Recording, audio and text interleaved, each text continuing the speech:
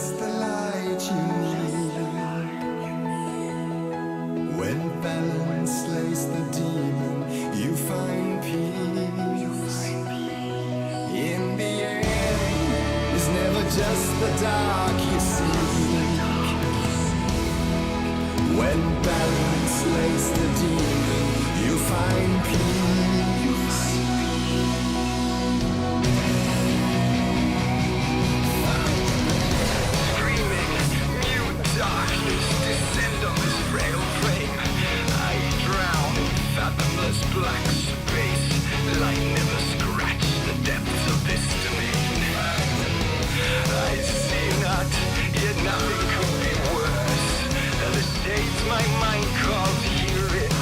Alone at my own wake, the unraveling of reason's scheme.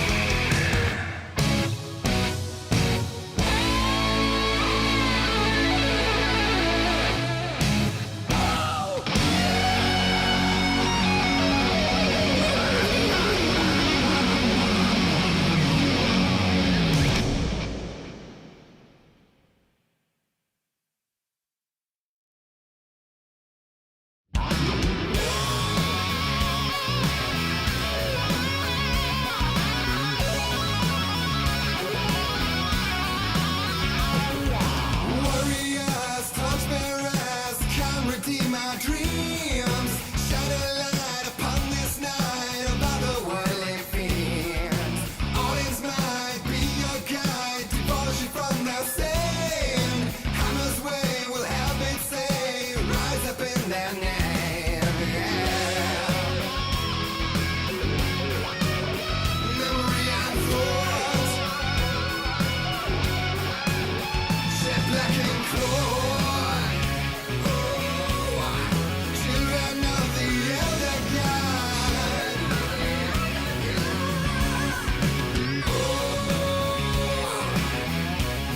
Scourge of light upon the dark. Scratching egg, rake your claws and gnash your crooked teeth. You taking slaves like ocean waves, now feel the ocean sea. Hello everyone. I am here. Okay, good. That's set up. I'm gonna minimize this.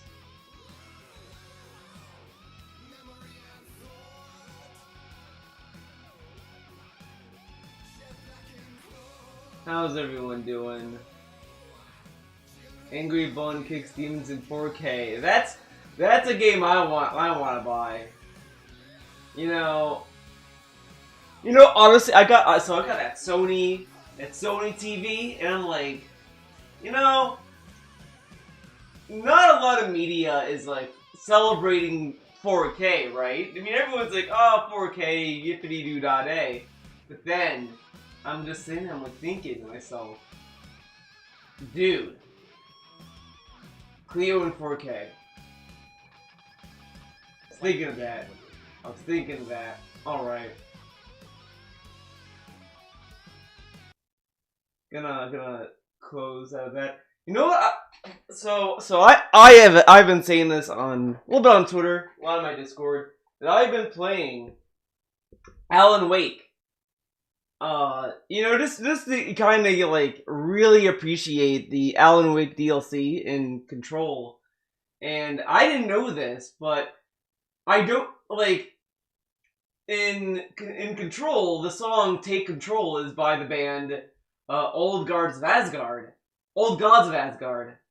and I'm like, okay, wow, all right. And then I pop in Alan Wake, and it's like, oh, guess what, bitch? Got the Old Gods of Asgard is here doing Lady with the Key. I'm like, oh shit, this is pretty cool. Pretty fucking cool, dude. So let's see. We're doing most disappointing. We're doing it. We're doing the thing. Let's see. Where's the cover? There we go. I think this is fine.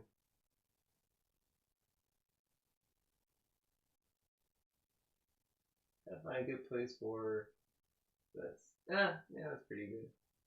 Hey, Proxy. Should I get going or should we wait? Should we wait for more people? Blech. I think we can just get going. Or we can do. Actually, no. I want to test the audio. So I'm gonna play this, and I want you guys to tell me what you think of the audio. Am I too loud? Because okay. I'm gonna call this guy out. This dude has been. Every comment I get from this dude, every time I get a notification, I see his name. It's like it's gonna be about the audio. No one has told me otherwise, which is fine. So this guy, he should come to my streams, dude. But I just want to see if the audio is fine. So I'll just play this, and I'll go by what you guys say. Whatever. And you can So handle it well. Is he or you too can handle it loud? Poorly. This is probably the most poorly I've ever seen something like this handled. So here's what happened. When the plot... I'm gonna rewind a bit. On top of all of that. On top of all of that shit. So is that too loud? I did a test at one point when I was doing a stream. Like I recorded it, and it was fine. But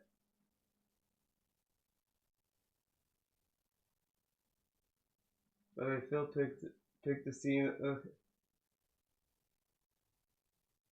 Oh shit! Did he? Was this a major? I guess kind of.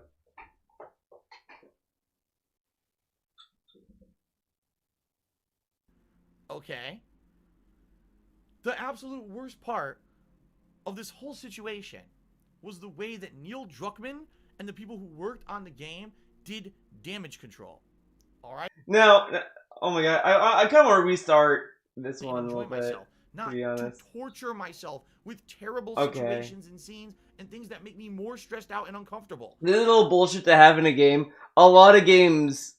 Yeah, I remember talking about this. I talked about Mr. X. I talked about Mr. X in Resident Evil 2 and how he comes by and fucks your day up every day, and it's fucking annoying. Like, that's kind of the point of a video game, like to get that tension. And it's a video game, so it's not like life crushing. It's kind of like a ride. And DSP is like blaming the game for doing this, but he likes games that have this too. It's kind of like the point. Damn it, God, come on. I don't want to be more fucking stressed out and uncomfortable. I got enough fucking stress in my life. Then why are you playing video games? This game, like, dude, wait a second. This dude bragged about Bugsnax dealing with depression, anxiety, all this stuff. Doesn't this dude have depression? Why is Bugsnax cool then? She's like, I'm already depressed. I don't want to talk about depression. I don't feel these things.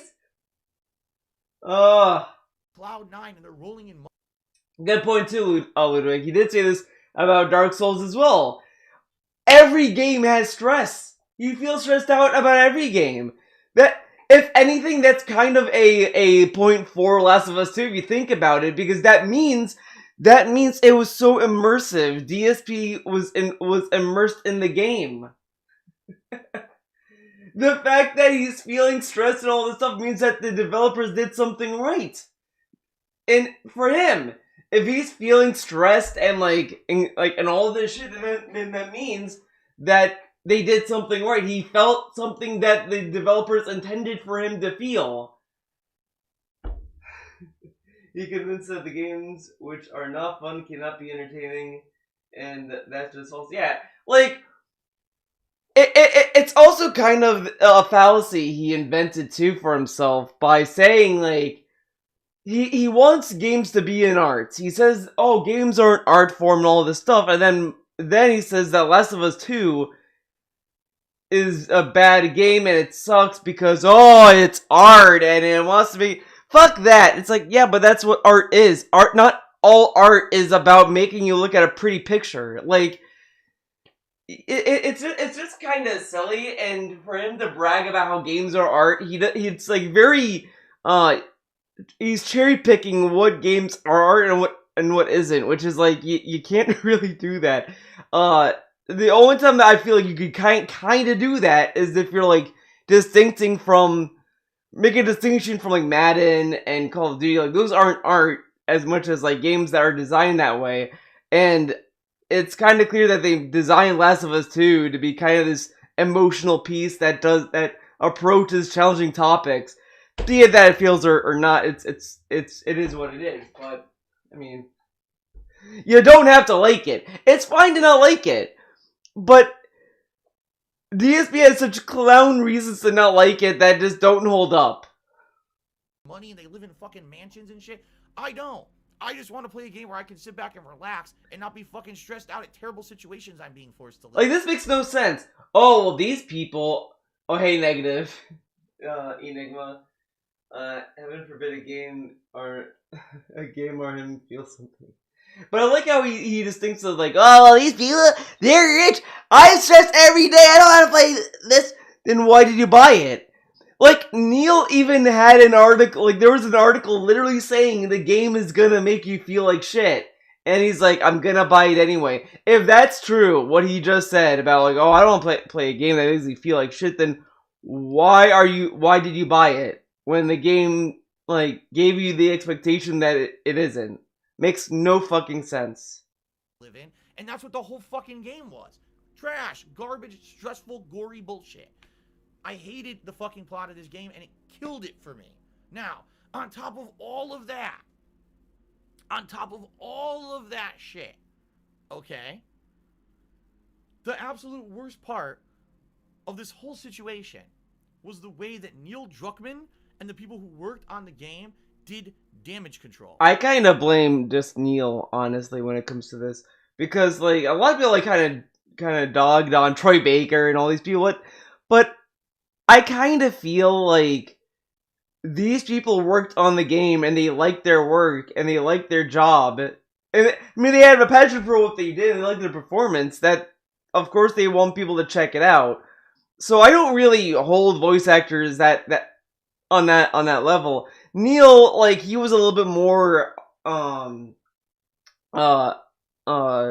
I guess, to criticisms, but like when he was talking to bigots and saying, "Oh, the bigots here and there, whatever." If you don't like The Last of Us 2 and you're not a bigot, he's not talking about you. I mean, that's kind of like the approach. You can say that maybe it's like, you know, maybe he shouldn't have just talked about that. And to a point, I agree with the criticism of that. Like, okay, maybe, you know, he should have just calmed down a bit and just say, hey, whatever. You know, he could have handled it better. I agree with that sentiment.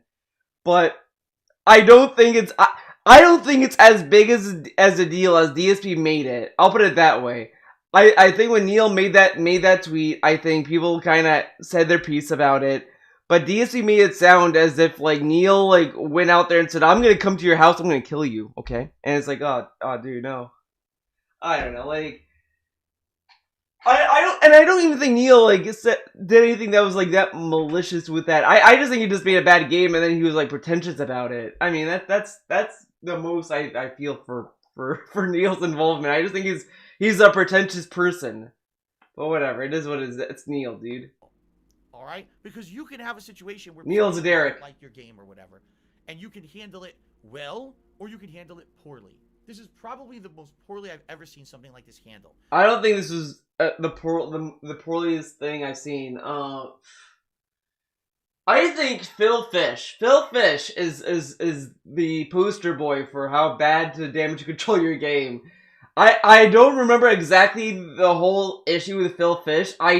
All I remember was that he was having Twitter meltdowns. He's not on Twitter anymore. He canceled Fez 2 and he's gone. Like, every day I think I keep asking what happened to him and then someone tells me what happened to him and then I forget about it. So, I mean, Phil Fish is gone. He obliterated himself as far as I'm concerned. I don't even know if it was like that bad. Randy Pitchfork is another guy who spent too long on tour. Yeah, and I think Randy has a lot of issues too. That USB drive between the USB drive and then like gambling on his employees' pensions or whatever the fuck that was. Is like really fucked up, and a lot of other stuff that was going on, like it's just like, okay, go away, Randy. Cliffy B, oh my god, Cliffy B is the only guy I'm like I have it's like whatever. I think as a game developer, I don't like him. I think he is just not that creative anymore, and I don't like I feel like because I've heard things like from people who worked with him, like, oh, he's a cool guy, oh man, and then it's like you see him on Twitter, he just does his own thing. I don't know. I don't have a strong opinion on the guy, but it's like I don't know, man. It's just it's wild. I just think there's a lot of these game developers that are just kind of wild.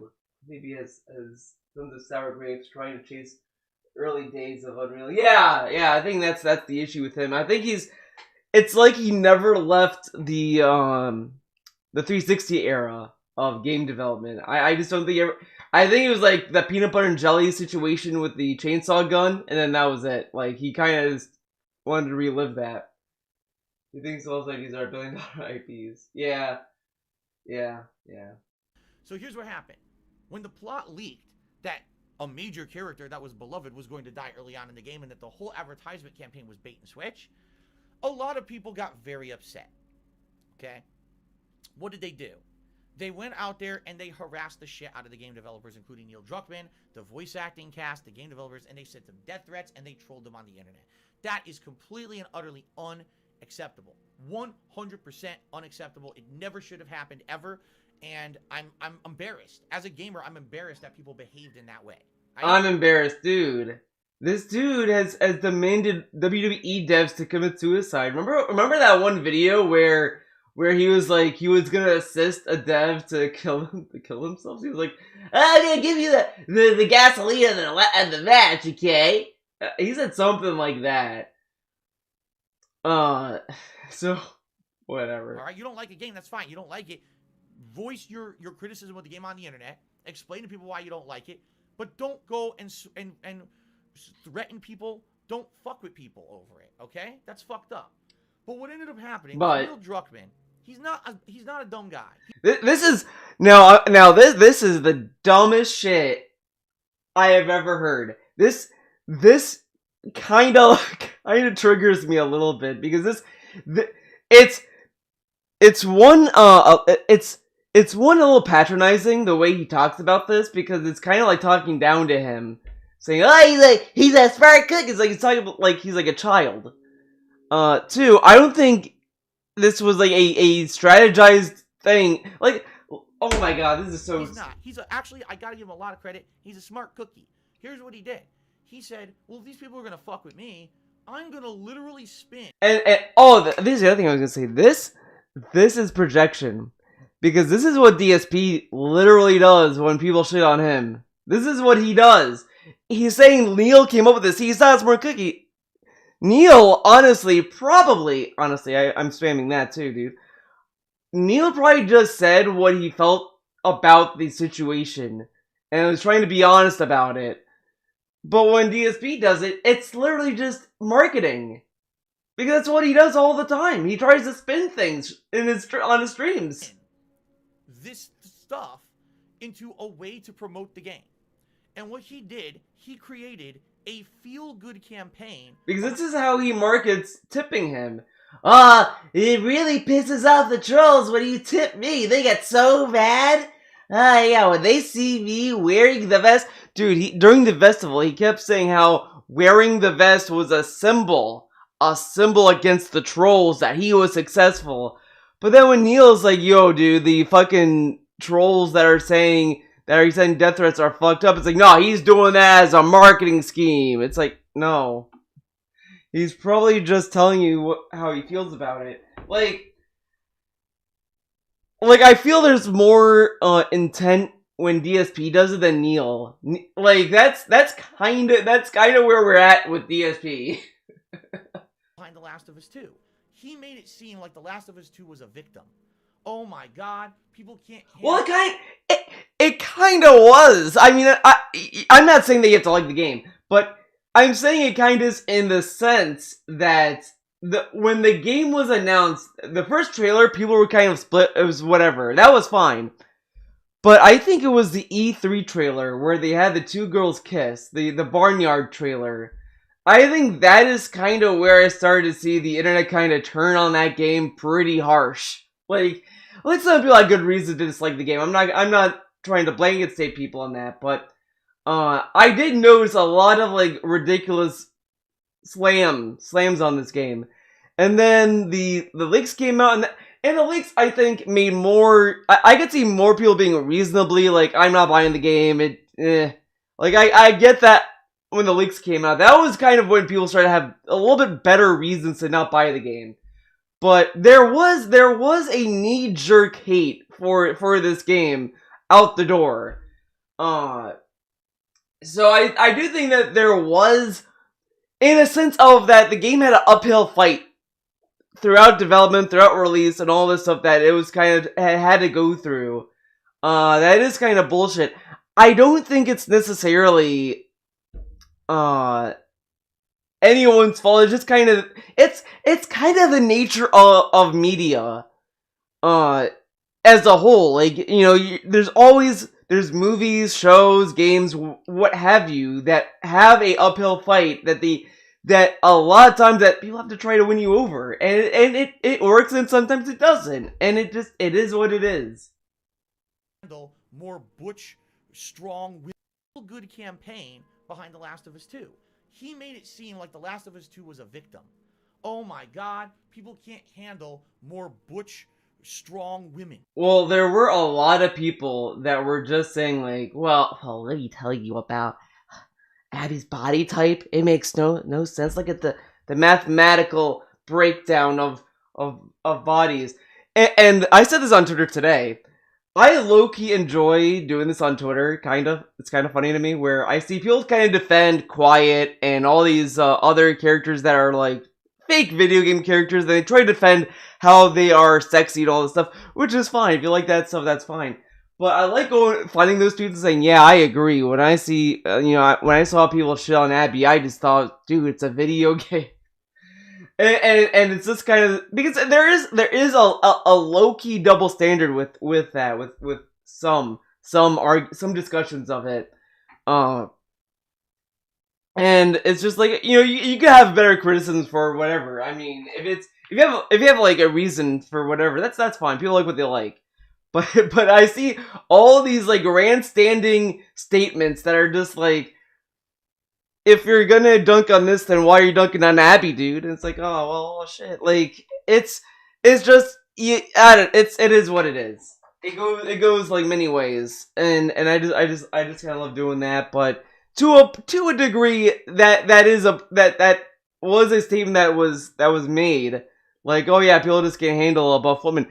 Both ironically and unironically. Excuse me. I say ironically because I see a buff lady, bam. That's why people love Lady Dimitrescu, whatever, from Resident Evil 8. She's a buff woman, dude. Under that dress, I'm sure she's buff. With a T-virus. And that's why they're hating on it. Oh my God, people cannot handle homosexuality or a relationship in a... But a lot of those statements were also targeted to actual like statements from people who had no reason to dislike these things either. Like, video game, and that's why they're hating. This is like, I just want this to move on. They can't handle this. They can't handle that. And by doing this, he basically made it look like The Last of Us. Yeah, like that's fine. Like, that's what I'm saying. Like it's the lack of consistency. Like, there are people who have consistent criticisms about things. As I said, people like what they like. So that does make sense. Like, you can say that, well, Chris is goofy, and everyone has made fun of him. I mean, there's the meme of it about him punching boulders. So it goes many ways. But like, DSP just takes these statements that the developers made that are directed to people that are not consistent with their criticisms. And he's like, oh, he's saying this about every criticism. And it's like, that's not what they're saying. Like, them talking about people who just dismiss the game for nearly no reason. They're not talking about legit criticism. They're not talking about those people. They're talking about the people who have no legit criticism. And DSP kind of clumps everyone together. And it's like, no, shut up. A game that was like insanely attacked because it had minority representation, and because it had themes in it that aren't usually represented in mainstream games. I love that we have a clip of him doing this. Okay, And when he did it, literally he said Great things clip. during the course of 2020 like, man, we really got to stick it to those haters who sent death threats. Really, let's make this game like a bestseller. This is stupid. I honestly still think, to this day, DSP getting so mad at Neil saying, "Oh, a vote for Last of Us 2 pisses off the trolls." I just think that the amount of anger and frustration DSP got out of that tweet is hilarious. It's a dumb tweet, sure, but it's like, it's stupid in the sense of like, of a point and laugh at it kind of thing. But DSP looks at that tweet and is like, "Oh my god, Neil said to vote for Last of Us 2. Oh my god, it's ridiculous. Like, he's acting as if when people like vote, like, he's acting as if people are going to actual like voting. Like, it's like if Biden came out and said, "All right, man, come on, man, vote for me is piss off the Trumpers," and it's like, what the fuck are we doing? And this is what I said even during the campaign. Like, in 2024, if Trump is not on the ballot, they're gonna have a hard time selling people on Biden again, because once Biden got the candidacy, once he got on the ticket, his whole platform shifted from actual platforms that he could have to,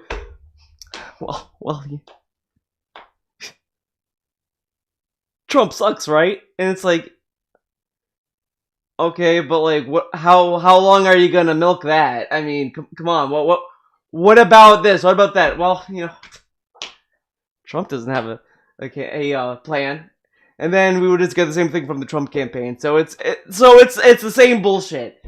And it's like, that's what DSP's been acting like with Neil. It's like Neil's trying to get people to like fucking vote for his game because, fuck the haters. And it's like, who fucking cares about this? And let's show them why it's such a good game. During the Game Awards, all right, the end of 2020, in December, there was an open poll for the gamers themselves to vote The gamers, on dude. Game of the Year. Druckmann actually went out there on social media and said a vote for Last of Us 2 is a vote against the haters who basically sent me death threats this year. So he didn't make The Last of Us 2 about being the better game of 2020. He made it about getting to trolls and haters. Dude, it was a fucking shit post. And again, no one took that tweet nearly as seriously as DSP.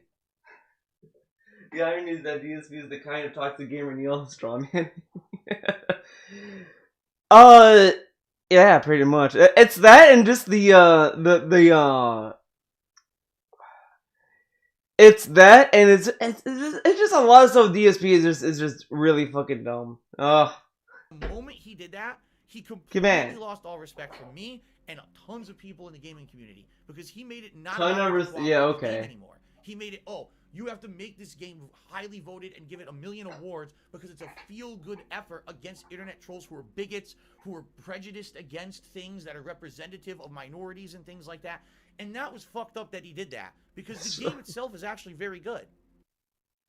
Who fucking cares? And like, I don't think anyone, like, people knew it wasn't gonna win the voted game of the year. I feel like even Neil knew that. Neil knew he wasn't gonna win the gamer vote. So he was like, that's why I think it's a fucking shitpost. Neil knew he wasn't gonna win. He was like, fuck it. I'm just gonna say vote for me. Fuck it, who cares? And DSP like ate it up. The game of The Last of Us 2 is actually very, very good. If you ignore some of the plot issues, it's still an enjoyable game. But the fact that he turned his game into some kind of a social darling, a social darling, dude, really? You're a bigot? That is the most fucked up. I don't remember that campaign. I don't remember them saying if you don't like the game, you're a bigot. I don't remember that tweet. And it worked because the game sold like hotcakes. Dude, this dude got a lot of meme tweet. I was about to say tweeter, dude. He got a lot of meme Twitter accounts replying to him, shitting on him for not liking the game, and you probably thought these were like legit people that were going after him.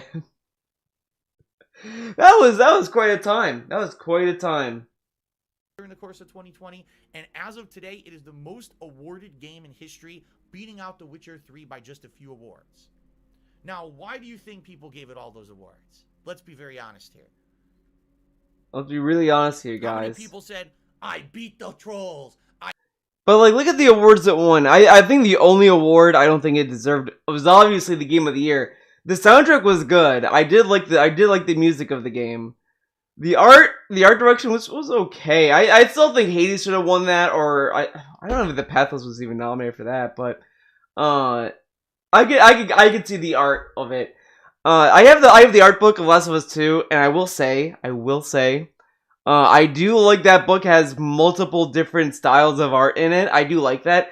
My only criticism of that book, and I talked about this before, it didn't have a good piece on the fucking cool ass boss fight that's in there. Like, the game has this cool fucking boss.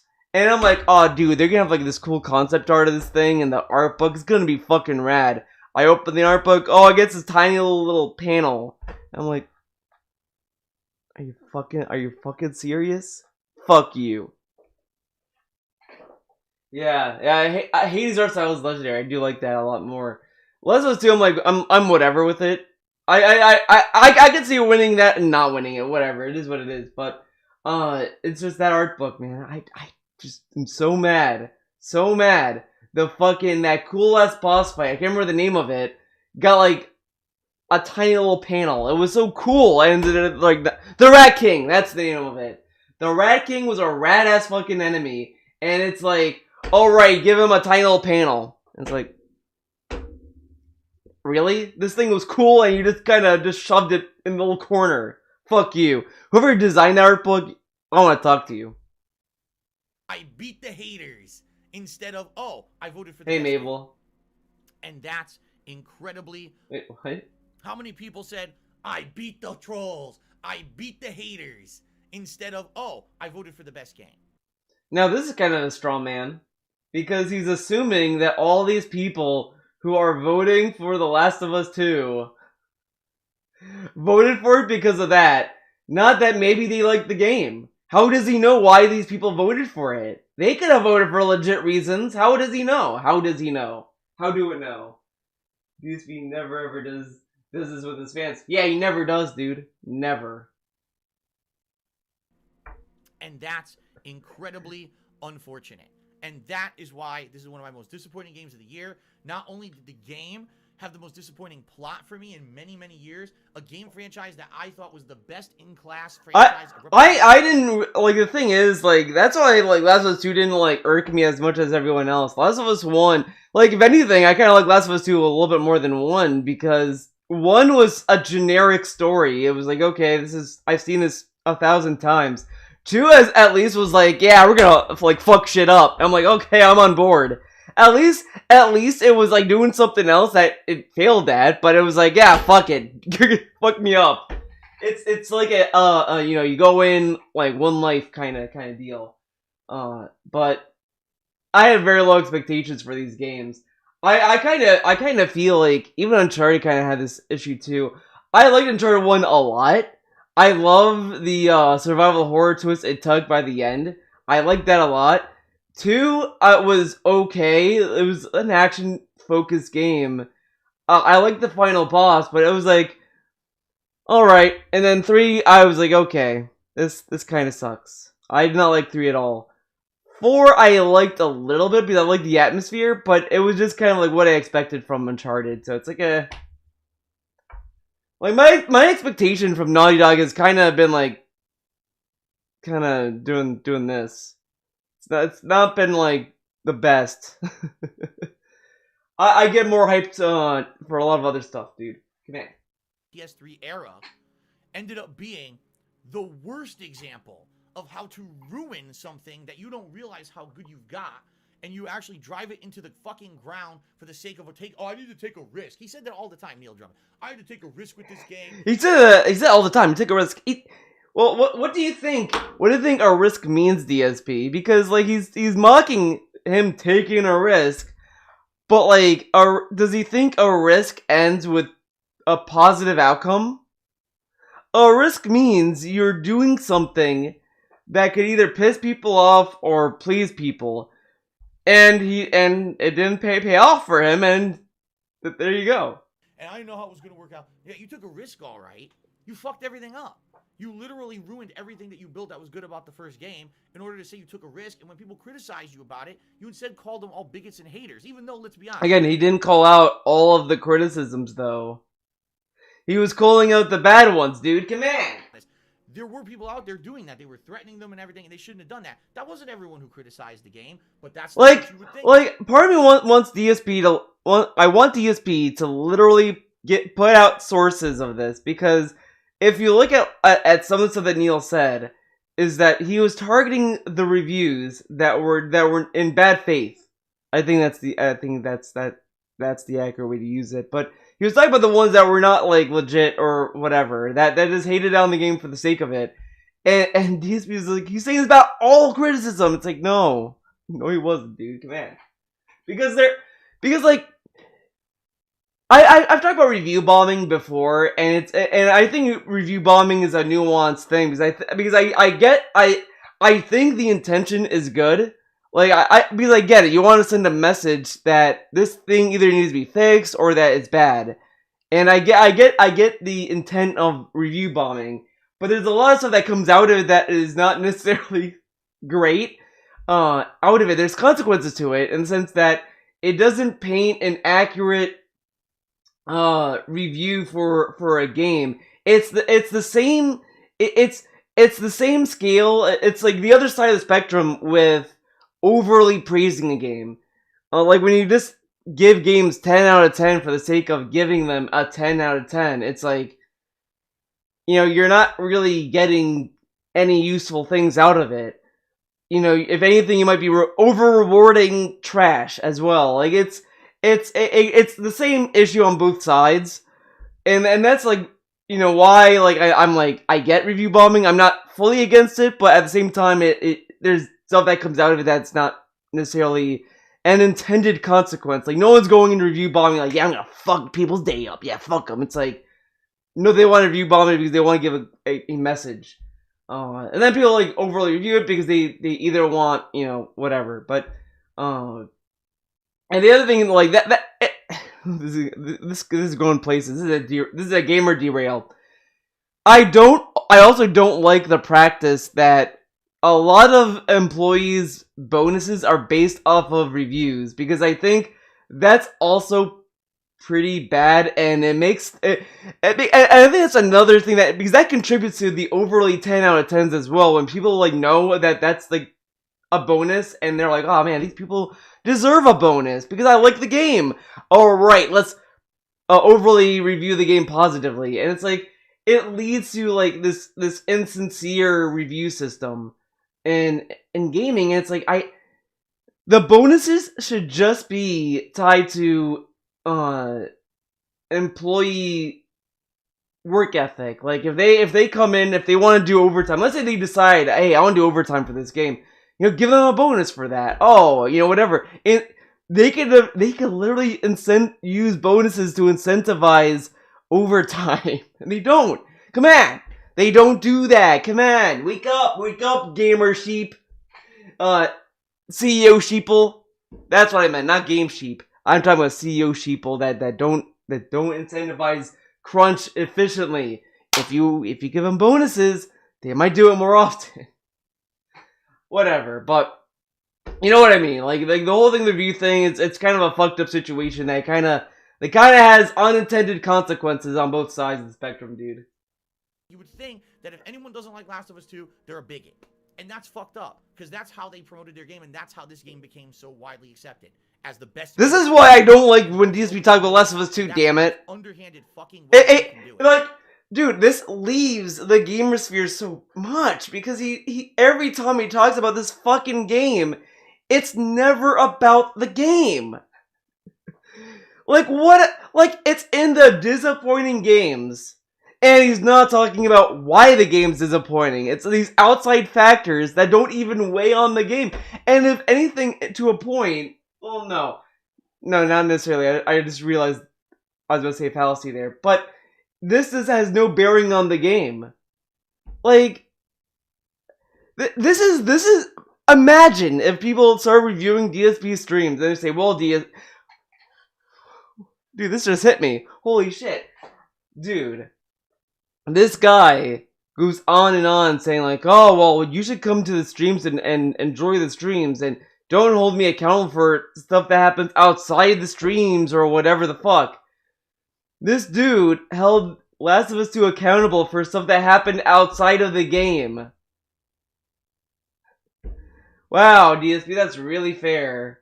Do it on your own laurels. Do it on the merits of your game. Don't do it because you said a vote for our game is a vote to stop the trolls. That's fucking bullshit. Okay. So, that's Last of Us 2 in a nutshell. Now, we're not done. Now, there's another game. Now, In contention. we're gonna get Ludwig's favorite segment. This is Ludwig's favorite part. I was watching it when I was like watching this, and I was in the Discord server, and Ludwig was reacting to this. I could tell you he's gonna love the next part. For worst game, big part. This is a great part. This is gonna be an epic gamer moment. Let's see here. Westside Phil did a bunch of cheers, and I appreciate those cheers. All right. But he needs tips, Super Westside Phil. Says, yes, I knew Last of Us 2 would be up there for you. I knew with the conversations we had this year, you know, and both of us were basically immovable. And you're right. And here's the thing. Oh my god. If you like The Last of Us 2, dude, Super Blind Man is such a fucking cuck about this. Like, I get that he's excited to work in game industry and he worked on a big game.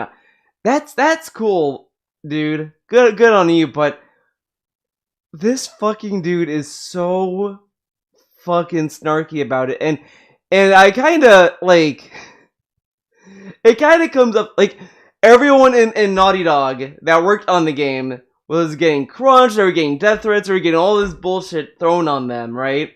And Brandon's like, yeah, man, like, dude, Brandon, you didn't even get fucking crunched, I don't think, because they were a third party company that they hired, that they brought in to tell them what to do. They didn't have to crunch, they didn't have to like work odd hours, they didn't get thrown under the bus as hard as the Naughty Dog developers did over this game. All this shit. And Brandon is here like, oh, yeah, man, it's so hard working on this game and everyone hates it, man. And it's like, dude, you didn't even work on the game. Like, you didn't even program the game. You didn't. He didn't. They only hired him to do the accessible stuff. Yeah, they just got him to tell them, hey, did we do a good job with this? Is this what we're supposed to do? They're like, yeah, good. Maybe do this more. He didn't have as much of a hands-on responsibility as the people who worked on the game. It's like if I were like, you know, so guys, let me tell you, I did back Indivisible. I backed that game. I backed it.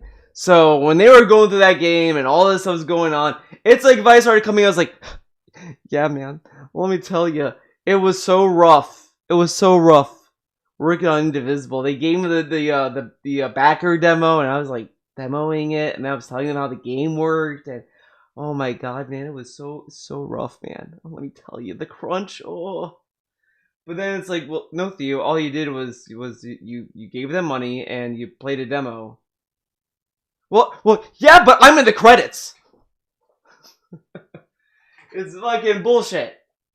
So we're blaming this on Abby. No, oh, dude, imagine if he designed Abby to look like his wife. Oh my god, dude, I feel sorry for Brandon.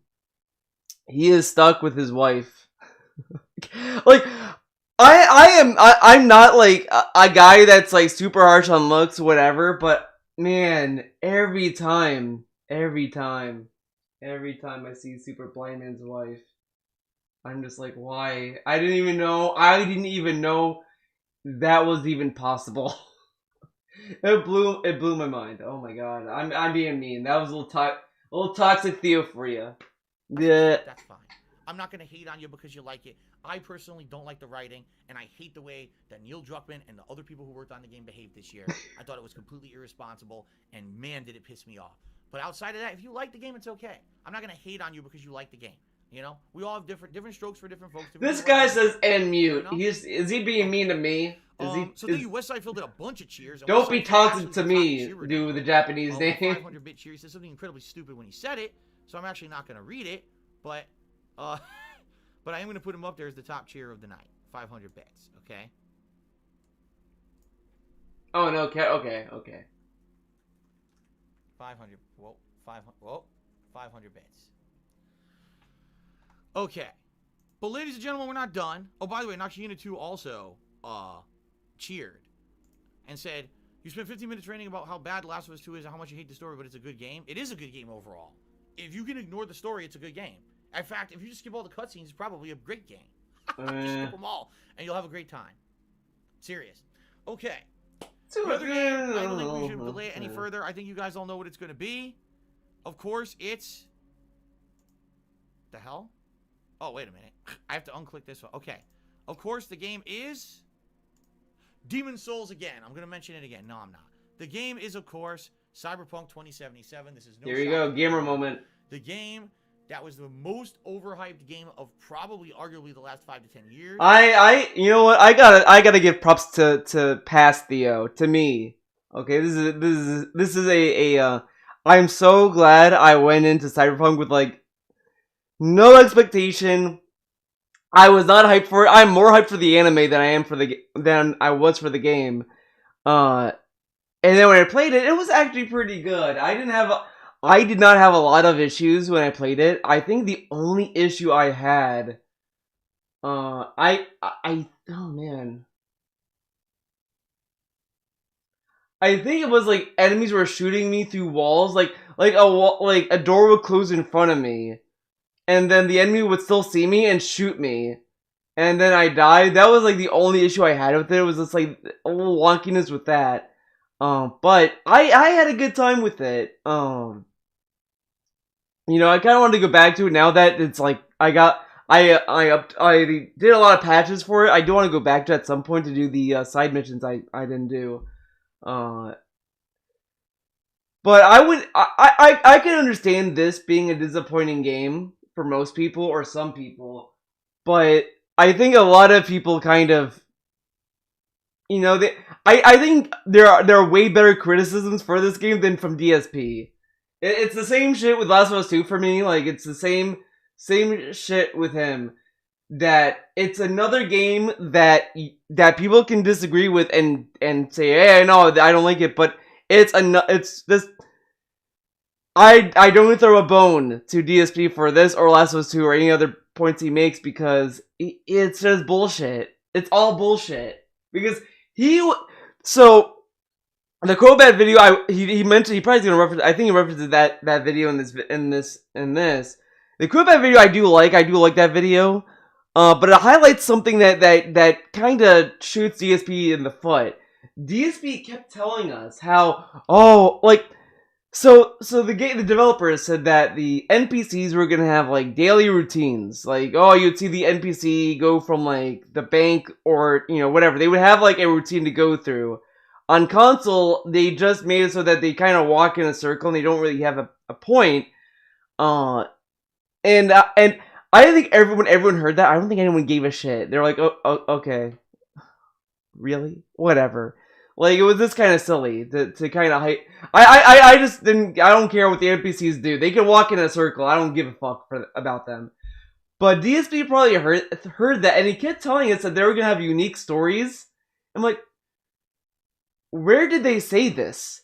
In the PR and all stuff, they never once mentioned that the NPCs were gonna have swords. It was like DSP was expecting the entire population of the game was gonna have like side missions for him to do, which was like they never once said that.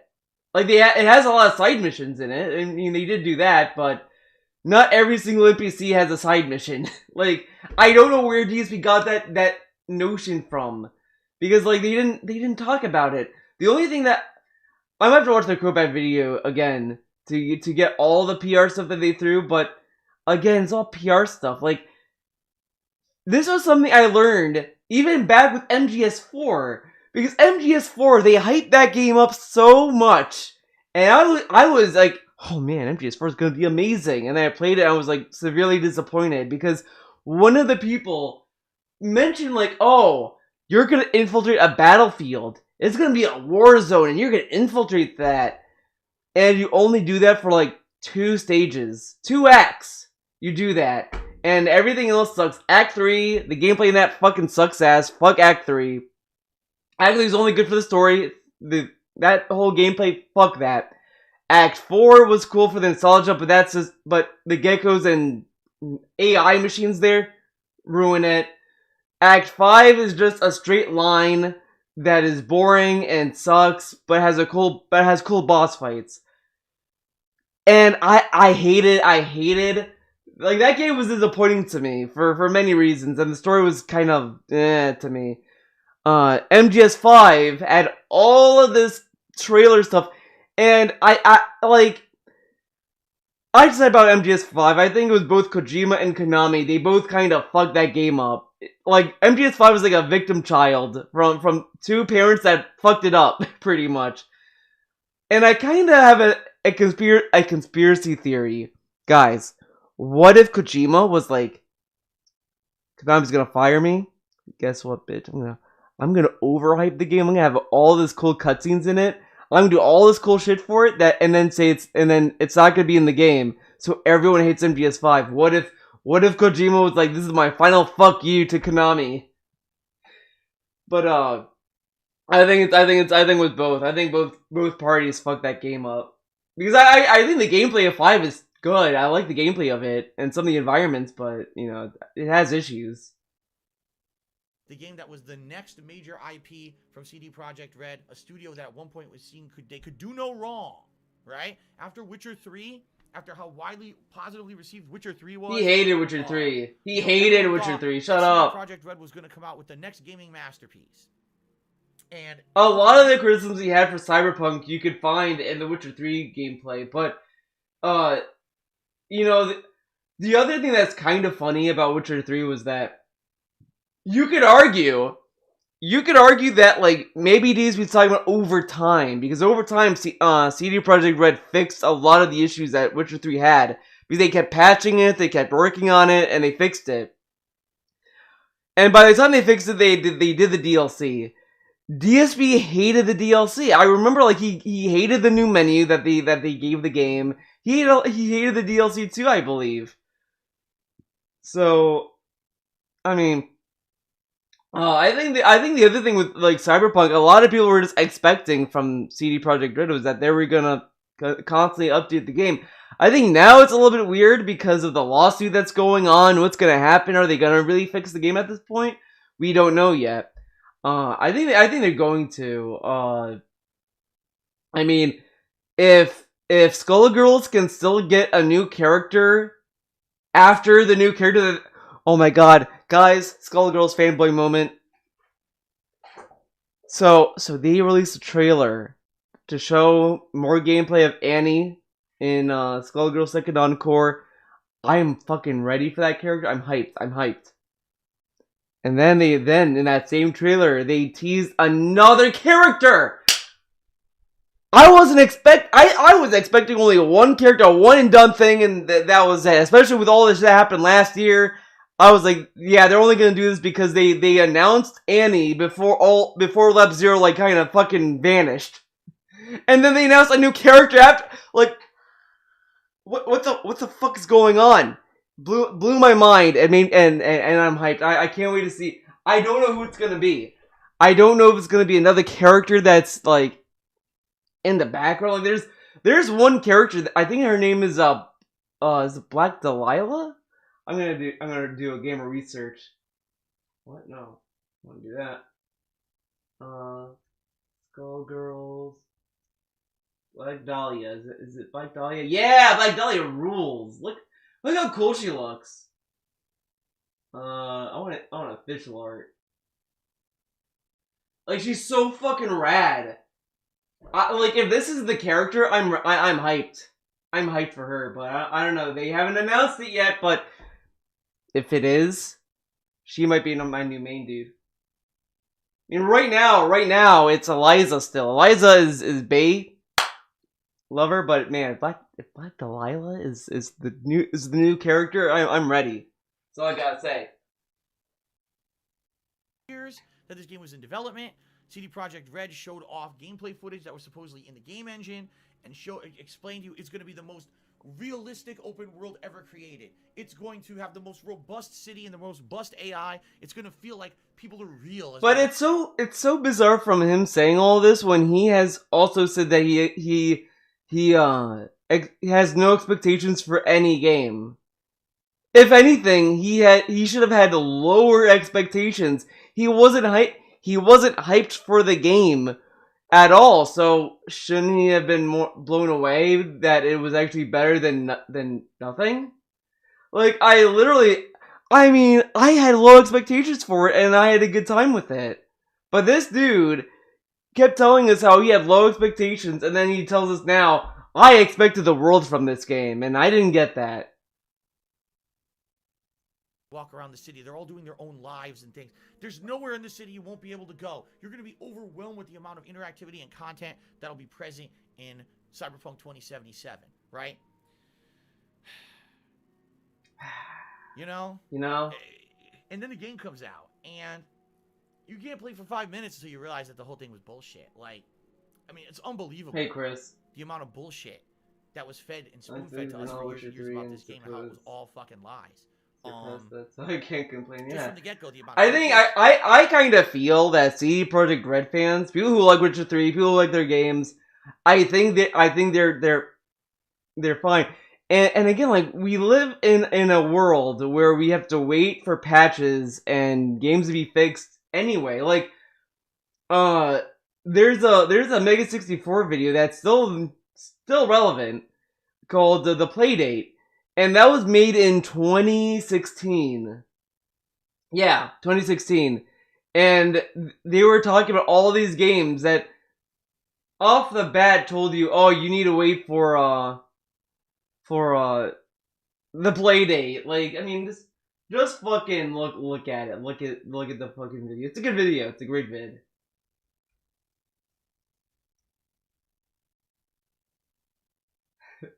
Yeah, exactly. This is a great video, obviously. News from the video game industry. The Playdate. Okay, I'm just gonna just link it to you. You don't have to watch the whole thing. Okay, but this is a good vid. It's a fun one.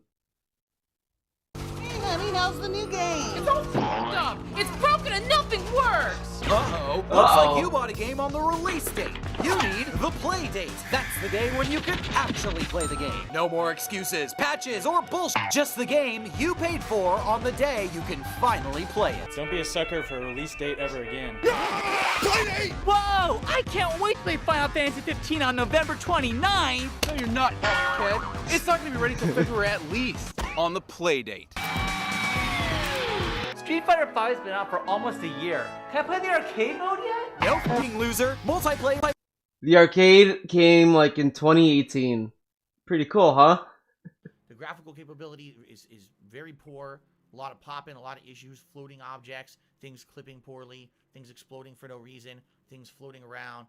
And this is all versions of the game. The glitches are present on all versions of the game, but PC. But Cyberpunk, fuck you. You didn't fix the game in one day, dude. Bullshit. I would say it was about 50-50. Like, it wasn't terra bad, but it definitely was bad. It was probably the most glitchy game I've seen in the last 5 years. Crashed constantly. I mean, over the course of my playthrough, probably crashed about a dozen times. So many glitches and bugs and issues with this game.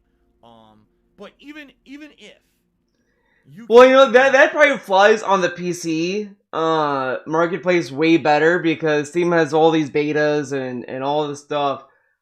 Consoles are so fucking weird about that because they have to go through so many approvals, both for Microsoft and Sony and probably even Nintendo, but they have to get approved, they have to get all this stuff, because I remember even like for a lot of games, like they would say like, hey, we're doing the patch for this, but we have to like put it like for Skullgirls, for example, they did the physical release for that game. They could not print the disc until Steam has all the betas. But like, you know, when they couldn't print the disc until like they caught the game up to the patch. Like they had to get a patch out and approved before they could print the disc. all this stuff. There's all this like red tape that they have to go through. So consoles are a little bit like wonky, while Steam is like, hey, go crazy, have at it. So it's just kind of it kind of is whatever, and a lot of developers and publishers probably don't want to go through that because they probably want to make the money off the game. So they're like, hey, we're just release it, we'll patch it. The gamers understand that it is what it is, and we'll get the money. Or forgive all of those bugs and say it's just unfinished, it was rushed, that's management's fault. The gameplay aspects that were promised to you aren't present in the game. This game is not open world and robust. In the world, almost everything's closed off. There's a ridiculous amount of doors that are closed and there's nothing behind them. There's really no activities you can do in the game. Really? Like, you think Grand Theft Auto, you can go bowling, you go to a nightclub. Yeah, but GTA 5 was a step down, though. San Andreas did more to try to get you inside all of the buildings in the game. While when you got to GTA 5, you can't go inside a fast food store.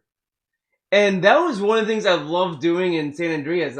I never did the missions in San Andreas, to be honest. I didn't do the story at all. I went in and I just fucked around.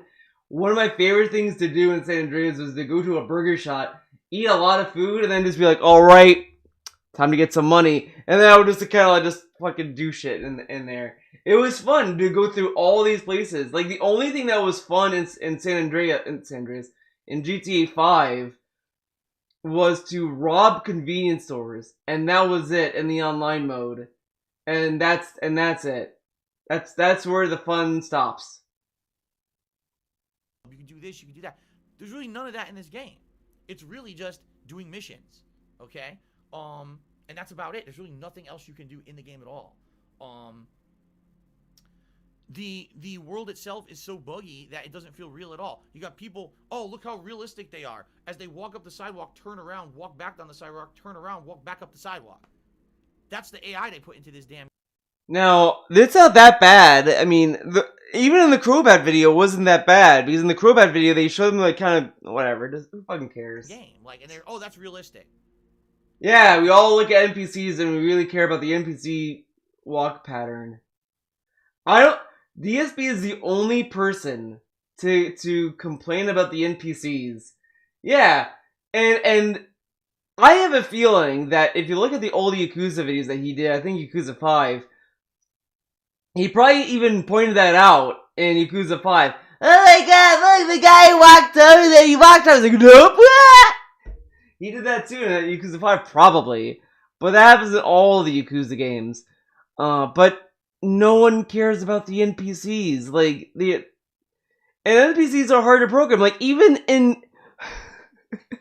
there is so much stuff to look at. Like, do I have the book here? Oh, no, the book... I probably put the book over there, yeah. So there's a book by Richard Williams called The Animator Survival Kit. I have been reading that a little bit, and one of the things that book brings up is that when you're drawing crowd scenes, you have to like have a reason for these people there. Like, it's a lot of acting involved with that. Like, you can't just, alright, guy sitting there, alright, person there. Like, you have to like kind of structure them where they would be naturally and kind of balance that out. There's a lot of planning involved, and with a game, like, and that's animation. Animation is on its own little thing.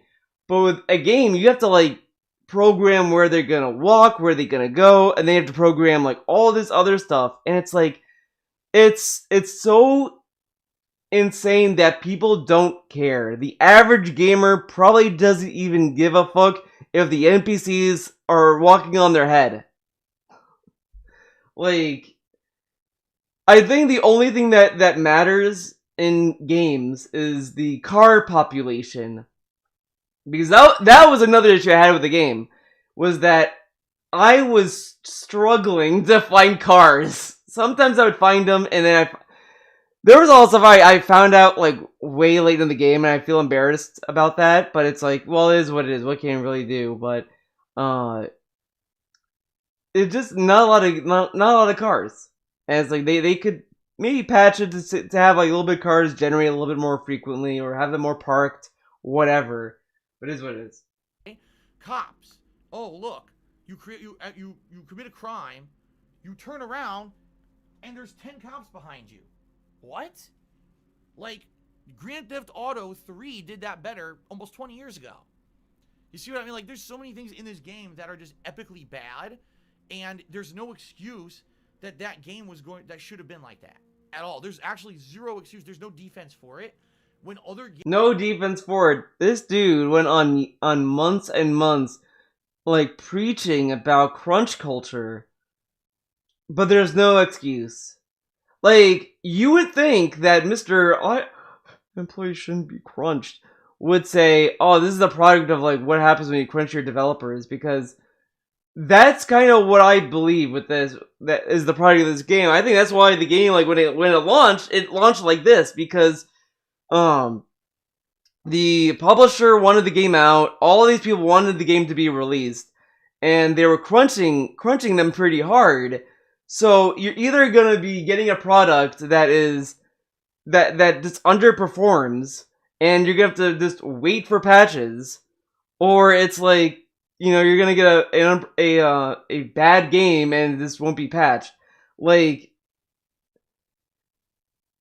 but this guy's like, oh, there's no excuse. This it's kind of obvious what happened here. And the other thing is that, like, I think the game also started out as a PC exclusive, then they expanded to console. I think the other issue is that someone in management probably wanted this game to launch on all platforms at once. I don't think they should have done that. I think people would be fine if it's like, okay, the PC comes out first, because that's the lead platform was the PC. And then the console will be like the following year or whatever, you know, release when it's ready. Because I think there was an understanding that, yeah, the PC is the lead platform for this. Like, I'll wait for the console version whenever that's ready, but we get it. The PC is the lead here. But, you know, they probably wanted this to release simultaneously so that, you know, people don't get spoiled, people can experience the game all at once, whatever. But, you know, you could just sit there and say that this is a product of crunch culture, dude. But whatever. It's the game's fault, dude. Games of the past 15, 20 years have done critical gameplay elements of your games better than your new hot game. You failed, okay? The gameplay elements that they have in this game are stolen from other games. Every single one of them.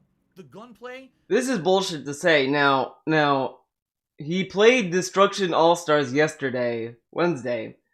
And he said, oh, this game isn't like Twisted Metal at all. There's no guns. But then this game takes ideas from other games. Oh, this game takes ideas from other games. Fucking stupid, fucked up bullshit.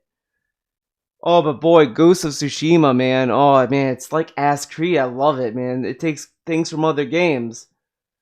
I despise this bullshit of him doing this so much. It's so flippant. Oh, I like this game because it takes ideas from other games. This game takes ideas from other games. That's bullshit. And it's like, this dude, shut up. Shut up. Every time I hear it, I get a headache. And then, like, this was in a chat with him, like, last month, or maybe even the month before that. And, I was calling him out on that flippant attitude about it. I was like, well, DSP, you praise Ghost of Sushi for taking ideas, but then you chat on Horizon Zero Dawn. Why? He's like, well, Horizon Zero Dawn's boring. I'm like, no. Did you even play it? Yeah, it was boring. It's just bow and arrow stuff. Did you really appreciate that if you shoot the mech, it changes their attack pattern, it changes how they attack you, you can get resources that way too, and all this stuff? No, it's boring. It sucks. You know, it takes ideas from other games, and it just didn't wove them in at all. I'm like, what are you even talking about? It weaves them in pretty well. And I'm gonna shout out to Retro Q Gaming, because he has a he would say that the game is a little bit tedious. I've been doing the side missions a little bit more in Horizon Zero Dawn. I do kind of agree that the side missions are a little bit repetitive. I liked the Tallnecks, I liked the Cauldrons. He didn't like the Cauldrons that much, but I enjoyed the Cauldrons for the most part. I only did one Cauldron, so I guess that's only a one taste of that, but I liked the game. I think the side missions are kind of lame. It's just like, hey, go over there, find this person. Okay, find this thing. Oh, you found it. Come back to me. That is kind of lame, but it's side mission shit, so it's like I don't care. There are some side missions I like, but I do think that once you do the side missions in Horizon Zero Dawn, you can kind of see that a lot of that was like last minute things. Like I think it's kind of clear. With Horizon Zero Dawn, they did the main mission and the main stuff first that they want you to do, and then the side missions were like, okay, this is the last thing we're gonna do on the game. Let's just put this in, and that's kind of how it felt to me. I like that everyone you help in the side mission shows up in the last. Oh, they do. I didn't know that. I think oh man, I didn't even know that. I think only one person. I think I only got Aaron or whatever his name is in that last battle because I didn't do a lot of side missions my first playthrough. I didn't know that. Shit, that's pretty rad. Feels like a combination of certain games like Borderlands and stuff like that. Excuse me. The sneaking gameplay kind of feels, I'd say, like Deus Ex or Deus Ex. Dishonored. Excuse me. The sneaking gameplay kind of feels, I'd say, like Deus Ex. Deus Ex? It's Deus Ex. This is like Todd and Aaron saying, do sex. Worst game title, Deus Ex. Actually, great title, Deus Ex. Oh man, I love that bit. I love Todd and Aaron, man. Or maybe even Dishonored. Okay, same thing with the hacking gameplay. Again, dude, his lip smacks, his water drinking, you can literally put that in a hentai and no one will notice. No one will notice it's him. They'll just assume it's some random person doing like sexual noises. Do sex, man. Oh, there's hacking, there's stealth. You don't need them. You can play the entire game like a first-person shooter, shoot everything, and win easily. If you just upgrade. Now look at this shit. Look at this shit. Even though these things are present in the game, like oh, there's hacking, there's stealth. You don't need them. You can play the entire game like. This is the same she said about Watch Dogs Legion. The game gives you options and then says, well, this way was better, so why would they give you these options? So you can play the game however you want. This is like playing Metal Gear Solid 5 and being mad that you could play the game any way you want. Like, you give a pig options, the pig gets confused and runs away. Like a first-person shooter, shoot everything, and win easily. If you just upgrade your shooting abilities, it's pretty easy to steamroll the game. There's really no reason to use any of the other abilities. They're completely unnecessary. The skill tree is incredibly confusing. Whoa, man, it's like the game wants you to play the way you want. Who would have thought? There's way too many skills available. You have no idea what's good, what's not, when you're going to unlock something that's good or when you won't. The only thing about the skills I thought were confusing was so there's like two things you level up, and I didn't really like that at all. Like there's like the first wheel you see when you go to the skill menu. I did not know that you could level that up at all. And then like there's a menu underneath that you can level up, which I understood. That one I was like, okay, this is cool. I do like that there's all these other things you could get in that. I didn't know that the other thing that before that you could level up, so I got to the parade level. The parade part of the game. I think that's like near the end. And I had all of these ability points. And I didn't understand what they were for. And then I was like doing that. I was like, oh. And then I had this like realization that I made the game like insanely harder than it has to be. Because so much of me was like, why can I get this skill? I want this skill. I leveled up this other stuff. And they were like, oh wait, no, I have to like level this stuff up. This game made me feel so stupid by the end. I was like, oh my god, how? but you know what? But guys, it's clearly the game's fault. Okay, I'm gonna be honest. It's the game's fault. They didn't put big letters telling me you need to level this up right now. All right, I did nothing wrong. The same thing with the map and the amount of quests in the game. It's great that there's so much quantity, but the problem is there's so much Oh, it's great that there's quantity. Didn't you say that's a bad thing, though? quantity that it all becomes incredibly overcrowded and watered down. You have no idea what's meaningful, what's not. Like, there's some missions in this game that I really enjoyed. For example, You don't know what's meaningful and what's not. How would they mark the side missions? Because how would you know what's... whatever. some of the companion missions, okay? Some of the companion missions in the game are quite good. There's certain people, Judy, Pan Am, and the detective who's... Dude, he hated Pan Am. Every time that... when he... Dude, that's bullshit. He fucking complained about Pan Am every fucking stream. Oh my god, the Pan Am missions are so boring. I don't like them. They're lame. But then, like, he loves Pan Am. Now he's telling us he loves the Pan Am missions. I fucking doubt that. I will say, he was a little bit ahead of me when I was playing the game. And every time he said every time I heard him say Pan Am, I thought he was talking about an airplane for some reason. I was like, thinking of the Pan Am flights. He didn't even do the scuba diving mission with Judy. Because he's married! Why would he do that, dude? eluding me right now. All three of their like companion style mission structures are very good and entertaining and fun, and of course, they give you the ability to either just be their friend or even romance them if you want to go. Bullshit, you can't romance Pan Am. I'll be honest.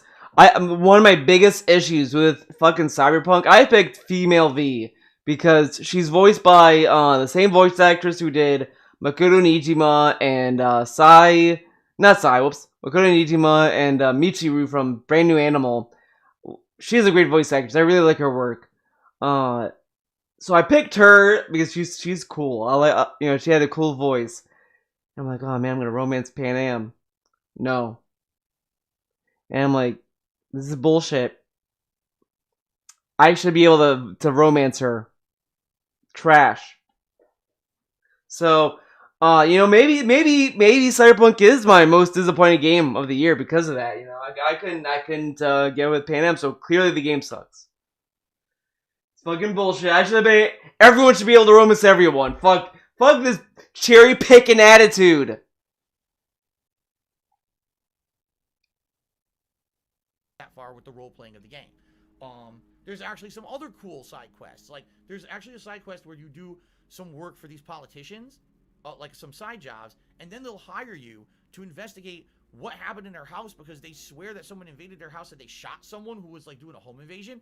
But everything that when they wake up, I think literally my advice is maybe you don't have to do all 10. Like, you could do some. Like, maybe do the ones that like you think would make for good videos. Because I do like them, but I could see that this may be a little bit dull. I'll be honest. This list, I don't know what the fuck happened. No, I know what the fuck happened. Never mind. I take that back. This is the worst list he put out in his career, and I've seen all of him. I've seen all of the vids except for 1 year because that was on Blip TV. Dude, if someone saved those videos and they have uploaded them, please let me know. I don't remember what year it was. I think it was like either 2010, maybe. But it was on Blip TV. If someone knows where those videos are, if they saved them or whatever, oh my god, I would love to see that. But other than that, I've seen all of them. And they're all bad in their own way, but they all at least seemed like that a person who played the game made the list, Like, this seems so much like, oh, I need to do a list, okay. This game, alright, and then he just kind of improv the stuff he was saying. It's just, there was no thought put into this. Like, he's just kind of going off of, like, whatever's in the tank. And it sucks. It's so evident. Like, I think the only thing he planned was, at best, he planned all of the rankings. He knew it was 10, 9, 8, whatever. Those were all planned. At worst, he only knew the top 2 and the rest were all improv. Like, he just kind of did whatever was on his gut. So he was like, number 10, I guess will be, this game. Alright, number 9 will be that game. And then that, like, he did it on the fly. Like, he just got the video files. He knew Last of Us and Cyberpunk would be the top, and then he was like, alright, going through OBS. Alright, number 10 would be scrolling through the sources in OBS. Like he'll be doing this. Like, he'd be like, alright, let's see, this one. And then you play that. That's like the worst he'll get. He got for this list, I think. And you have to investigate, come to find out there's a big conspiracy behind stuff. So there's actually some really interesting gameplay elements and well, no, I a lot of people think he has, like, he doesn't have scenes. He doesn't do scenes. He does sources. That's what I think he does, because that's why he still has the chin strap. He has all the E3 hype, because I think they're all fucking sources.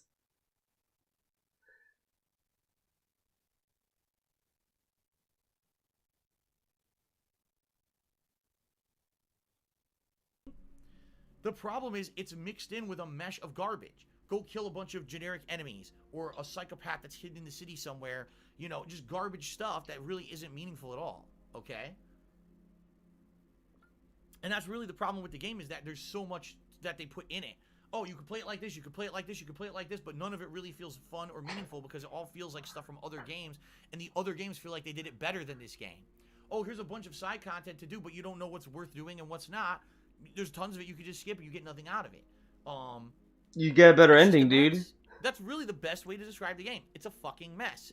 The one thing where it really stands out is the world design. As you can see, some of the graphical stuff, you know, the way that it presents itself to everyone's kind of like a cyborg hybrid or whatever. It's kind of an interesting and intriguing thing.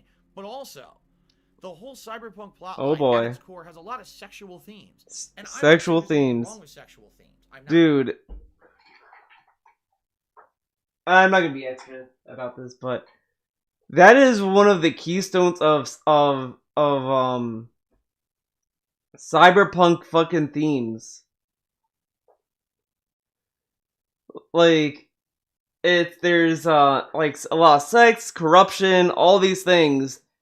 They're all like the cornerstone of cyberpunk storytelling. Blade Runner has it. Like, I rewatched the latest Blade Runner. That is such a good fucking movie. I love that movie. But the whole movie like has Ryan Gosling having like a sex doll, pretty much. Like he has this fake ass girlfriend that he is with the whole movie, and it's like this big thing that goes on. Like, everything is a cornerstone of that. Like, no one has real girlfriends almost. Like if anything, women got like you know, prostitutes are a little bit more on the rise because they're more affordable than these like robotic alternatives that you can kind of install in your house. And they have this like portable girlfriend, all this, like, there's all these things that go on in this theme, and with these settings, and DSP's like, it's like he never knew what the fuck Blade Runner is. Imagine if you watched Blade Runner. But this game, at every fucking moment, has sexual themes shoved down your throat. The 57th time you're driving down the street and you see the billboard of the giant android ass gyrating in a dude's face, and he's going like this as the fucking ass is gyrating in his face. You're like, oh my god. I have not seen that ad at all. I played this game and I didn't see that ad at all of a gyrating ass. Is that actually in the game? I kind of don't think it is, because I don't remember that. The only one I remember was the one where this girl was like drinking coffee or whatever, like drinking an energy drink, and she has like a dick in her pants. But he loves asses though. He talks about poop all the time. But again, that goes in with the theme of cyberpunk though. There's a strip club ad with a dancing female. She's moving, Aka gyrating. Dude, it's a strip club then. Why the fuck? Should strip clubs not advertise what they are then? Weird how he doesn't complain about the Watson horror ad that's a guy in a thong. Yeah, weird, right? This. You know, I understand. It's a sexualized society. Sex is a commodity to be bought and sold. I get that. Do I need to see it every possible second? No, you get desensitized to it. You get annoyed. It gets annoying because there's so much of it in the game. This game made headlines for being the video game with the most dildos in it. Now, the dildos complaint, I think, is a little bit more nuanced than what DSP thinks it is. Because every criticism I've seen of dildos was that it's more of a criticism that they're in areas that make no sense. Like, you'd be in a room that's like a garage. Why would there be a dildo in a garage? Like, which is like, okay, that's what everyone's talking about. But DSP thinks that people are criticizing for the existence of dildos. I don't think people care about the dildos existing. I think it's more about like, yeah, this makes no sense. Why is there a dildo in the garage? Like, why would this be here? And the game developers actually said they would try to remove the dildos. Okay? Now, obviously, that's a lot of things to talk about that I don't like about the game.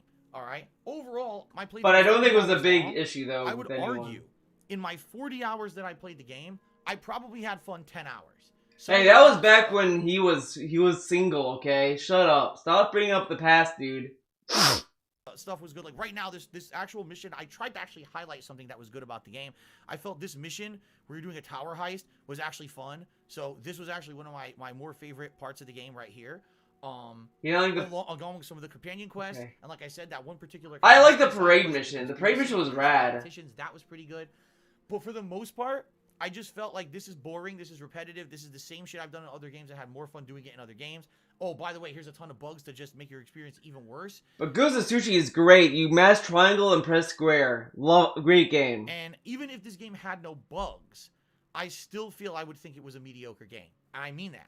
I know a lot of people are just strongly criticizing the game for being, oh, you advertised it as this and it wasn't because of all these bugs. No, I actually feel if this game was bug-free, this game would still not be a great game. That this game fails on a fundamental level to be a fun and entertaining game because it's just not. But he didn't learn the game. He never learned this game. Original. It's everyone else's work taped together to try to be a congruent whole, and it never feels like a congruent whole. It just feels like a fucking mess that's kind of. See, that's the weasel word. Congruent whole. Ghost of Tsushima magically is somehow a congruent whole when it isn't. I think it's fucking the whole design of that game is just whatever. It tries so hard to be like this beautiful game and all this stuff. Like the game has waypoints. I'm sorry to whoever designed that system, thinking, oh yeah, there's no waypoints in this game. No, there is. It's called the wind. It's just an invisible arrow that you get to follow. It's kind of stupid. Like, you know, I think Donkey mentioned in Red Dead Redemption 2, you can play the game and turn off the map and all this stuff, and you can kind of find your way through that world without using the in-game map. You can get directions to places, all of that stuff in Red Dead Redemption 2. From what I remember what he said about it, that game does a better job with the no waypoint system than Ghost of Tsushima did. Ghost of Tsushima has a waypoint system. So there you go. In a nutshell, super disappointing game. All right. So, ladies and gentlemen, I really have a hard decision to make because I have to decide between a game that the original game, Last of Us 1, was one of my favorite games of all time, right? It really was. I felt it was the best game of the PS3 era. I absolutely loved the game in and out, and I couldn't wait for the sequel. And the sequel disappointed me so much because of bad writing, bad pacing, and the way that the game developers behaved, making their game be, oh, you have to like our game because if you don't, you're a bigot. and you have to play the game for all your awards because when you do, you stick it to the haters. I almost thought he was talking about Cyberpunk with that. I was like, what? But no, he's talking about Last of Us. That is like the most dishonest shit I've ever seen in gaming. Seriously. I don't know if I'll ever forgive Naughty Dog for the way that they behaved, and I don't know if I'll ever really fully enjoy a Naughty Dog game again knowing what they've done. That's fake. This is fake. I'm Uncharted 5 gets announced. Okay, guys, Uncharted 5 is announced. I'm excited for this game, dude. I'm so excited for Uncharted 5, Drake's Island toy. I can't wait. It's gonna be so good. It's gonna be like, we haven't had an Uncharted game in like forever, and now we play Uncharted 5 with Twitch interaction. That'd be so sick. He's like, the last Uncharted game came out when I was on YouTube. So this will be fun. In 2020 with Last of Us 2 and how they did that stuff. That's fucked up what they did. Alright? At the same time, we've got a game where for years we were outright lied to about what the game would be. We were promised so much. Promised the world. Monstrously under-delivered. And lied to time and time again by the game developer / the management of CD Projekt Red.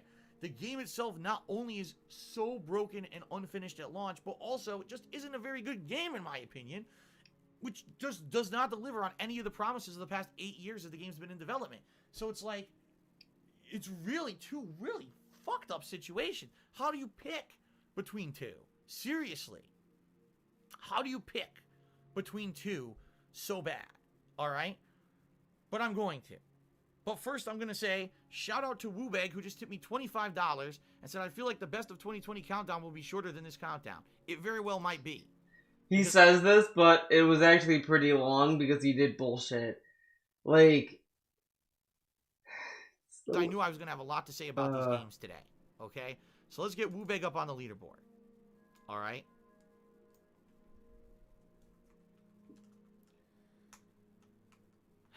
Ladies and gentlemen, I got to make a decision. I'm going to do it right now live. I have to weigh and balance everything. Okay? I have to. I have to weigh and balance everything. Everything that's going on in the situation of these two. I think honestly, both these games, they have their own like faults. I have to look at it both personally and objectively. I have to. As someone who I know people want to hear my true opinion on it, but also you want me to basically be fair with what I'm doing here. I have to weigh and balance everything in my head. And when all factors are really considered, all the things that I have to consider, again, what would make a game the most disappointing to me? All right? All right. I have to do what I feel is right. All right? Now look, I'm having problems making the decision. Look at my fingers. Look at it. I have to do. I'm having a hard time. Look at my fingers. You do this all the time, DSP. You do this all the time when you sit there because you have armrests. This dude has so like boomer hand gestures. What I think is right, and I have to do what I feel is the right decision. All right, ladies and gentlemen, I'm going to tell you my most disappointing game of 2020, and then I'm going to justify it. The most disappointing game of 2020 for me was Final Fantasy II Remake. No, I didn't. Final Fantasy II Remake, the most disappointing game of 2020 for me was Cyberpunk 2077. All right? Why did I pick Cyberpunk over Last of Us 2? Even though Last of Us 1 was one of my favorite games of all time, and I hated the sequel. All right? Here's my justification for it. Okay, here you go. Because when you look at an apples-to-apples comparison, apples to The apples. Last of Us 2 was functional. The Last of Us 2 was polished. The Last of Us 2 had a lot of gameplay improvements over the first game.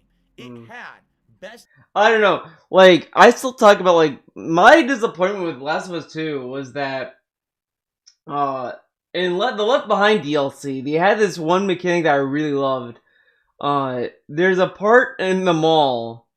This was like when Ellie's trying to find supplies for Joel, like that part of the game. You have these smugglers that are just like, you know, oh shit, these people are gonna kill me. And then they're like, oh, there's clickers. So you're like, oh shit, there's clickers. So you start throwing like shit out to like lure the clickers toward the smugglers, and that was like the most cathartic, fun part of that whole DLC. I love that part so much. It was just like, Yeah, hell yeah, they're gonna have to deal with each other. Hell yeah. So you just gotta fuck around. When they announced Last of Us 2, I'm like, dude, they're gonna take that and they're gonna like improve it. They never did that. So that's like the only thing they did that the only thing Last of Us 2 that they did that I kind of liked was that they added more classes of infected. Like there's because before it was just the normal zombie things, the clickers and the bloaters. There might have been like one other class that was like very minimal. Like, you saw them like maybe one time and that was it. But Last of Us 2 did a better job kind of doing a good like mix and match of other like infected stuff, which I liked. But I just wish that they just capitalized on, hey, you're going there. Oh shit, there's enemies and there's clickers, and they're like, oh, gonna fuck around, fuck them up, and they didn't do that. So that was a bummer for me. They didn't capitalize on that. What do you call the game? The Best of Us? Yeah, I remember that. In-class performance and improvement. The best accessibility I've ever seen in a AAA video game. Great world. That's a good point. But I think that's even with like, I think in general with any major AAA game that tries to have like story in it, like there's a stupid trope that I just can't stand anymore, where it's like, alright, we got away from this big horde of enemies or whatever, alright, now we can sit here and chill. Let's talk about our day. Hey, what's going on? Oh, character development. Oh shit, the window broke, time to fight! And it's like, oh, okay. Like, there's nothing creative anymore to lead to things anymore. There's no leading, there's no like there it's always like to reward grinding bullshit. It's like what we used to criticize Gears of War for doing. Or a lot of people criticize the formula of Gears of War for being like, okay, you walk into a room, you fight enemies. Alright, you clear the enemies, you talk a bit, cutscene, fight more enemies, and just rinse repeat and all this stuff. But we have not evolved past that. We're still doing this. Like, it's so reliant on all this bullshit. The floor collapses in Cyberpunk 2, but just once it's a true. I feel like if you're telling a good story that is interesting and all this stuff, you could forgive a lot of stuff. You'd be amazed that, like, you know, there might be a game that I just did not connect on a story level, so there's stuff that I just harp on. But there's stuff I like that I genuinely enjoy that's like I can forgive some stuff. Like, you know, a lot of people like this is gonna be a fucking Star Wars thing, but I get the criticism of Last Jedi, but I liked Last Jedi. There's stuff in it that I enjoyed that I can forgive a lot of the stuff that it doesn't handle correctly, but I liked the message and the stuff it tried to do. And it's like I like the idea that the Jedi were not wholly right. Like, they had their own corruption going on, and they also have issues too. And it's like, yeah, I like that.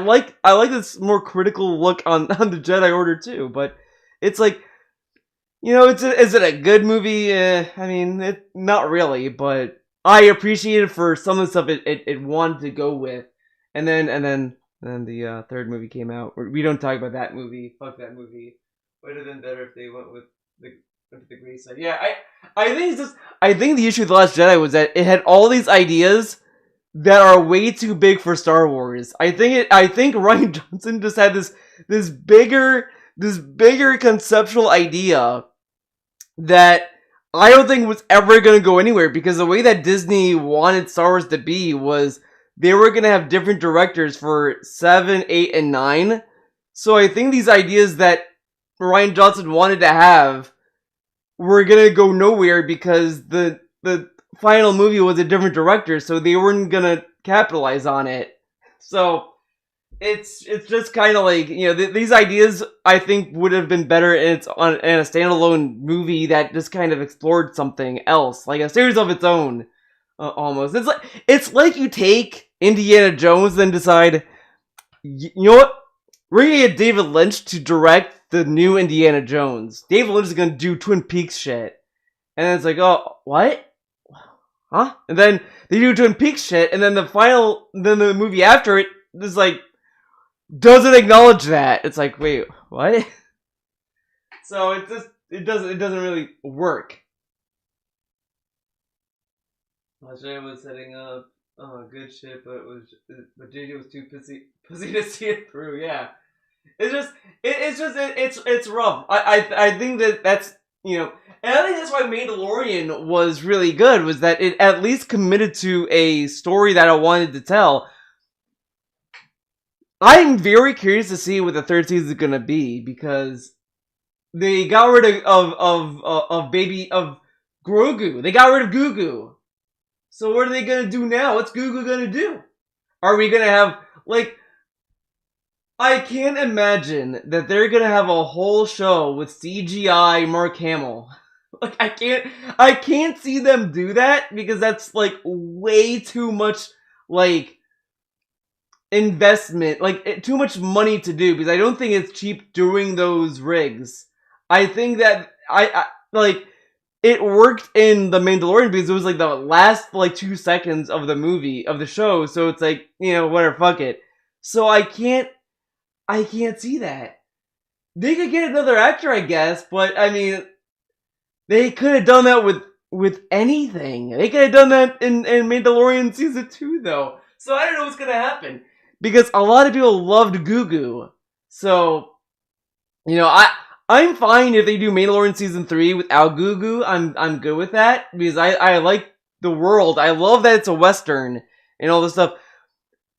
The only thing I'm just afraid of is that the longer this show is gonna run, we're gonna start seeing this the heart of the Mandalorian slowly die, because it's gonna become The Simpsons. We're gonna get to a season where it's gonna be like, all right, let's get a parade of references, and it's gonna be like all these Star Wars characters in like a conga line walking through. Like, I talk about this about Korra all the time, because I think about it from, you know, many series, but in the commentary in book 1, they were like, hey, we know that a lot of fans love our callbacks to the original show, but we also don't want to just throw in needless callbacks to everything. You know, all these callbacks that they had in book 1, they had a reason to be there, and it served a purpose for the story. It moved the story forward, and it just wasn't like, you know, a parade of references. And I'm like, yeah, that's what these should be. They shouldn't be like this, like, constant callback to stuff, because that's just like, it's like what happened with even the trilogy movies. It's like, guys, C-3PO's here, clap. He's here. Look at him. He's doing the thing. He's doing the C-3PO thing. It's like, okay. Voice acting, like, that game had a lot of very good things about it, and as I just said, I literally just said this. Guys, Velveteen's back. Clap. If you take out, he did the thing. He used electricity. Gameplay segments. That game is outstanding. It really is. It's like a really great game when you just look at the gameplay. I don't like the plot, and yes, the plot is a very important part of a game. But if you take the plot out, I actually enjoyed playing the game until the very end, and the plot got disgusting with everything, the girls trying to kill each other and everything. All right? Cyberpunk, I told you. If you take the plot out, I actually enjoyed playing the game until the very end, and the plot got disgusting with everything, the girls trying to kill each other. Disgusting with girls trying to kill each other. Oh my god, dude. Did he? Okay. All right. Cyberpunk, I told you, roughly 88% of the time I was playing it, 90% of the time I was playing it, I didn't like it. I didn't think it was fun at all to play. I didn't think that it was best in class in a single thing that it did. Not in the gunplay, not in the sneaking, not in the graphics, not in the story, nothing. I've done better, played better a million other times. I mean, the narrative was done better in other games like Deus Ex and Fallout. The gunplay's done better. Deus Ex. Sneaking and hacking's better in Deus Ex. You see what I mean? Like, it doesn't excel in anything. It's a jack of all trades, master of none. Even with no bugs, that game still isn't a good game in my opinion. Because it has too many options. This game needs to put you in corridors. You walk around. You get like very simplistic skill trees, like Goose of Sushi. Goose of Sushi has a great leveling system where, okay, you know what's where you could just not even use it. That's how good it is.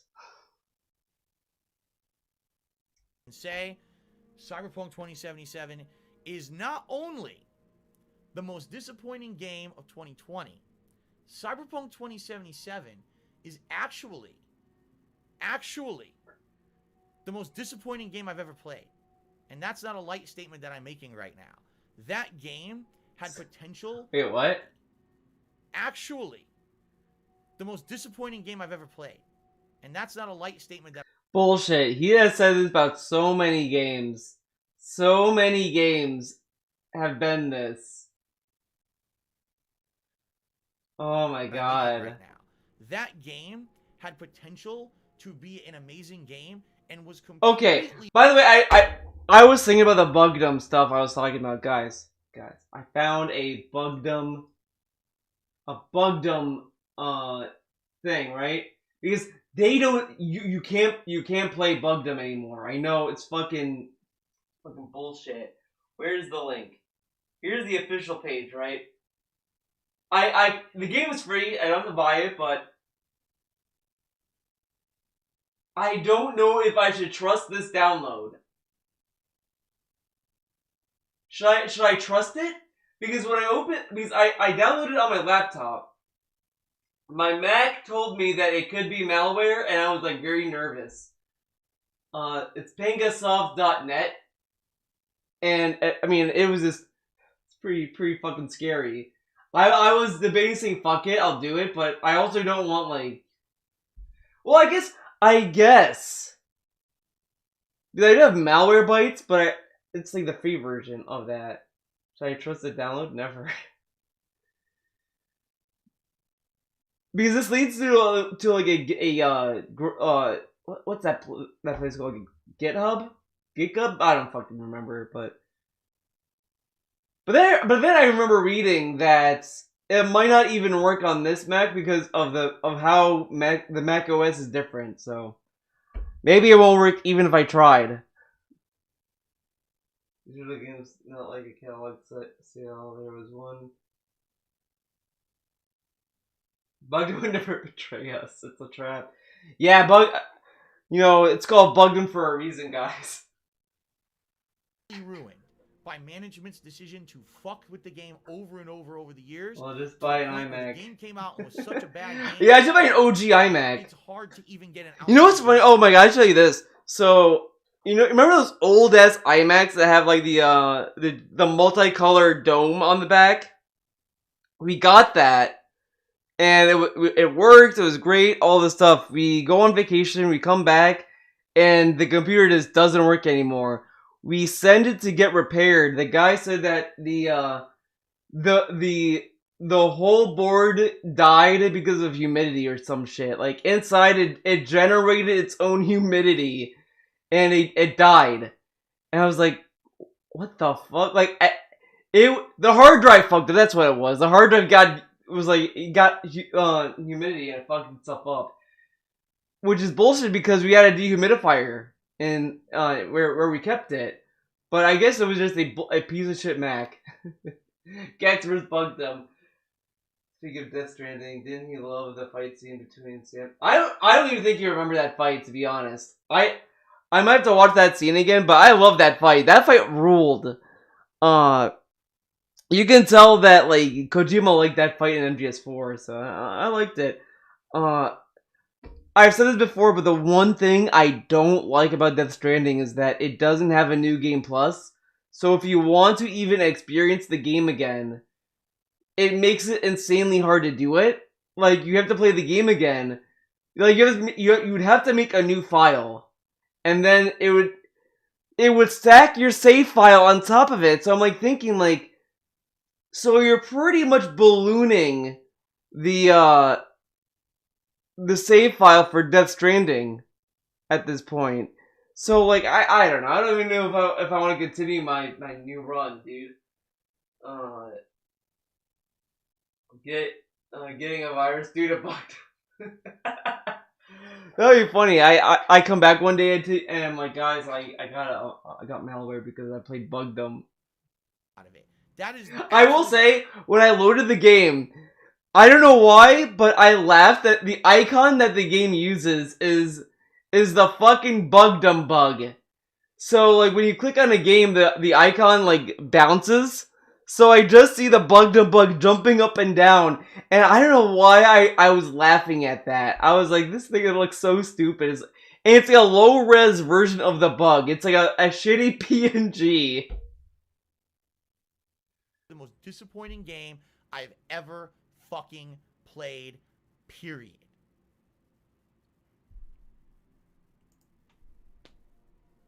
Alrighty then. Let's see here. Kindred Charity says, well, if you don't respect the studio anymore and you can't see yourself enjoying their games, why would you purchase their future releases? I don't know if I will. Because oh yeah, okay. I don't know if I will. Okay. Last of Us 2 was so dishonest with the way that he promoted this game. Play our game, it's the best game ever, it's so progressive, and if you don't like it, you're a bigot or a hater, or you stick it to the death threat people if you fucking vote for our game for Game of the Year. But Phil, they're humans, dude. What if they learn from their mistakes and then in the next game that they make, they don't do that? This dude wants to get so many second chances, but he can't give other people second chances. I mean, he won't play Persona. He'll forget Kingdom Hearts until Kingdom Hearts 4, and so many series he won't go back to. Hey, he said he would play Persona 5 Royal eventually later. He's not playing Scramble, which I can understand. Honestly, I can get behind that. Fuck Atlas for their fucking their streaming regulations are fucking bullshit. Like, I am afraid to even stream Persona 5 because I feel like I'm gonna lose my stream channel. Strikers the English channel. Yeah, well no, Strikers is the Mosu game that's coming out this month. Persona 5 Royal it came out last year, and it was the re-release of Persona 5.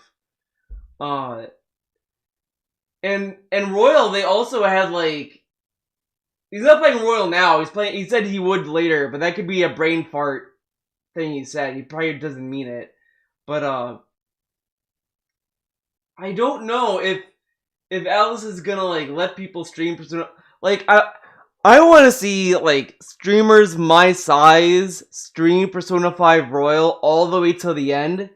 And if they don't get striked, I might do a stream of Persona 5 Royal once I beat Persona 4. I might. But again, that's assuming that I can stream it with no problems. Dante streamed the whole game? Yeah, but is Dante a big streamer, or is he like, he gets like 10 viewers? Because I feel like that they're gonna go after like me. Because I'm easy to squeeze. I'm easy to stomp. You get rid of a big dude, he has an army of people to cry about it. I have like a very dedicated baby bun audience.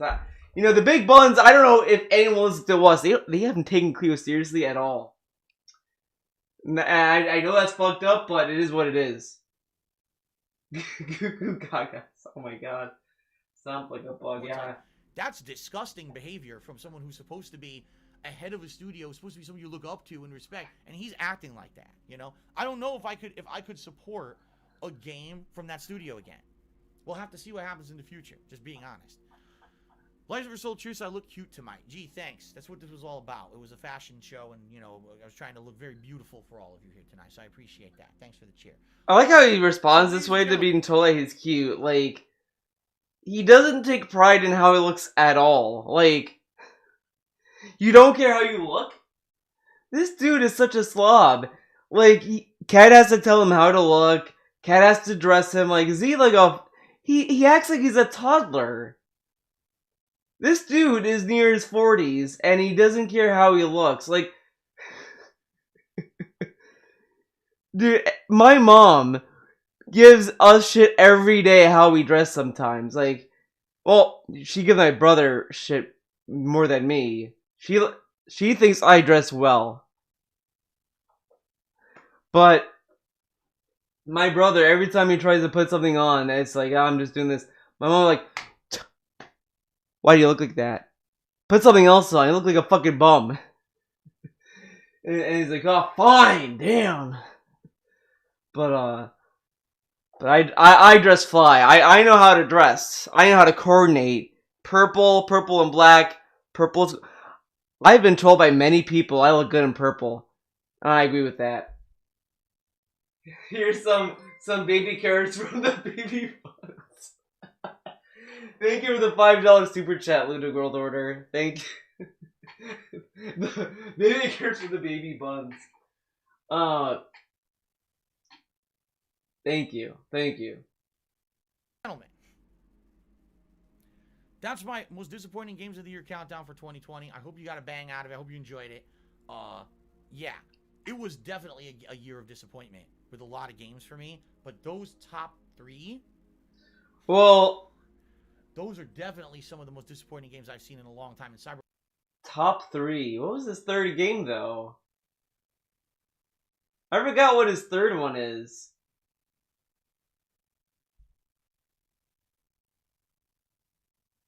Does anyone remember?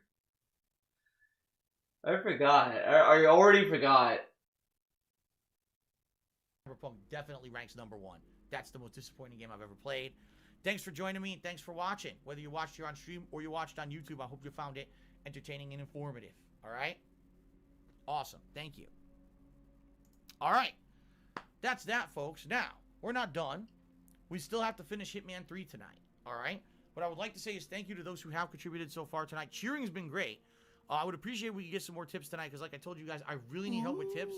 We didn't hit the tips goal earlier today. I was hoping to hit it tonight to make up for it, and it's been slow again. Even with that Game of the Year Awards countdown, somehow tips are slow. I don't get it. Oh, I get it. We're gonna I have my switch over now. Streamlabs What I need to open do is I need too. to reshape, resize the webcam. I was wondering why there was like 2. You got and get the game all hooked up. Ludo got 2 shout outs. He got 2 notifications. He got 2 of them. Oh, Timbo. It's like the meme. How did Crisis Remastered not make the list? Because I didn't really expect. But guys, he really appreciates. He appreciates fucking tips, dude.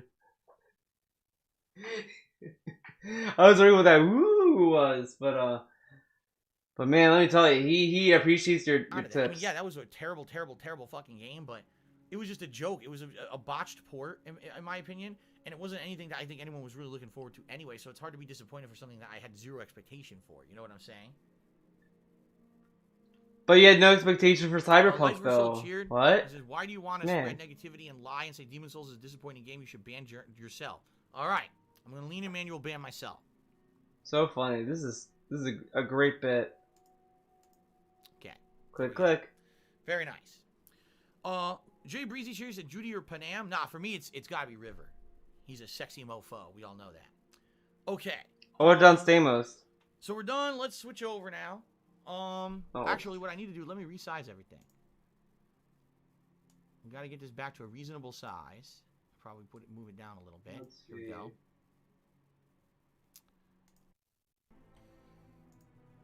All right, guys. On to the beg segment. Noxina 2, we already talked about this. Yes, I know. Thanks for the cheer. It's like, okay, you say something and then you cheer and you say it and you cheer and you say it and you cheer and you say it and you cheer and you say it and you cheer and you say it, you say it, you say it, you say it, you say it, you say it, say. I get it. You don't have to say it 47 times. I fucking heard it the first time. Okay? Thanks. What did he say? What? You cheer and you say. Noxina 2, we are. Noxina.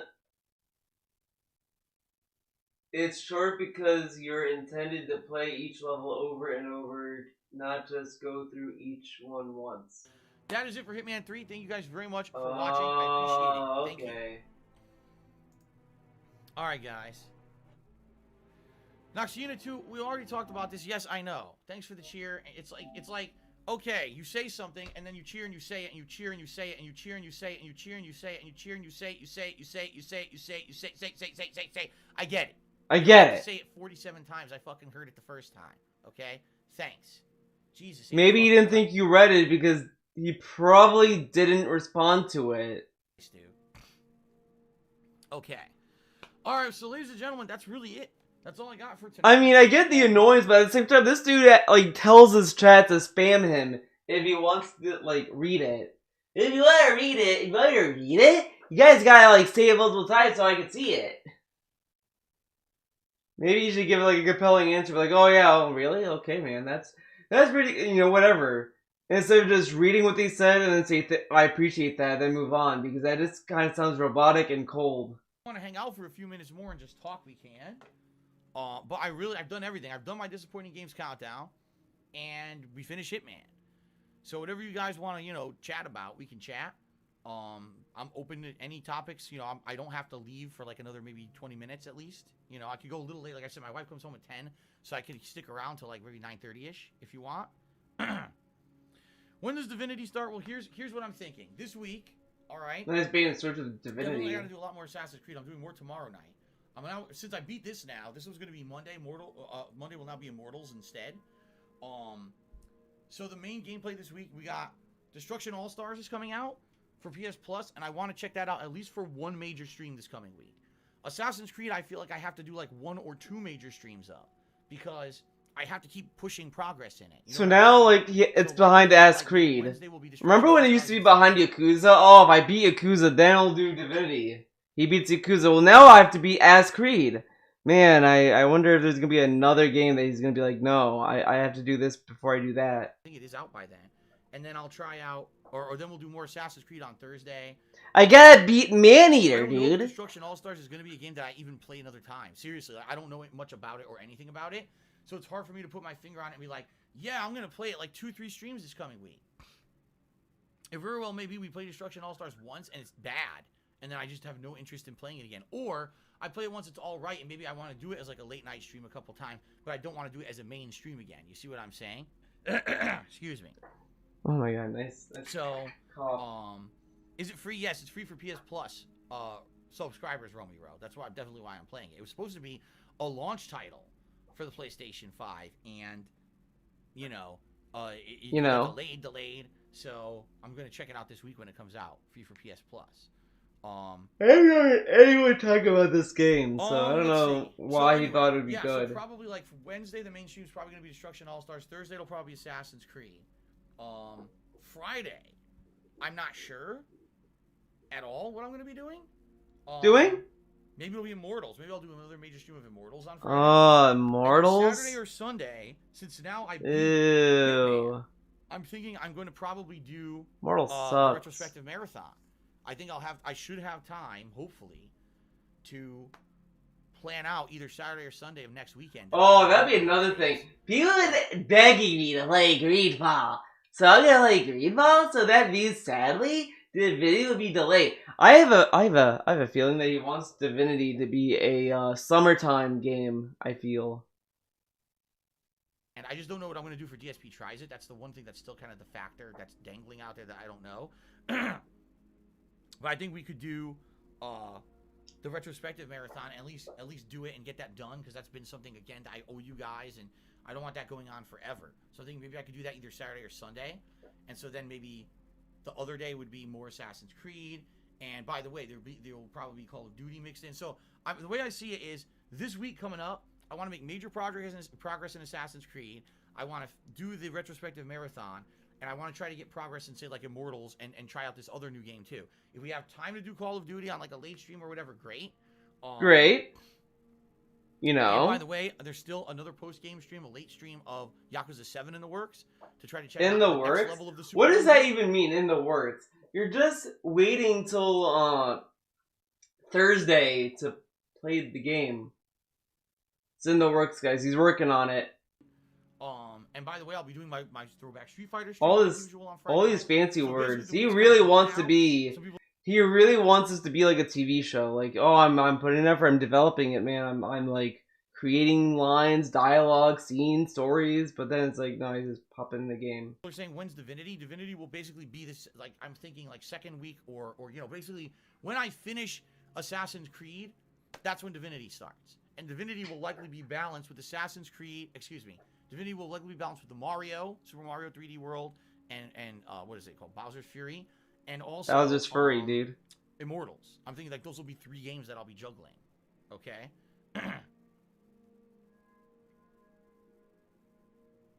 Well, I replayed levels from Hitman 1 and 2. I don't remember them. Let's be real. Are you kidding me? Hitman 1, I remember a bunch of stuff. Remember the He told us that after he beats Hitman 3, he'd go back to play the other stages from the other 2 games in this one.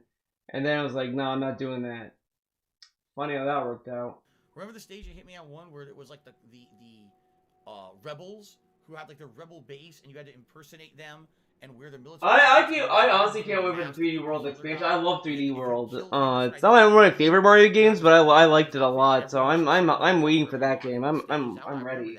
Remember Hitman 2 had really unique stages. Hitman 2 had India, where you had the Bollywood thing that was being filmed that was really cool, and then Hitman 2 also had what was it? The really good. Yeah, I honestly can't. The Phoenix streams just suck. They're so lame. The big party, the big block party, and you have to like impersonate various people. It's just him be like, I remember those you do this. Remember in Hitman, the first Hitman, there was 2 targets on the gameplay. I felt like a super fan of hard for me to see. The Hitman series maybe not funny at all. Okay, you know, I'm gonna go to the Elite video because that was the clip I wanted. From it. Not the 4-1, not the 3-4-1 meeting. This one.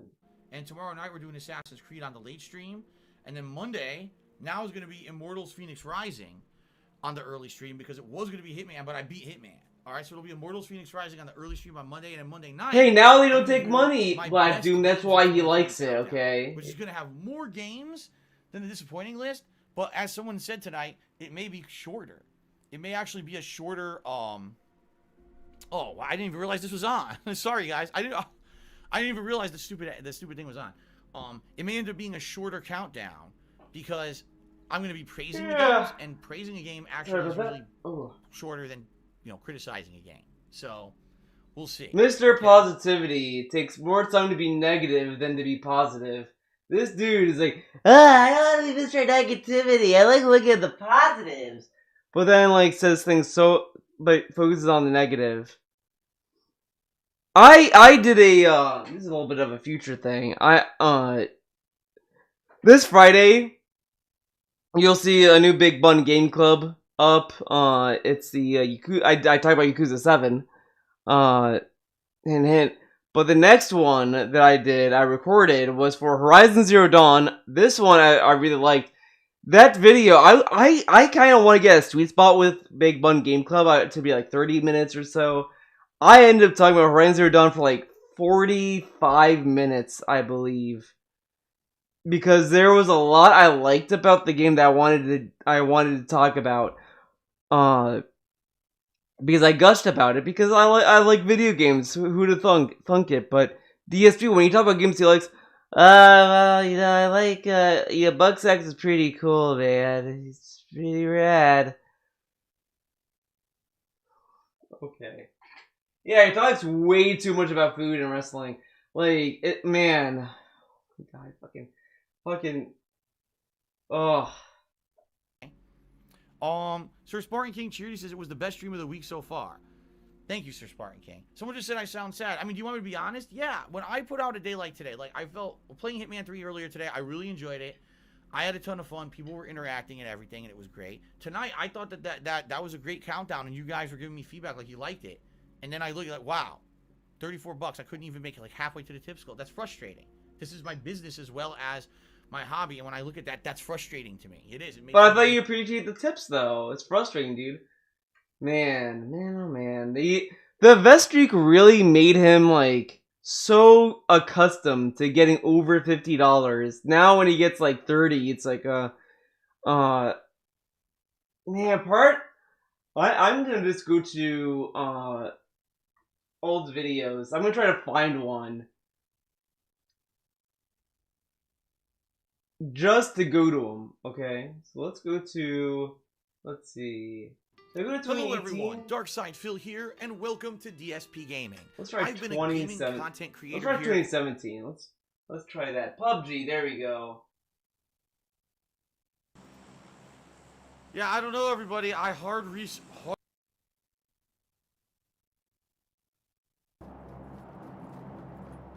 Okay, Okay, this is rough. This is rough. I got it. Red faction. That might be good.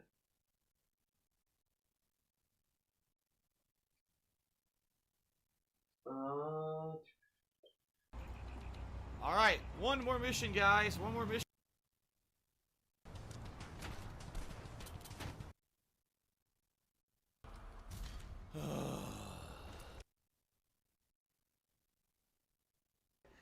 I can't forget. Somewhere he had to get a big tip. Show me the big tip, dude. I did it. Well, now we.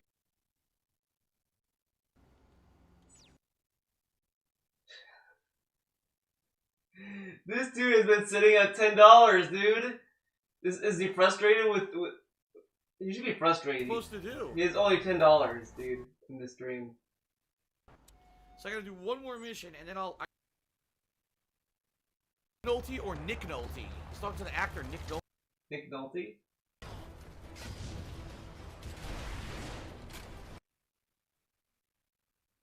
Shits now. So first story. Where are the shoutouts? I'll sit over here. Running.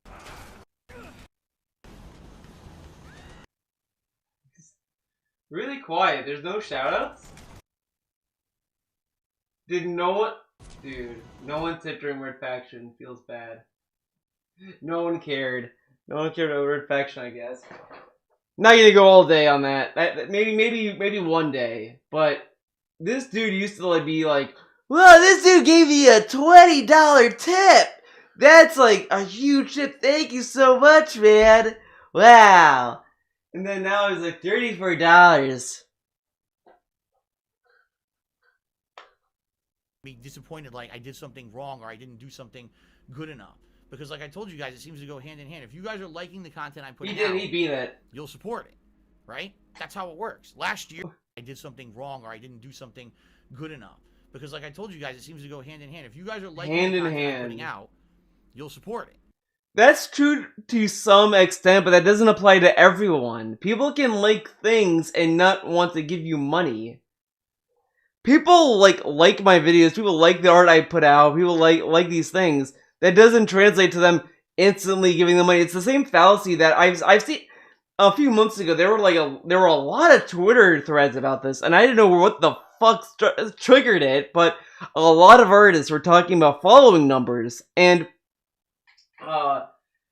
you know, I think that what I was reading was interesting. They were saying like, you know, a lot of people like have this fallacy thinking that the more followers you have, the more money you'll make, or the more successful you are. Which, you know, it could translate to the more eyes on your work, sure, but it doesn't translate that those people are going to be running to your commissions or running to your Patreon or whatever. It just means that a lot more people can just be looking at your work and that's that. It doesn't really translate all the way to being successful or not. It's just kind of, you know, that I think the discussion with following numbers is more of like, you know, you are successful in the sense that, you know, you have people that look at you and you look at the work you put out or whatever, but that also doesn't mean that these people are going to be, you know, supporting you, because all these people have their own lives and they have their own things going on. And it's the same thing with streaming and you know, crowdfunding and all this stuff, which is why like it's a very hard business to get into. Like, you really have to find other avenues of money that doesn't rely on people, because, you know, not everyone is gonna just walk around like, all right, I'm gonna pay your wage, dude. Don't worry, 4 hours a day. All right, that'd be like what, you know, I'm gonna give you that $15 out an hour. So, you know, there you go. It's just. You can't just keep assuming that, oh, they like the content I put out, they're gonna pay all the way. Like, if they like the content, that's great. You know, usually it's just, I'm just glad to put out the content. If I'm happy with what I'm putting out, that's all that matters to me. I want to put out stuff that I like working on, and if you guys like it, that's great. Yeah, and it's, you know, it's just, if money is the issue, then you should just be getting sponsors at that point. So, you know, his desperation for money. Yeah. Right? That's how it works. Last year, That's how it I got works. so much support, and it seems like this year it's been rougher. He says this year's been rougher, dude. He started this year saying that we started out strong and the trolls are angry and all this stuff, and now he's saying it's rougher. Pretty selective, if you ask me.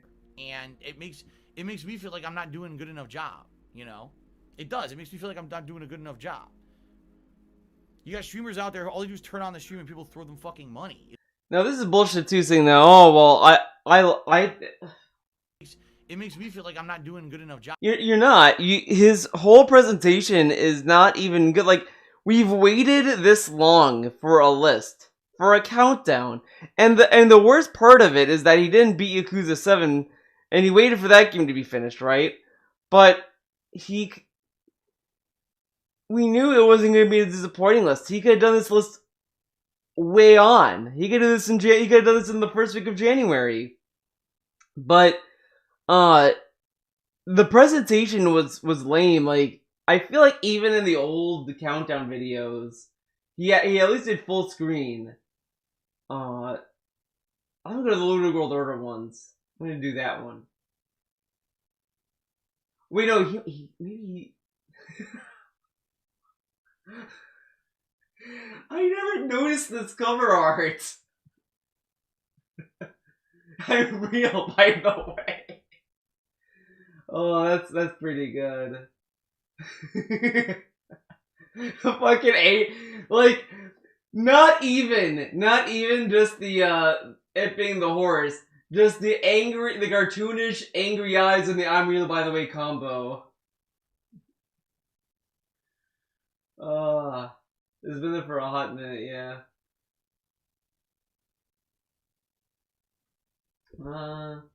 Countdown 2018. I think that's when he changed it. Yeah, see, look, he did full screen back then, and he didn't do a face cam for this.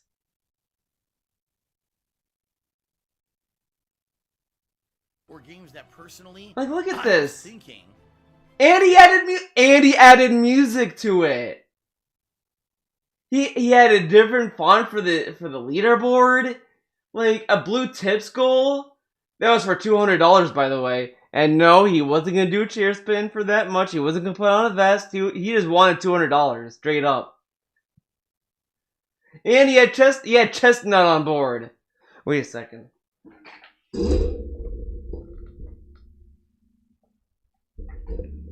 You gotta get Ram. There we go. Ram's on board too. This is fucking bullshit. We got a massive downgrade, dude. And he did wait, what? Wait. Oh, I see. I was so confused, but then it was like, oh, it's an honest review. He stopped doing those. Countdown 2019. And then 2019 is this. This was at 1080p, but I think the other one's going to be at 1080p as well. But I think what it was I think the 2018 countdown was during the mainstream, and then in 2019, he put them in the late night streams, and then like it stayed there. Like it's garbage. They have literally degraded in quality in years. Literally. Because he used to edit them. He used to do like, you know, whatever. And then like 2018 he did that. He did a little bit differently. Then 2019 it's this. And then in 2020 he just stayed in a fucking picture-in-picture. It got worse. And he stayed on a fucking home screen that meant nothing. This is fucking bullshit. Job, you know? It does. It makes me feel like I'm not doing a good enough job. You got streamers out there, all they do is turn on the stream and people throw them fucking money. Nice jealousy. Those are the people who don't need it. The people who have contracts. But a lot of these people who throw that money probably offer stuff in return. Like, I don't think Mega 64 has a tip link, but they do take bits and subs. you get emotes and shit, sure, but then like they have a store. You can go to the store. You could buy shirts. You could buy whatever. You have all these other streamers that offer goods. In a lot of cases, they have a stronger store. His store has stagnated for years and years, and he has new designs that he just hasn't uploaded. And I don't know what he expects from the merch store, because he talks about like how no one is buying anything. No one is buying anything from them. But it's like, do you want them to buy the same shirt and the same shit over and over? Like, and some designs don't fly. Like, there's a design that Mega64 uploaded on their store that was supposed to be a Black Friday exclusive, and it was on their store for like months. Like, they had the holiday hoodie I wore. They had that, like, that was supposed to be a Black Friday thing. It was gonna last for Black Friday. It lasted through December. The Pizzatron sweater was also something that was a remnant of Black Friday. Like, they had stuff that didn't sell well. But you also didn't see them going on their fucking podcast be like, guys, no one bought the sweater. It's like, no, they just kind of left it there and people didn't buy it. They didn't buy it. They actually had one shirt that sold horribly. This one they did kind of talk about because it was this kind of a meme as well. They had this like shitty ass Dr. Pock drawing on it. I think that one did not sell at all, and they were like, yeah, we're like, I think one person asked them to bring that back. Like, no, that shirt sold the worst. There's no point of investing in printing all those shirts for them to not be sold. They struggled to get rid of them. And I kind of have a theory that for Black Friday they do this mystery shirt they do a mystery shirt thing, and they just kind of give you a random shirt that they print. But it is what it is. But his merch store is trash. And there's nothing good on it. And it's like, there's nothing to stimulate anything, any reason to check it. Damn it. Already to stream. I actually need help for the next 2 weeks so I can afford shit until I get paid by Twitch. But you know what I mean? Like, that's what I mean. And that frustrates me. That frustrates me that we had great streams today and I failed. What about the Twitch income he got in January? What about the Twitch income he got in December? What about the Patreon money? He literally got paid. This was January 31st. He was gonna get paid by Patreon the following day or so. Like, I don't know if, like, maybe he has so many patrons it takes longer for them to process, maybe. I mean, I have, like, 7 patrons, so I can't really judge between the two. I mean, maybe I, like, you know, since I have such a small amount, they clear slower, but they clear faster than his, but he gets paid by all these sources of income. And sure, you could say, well, this money could go to bills and all this stuff, but how much money are the bills, and is Cat paying like $0 on bills and groceries and any of these other income? Like, it's just a lot of this balancing act with money. Like, it just is weird because, you know, what factors into anything? Like, you literally think he makes like $5 a month, pretty much. I feel like I failed as a content creator. You know, it is what it is. I don't know what I could have done better. I thought that countdown was good. Did you guys think the countdown was good? No, and then, like, look at this, like, do you think the countdown was good? He read earlier that people liked the countdown. Now he's asking, do you think the countdown was good? Well, Phil, if you didn't tip, they clearly didn't think it was good, right? And he also read the chat during the countdown, and they weren't really happy with a lot of the games. Like, no? Okay, well, there you go. Someone says no. The countdown was bad. And then someone says someone didn't like it. And then he says, someone said that, someone said it was bad. It was bad. He reads it sarcastically, and he didn't take it seriously. He asks for people's opinion. Someone says I didn't like the list. Oh, so they didn't like the countdown. Okay, yeah, no one liked it.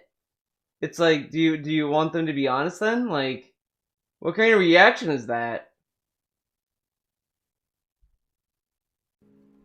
I guess that's it. Yeah, unless I mean he did ask for that. He said, then why are you here? He told people if you don't like it, leave. So clearly the only people there are people who like it. I did what I could. I tried to do as best I could. And everyone's spamming emotes now. So, Big Papa Phil thought it was entertaining. That's good. That's good. Someone was sleeping the whole countdown. I Still did in what I Shadows could. thought I it was tried to do the best I could. Well, he could technically do a editing thing. Whatever. Dudetron insulted me and called me ungrateful cuck because he subbed, even though I gave him a shout out and thanked him for the sub earlier. For some reason, he thinks I'm an ungrateful cuck, so that's nice. That definitely makes me feel better, by the way. You really cheered me up. Thanks. Why would they care about making you feel better? Like, see what this is? You see what he's doing to them now? He's like baiting them to like pamper his ass. Like, oh man, like it's like if I come on stream, I'm like, guys, I feel really bad.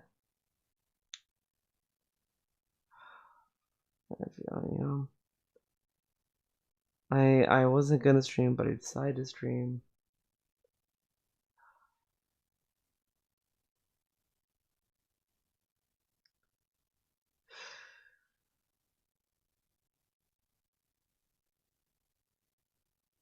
And now people are just talking about DSP. Think that makes me feel good? I'm gonna cry, guys. But then he gets all these people that come out and be like, oh my god, Phil, I love you so much, man. You got it so good. Guys, there's only one little dude on his paper. He needs your help. Yeah, dude.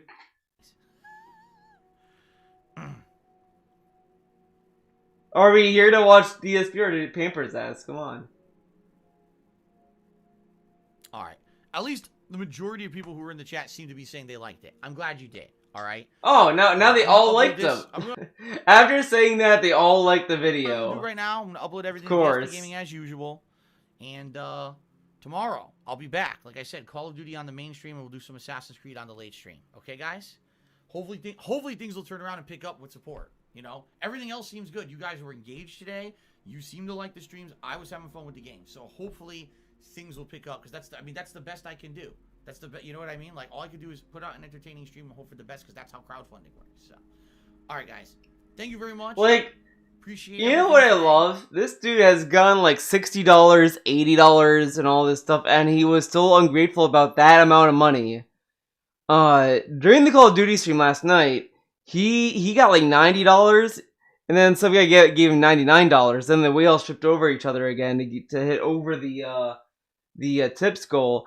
And I was thinking to myself, during the Monday stream, when Milo tipped him to get him $100, he was like, oh, you know, if I did have my day off tomorrow, I would wear my vest tomorrow, because I'd feel bad that you guys tipped you at the last minute and you didn't get the vest. But tomorrow's my day off, man, so I'm not gonna wear the vest. So then last night, he gets the vest money at the end of the stream. But then it says, I'll wear it now, but it won't, it is what it is. Phil, why don't you wear the vest today then? So it was so obvious that he kind of baits these people to tip him. And then if it's a new whale, he pretends to be a super kind guy about the money, and then it's like he doesn't mean it.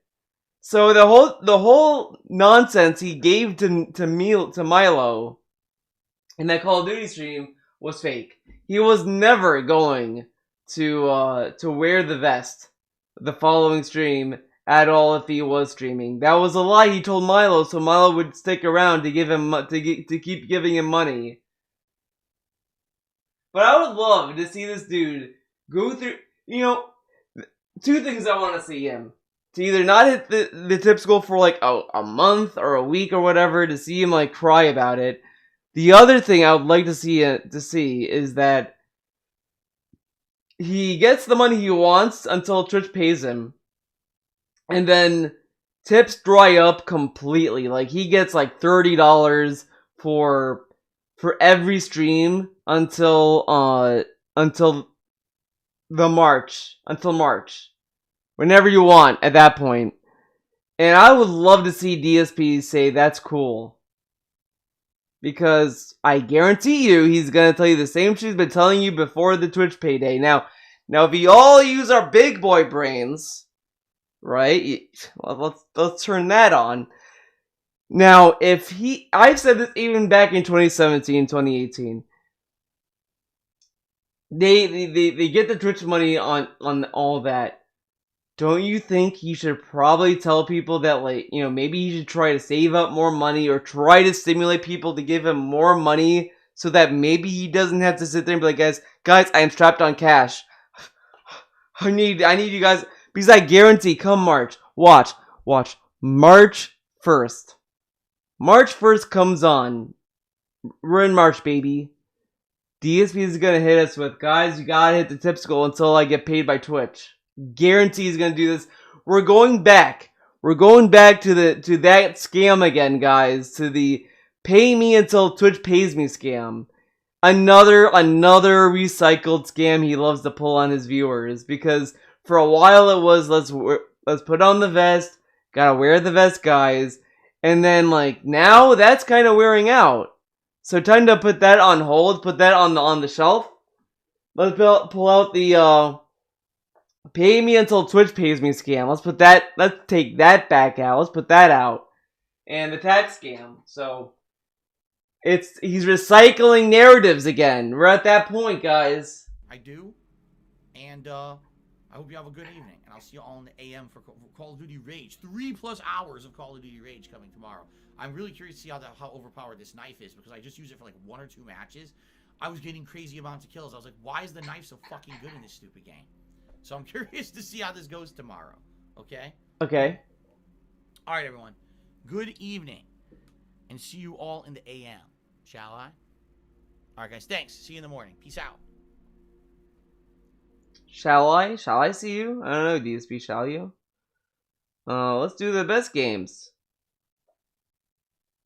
4+ hours turn into 3+ hours in less than a year. His free streams are nuts. Yeah, his free streams are fucking wild. They go on and on and on and on and on and on and on.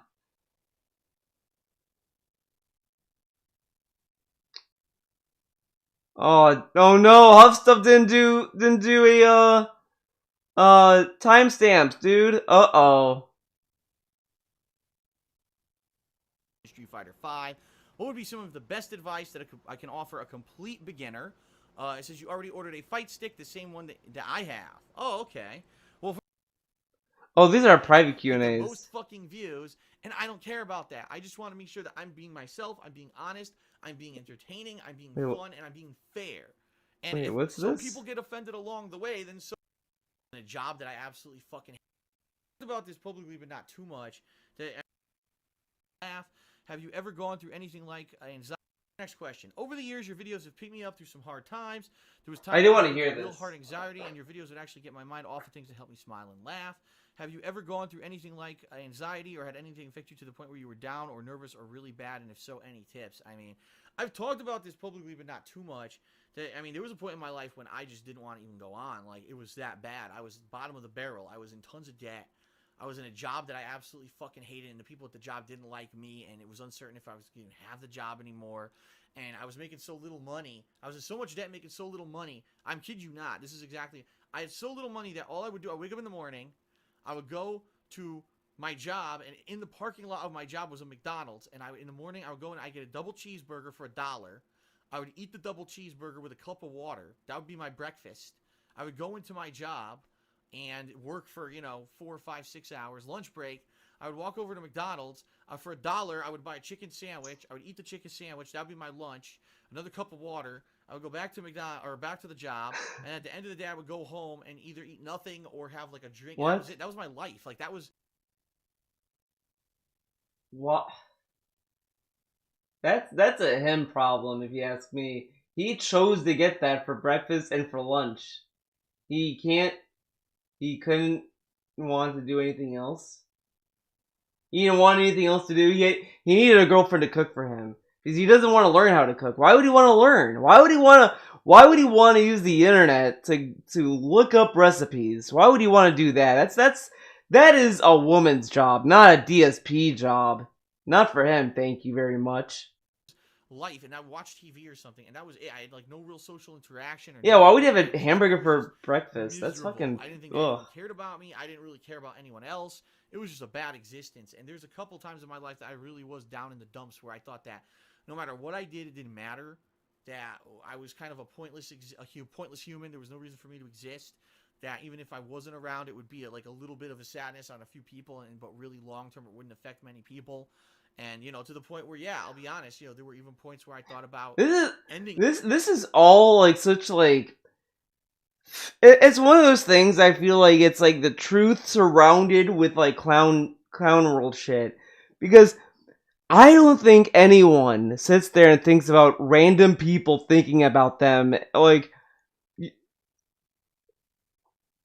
usually, like, a lot, like, oh my god, because a lot of the stuff that people think about, like, all these things, I mean, I don't want to speak for anyone else, but a lot of it is more of a frustration and hatred on themselves, and it's more internal and more, like, directed at themselves, not outward on the world.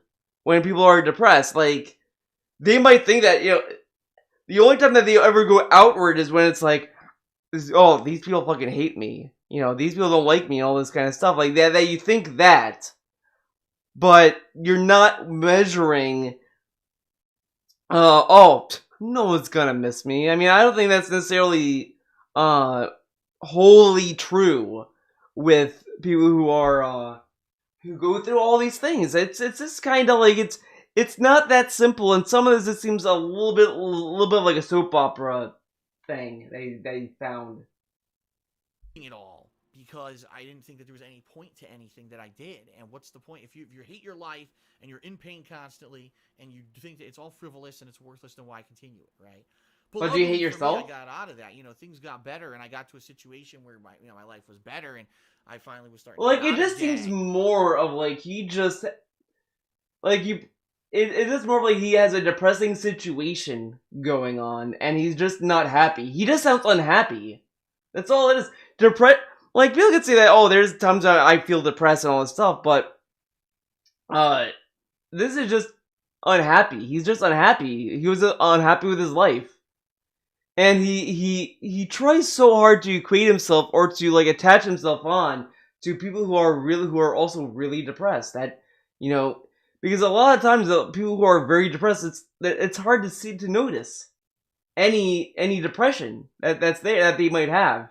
They might be depressed and you might not know, because it's not like about hating your life or like being unhappy. It's a lot of stuff going on. I mean, people. It's just rough. That's how people are. People are very, like, complicated creatures. And I just had a better job. I started to get friends and other things and other hobbies and stuff that I go into.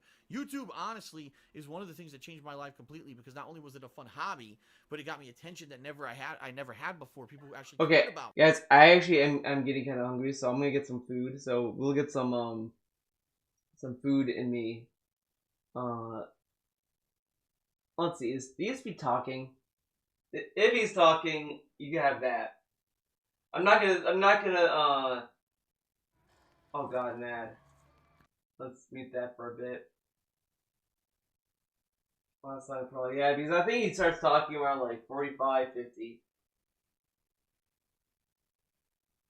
Christian, what are you doing? Get away from the internet, I'm cutting it down. What? Improv songs? Oh god. Oh, he is talking, so it's alright, ladies and gentlemen. I assume that's him talking. Nope.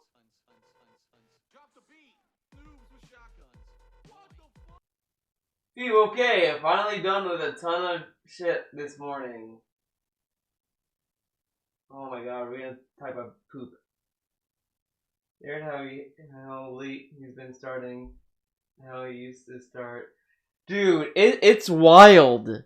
Everything is wild about him. Like, he snuck in 2 breaks on the first stream. He only used to do 1 break, now he does 2 breaks. He never did that in the past. He then snuck in a break in the late night streams sometimes. Like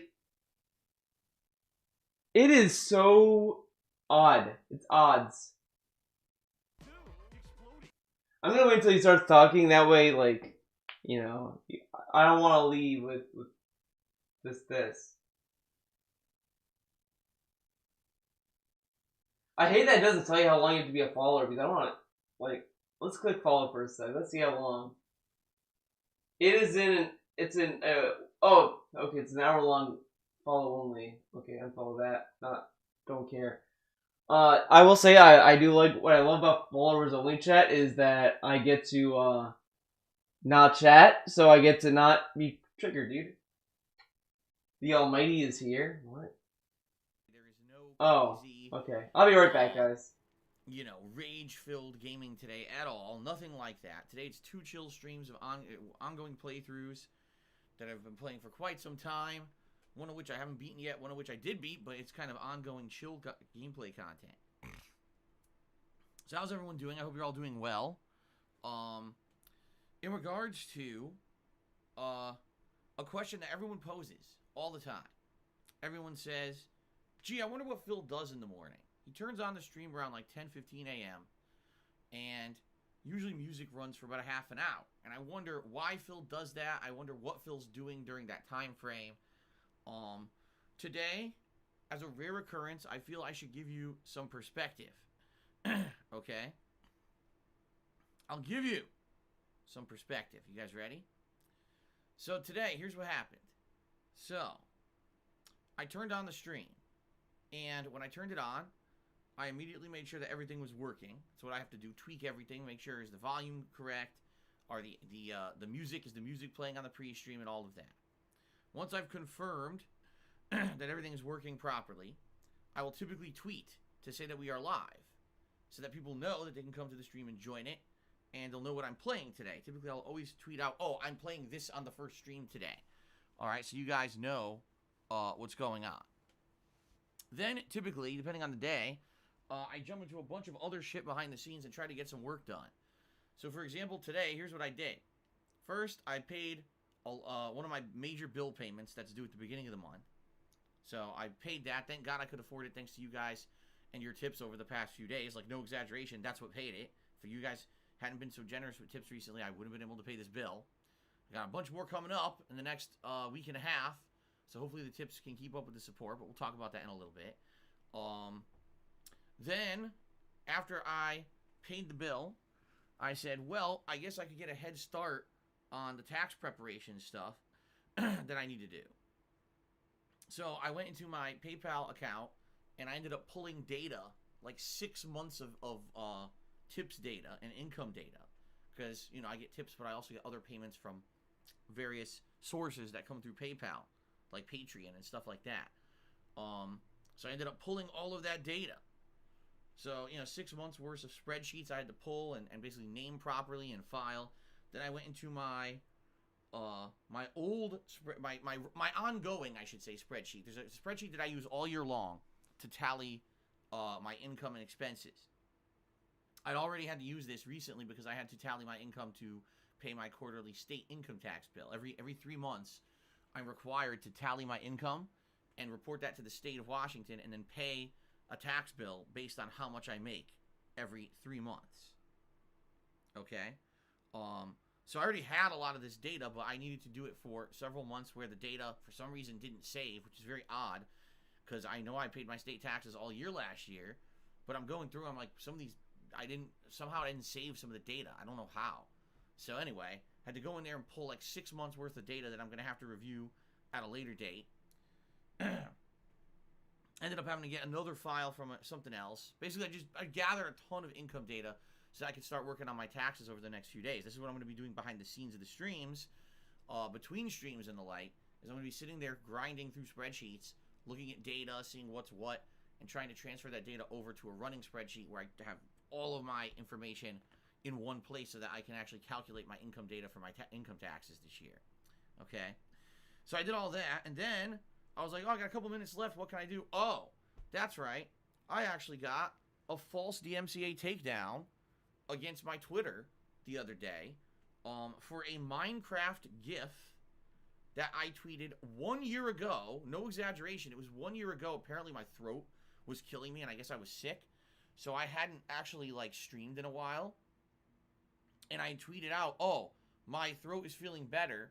So I'm down for streaming Minecraft again today at 7 p.m. See you then." And I tweeted and tweeted out an approved GIF of Minecraft. This was a GIF that was in the actual menu in Twitter that you click on a button that says GIF and you type in a keyword, it'll search for like memes and GIFs that you can use on Twitter because they're approved for use. So I tweeted this out like a year ago. No exaggeration, it was about a year ago that this tweet had gone out. And somehow in the last week, I got a false DMCA takedown against it. And it's funny because when you get a false DMCA takedown, you get an email from Twitter that shows the actual false claim. And the person who had done it, which, no shock here, it's going to be Superhound, the same guy who fucking does it against everyone. He had issued false claims against 12 or more different content creators for using Minecraft GIFs. He basically just sent out a blanket email to Twitter covering like 12 different people. I don't know who they all are, and I don't know why he decided just to do that. But he did it, I don't know why. I mean, it's so fucked up. Why would you do that just against random people? For, like, what's the reason? And the answer is the guy's just messed up in the head. He must think that he gets jollies from fucking with people, you know? So, yeah, he had done it against, like, 12 people, and they must have all been granted in a blanket move by Twitter, because Twitter is insanely stupid. Just think about this. Twitter has an actual menu in Twitter to select GIFs you can use in your tweets. They're approved by Twitter. Then if someone falsely claims one of those GIFs, they pull your tweet down for DMCA because no one actually reviews the claim. They just blanket claim it. So just so you know, that's an actual violation of DMCA law. It is. There's two violations here. The person who files the false claim is breaking DMCA law in a fraudulent move. It's both impersonation as well as a fraudulent legal claim. And Twitter actually is breaking the law by taking down something without reviewing it. It's completely illegal per DMCA law to take down someone's content without reviewing it for DMCA purposes, because you're basically abusing the law. So Twitter is just as at fault as the person making the false claim for blanket doing it, yet they're a big company and they think they're immune to the law. No one's going to sue them, right? So I do issue a counterclaim, and chances are this will be, you know, reviewed and granted within the next few days, and everything will be fine. It doesn't really matter. At this point, I've had so many false claims against my Twitter. Seriously, it started basically last summer. I've had so many false claims against my Twitter at this point, and all I do is I do the counterclaim, and it just seems to be fine. Now, you guys know that I have a backup Twitter account, okay? Just so you know. They call me DSP. No, wait a minute. It's DSP_2? No, or is it me DSP_2? I have the link here in the chat. If you do exclamation point, I think Twitter 2 or something like that, it'll give you the actual link to the backup Twitter. All right. So, yeah, there it is. It's me_DSP2. That's my backup Twitter.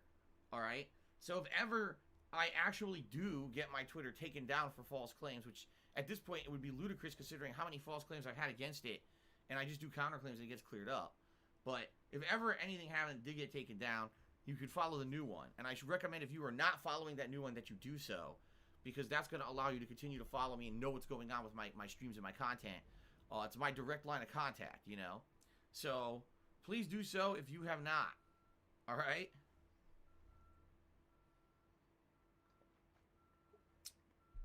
Anyway, that being said, yeah, that's what I did this morning. And that's typical of a typical morning. Every once in a while, I'll have less to do, and I'll actually sit here and chat with you guys in the stream chat a little bit. But mostly in the mornings, that's when I sit down and I do errands and stuff. I pay bills or busy work behind the scenes. Maybe sometimes if I uploaded a bunch of videos overnight and I just didn't add them to the playlist overnight, I'll sit down, I'll order the playlists. If I have a new playlist set up on YouTube, I'll set it up so it shows up on my YouTube channel. Like, this is all shit that I do every single morning, okay? It's not just me sitting around doing nothing. No, I don't just sit here dead-ass staring at the wall for half an hour while the music plays. You know, no, I'm busy. I'm doing stuff constantly. So that's what I did this morning. Anyway, a little glimpse behind the scenes of what happens here every morning when that music is playing. You know, it's there for a reason. Number one, so I have time to do stuff like that. And number two, so you guys have time to get to the stream so that people don't miss, you know, the early portions of the pre-stream. A lot of the times when I start my pre-stream up, I have very important stuff to tell you guys. So that's why I give people time to get to the stream. Okay? All right. So there you go. Now, ladies and gentlemen, let's talk. Today is Thursday, the 4th of February, and I welcome you all to the first of 2 gameplay streams. Okay? What are we doing today? Today is an ultimate chill content day. And what I mean by that is everything we do today is going to be chill content. Nothing crazy, nothing strenuous. All right? And that's a purposeful decision after having a few days with stressful stuff. You know, yesterday in particular, it was all driving with Destruction All-Stars and then first-person shooter action. I really didn't have an opportunity to interact with you guys very much. Let's be honest. Those were streams that were very intense, where I needed to constantly be paying attention to the game, and I couldn't really just sit and chat with you guys at all. Today's kind of the opposite. The open world of Assassin's Creed Valhalla, wandering around and doing stuff. Of course, Yakuza 7, where it's going to be all post-game dungeon combat. That's turn-based and, you know, not really requiring any immediate tons of attention. See? So, excuse me. That being said, today should still be a great day. I'm excited for today's streams, I should say. I hope you guys are too. But I hope you guys are ready to relax with me. All right? That's kind of the point of today's streams. Relaxing streams, lots of opportunity for interaction and conversation, rather than focusing in on the stuff going on in the video game. Okay? Assassin's Creed Valhalla in particular. So we are now in one of the furthest northern regions of the game. I can't remember what the name of the region is at this point. But we're in an interesting plot line. We are good tear into it at this point. I'm hoping that we'll wrap that one up today. And move on to another region. Now, from what I'm to understand, there are 2 other major regions in Assassin's Creed that I haven't done yet. And they're both required for the story. Okay? And I'm definitely want to get as far as I can today, so possibly finish up the region I'm in, start up. We're not watching this. Apparently there's a third fucking that's completely bullshit. And it's very different from the rest of the game, where it actually takes you to another region outside of England that you've never been to. And you lose all your weapons and armor, and you're basically starting over from scratch. And some people say it's really good, and others say it's absolutely awful boring. So, basically what I'm going to do, I'm just going to focus in on the ones that I know are necessary for the story, and try to get in as far as I can into it. At this point, I mean, this game is... me. Wow, I want to see Phil continue to talk about stuff and continue to do videos and continue to do stuff. It was a really cool way to get interactivity with other people outside of maybe the negativity that was around me in my physical life at the time. And have things changed since then. I mean, now I'm in such a better position than I used to be. You know what I mean? And if anything, let me tell you, I'm very happy to hear that my videos that I make, especially for someone like you, who you say you have anxiety attacks and stuff, and you're really not feeling very well, but you watch my videos, it cheers you up. Thank you for sharing that, because that makes it all worthwhile. All the stress that I'm still going through on a daily basis, and all this stuff, uncertainty and stuff that I'm tackling, and these roadblocks that I hit, it makes it worthwhile to know that I'm pushing forward through those rather than just throwing in it. So many people right now want me to throw in the towel. They're like, Phil, so many people want to throw in the towel. Contract negotiation with Machino, you're making less money. Problems with the channel, false copyright strikes, all the negativity on your videos. Give up. Go get a job. Go get a 9-to-5 job that barely pays your bills, and give up on YouTube. And I'm not going to. I'm going to keep plugging. For example, what are these people who are trying to get a job are trying so that you can make money to then improve the YouTube career, though? I'm going to keep plugging away. I'm going to stay with the support of the people around me. I'm going to try to make things fucking work. And the bottom line is, people loved it. If people didn't like what I did, that would be one thing. If I was putting out videos and constantly, I hate this. Look, I still have good viewership. I still get positive messages from people like you all the time. In this chat during this time, he was saying that he was just getting the videos downloaded. He said when he was talking about the countdowns that he would download the videos the day before the countdown, not the day of. Come on.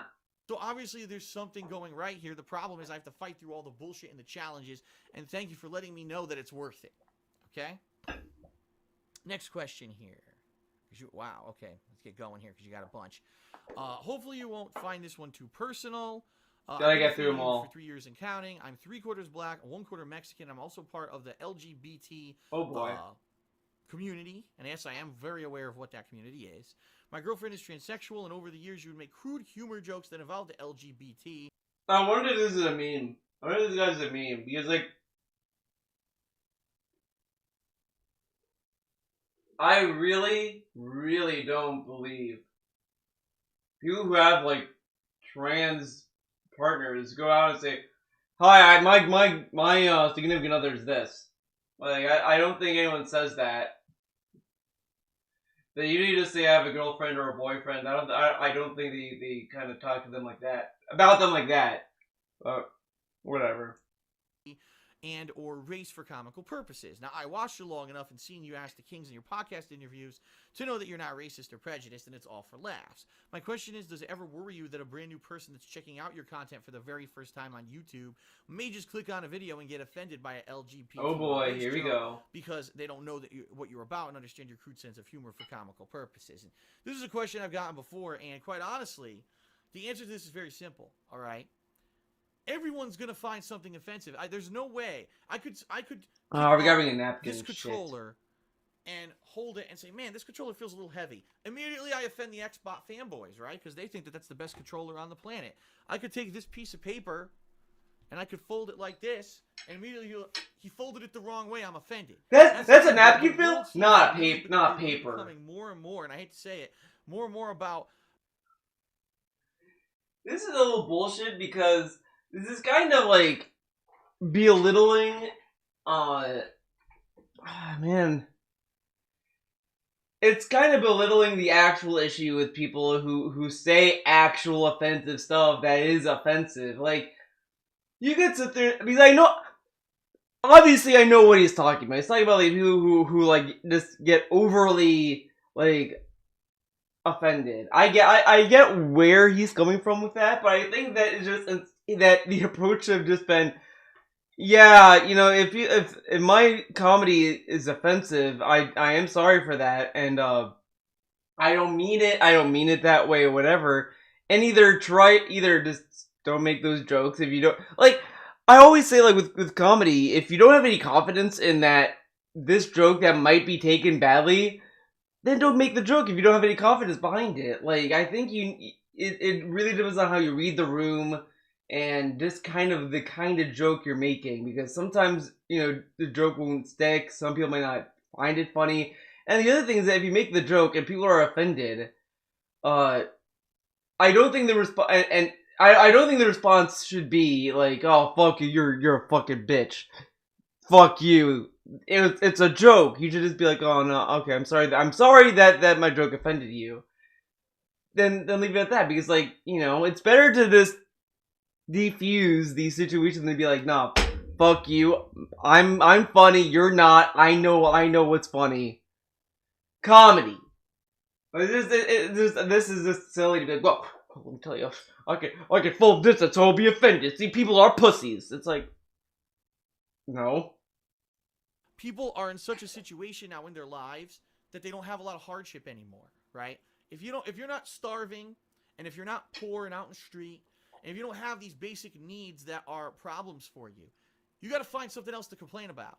And I think that's the bottom line: is people got to find nitpick and find little things that are offensive, and that's why you have these basic needs that are problems now in their lives that they don't have a lot of hardship anymore, right? If you're not starving, this is bullshit. Like, this is the establishment, dude. This is brainwashing. But we still have hardship in our lives. People are still struggling. Even at the time that this was recorded, people were struggling. You know, people struggle every day. I think it's a little disingenuous to be like, well, you don't live in, like, a war-torn country, so, like, And it's like, dude, like, there's a lot of issues that go on with people in people's lives. Like, you know, I think, like, you know, before Obamacare, people had issue with healthcare. People were trying to get on healthcare. People were getting kicked off healthcare. People were trying to get surgeries done, people are doing this, doing that. People have a lot of issues going on. It's just we get different sets of issues because we're a country, but we should also be wanting better from our country. It's just man. By the way, me and Malji lives in a third world country, and I doubt DSP cares. Yeah, I like the people, and the other thing, the people who cry the most, the loudest about you live in a first world country, man. The third world countries have way worse. They don't give a shit about the third world countries. These people who cry the loudest about them, they don't care about them. Like there was a chart of where the vaccines for COVID were going. And Africa was one of the countries that were gonna get the last, dead last. Because they were the cheapest country, whatever. They were just not like a priority. And we're like, yeah, this should be like alarming. These people should get the vaccine just as much as anyone else because, COVID ain't a joke, dude. Things of the parts of America are third world. I think there are stuff in America that are pretty lackluster. Like, I don't know necessarily I would say third world, but yeah, because Michigan doesn't Michigan have like they still have lead in their water? Like I don't think they ever fixed that. They still have lead in their water. Unless they did fix it, then that's cool, but I don't think they fixed it. I think they still have lead in their water, which is pretty fucked up, man. Think about that. And if you're not poor and out in the street, and if you don't have but you know what's still a problem, guys? Coney. Did we ever figure that out? Did we get Coney out of here? I mean, we have to stop Coney. We have to stop him. He's a madman. That are problems for you. I was gotta find something else to someone mentioned Coney in a video I was watching, and that brought me back. I was like, what the fuck, Coney? Oh yeah. Complain about. And I remember Coney. So many people on Facebook that's why you have these brought that up, and I was like, I don't know, man. People complaining about all these different things, and I think it's frivolous and ridiculous. Why can't we all just get along? And there's some things, obviously, that I think are in very bad taste. There's some people that take it way too fucking far, and there's some people that can't discern between comedy and actually being overly negative about something over and over.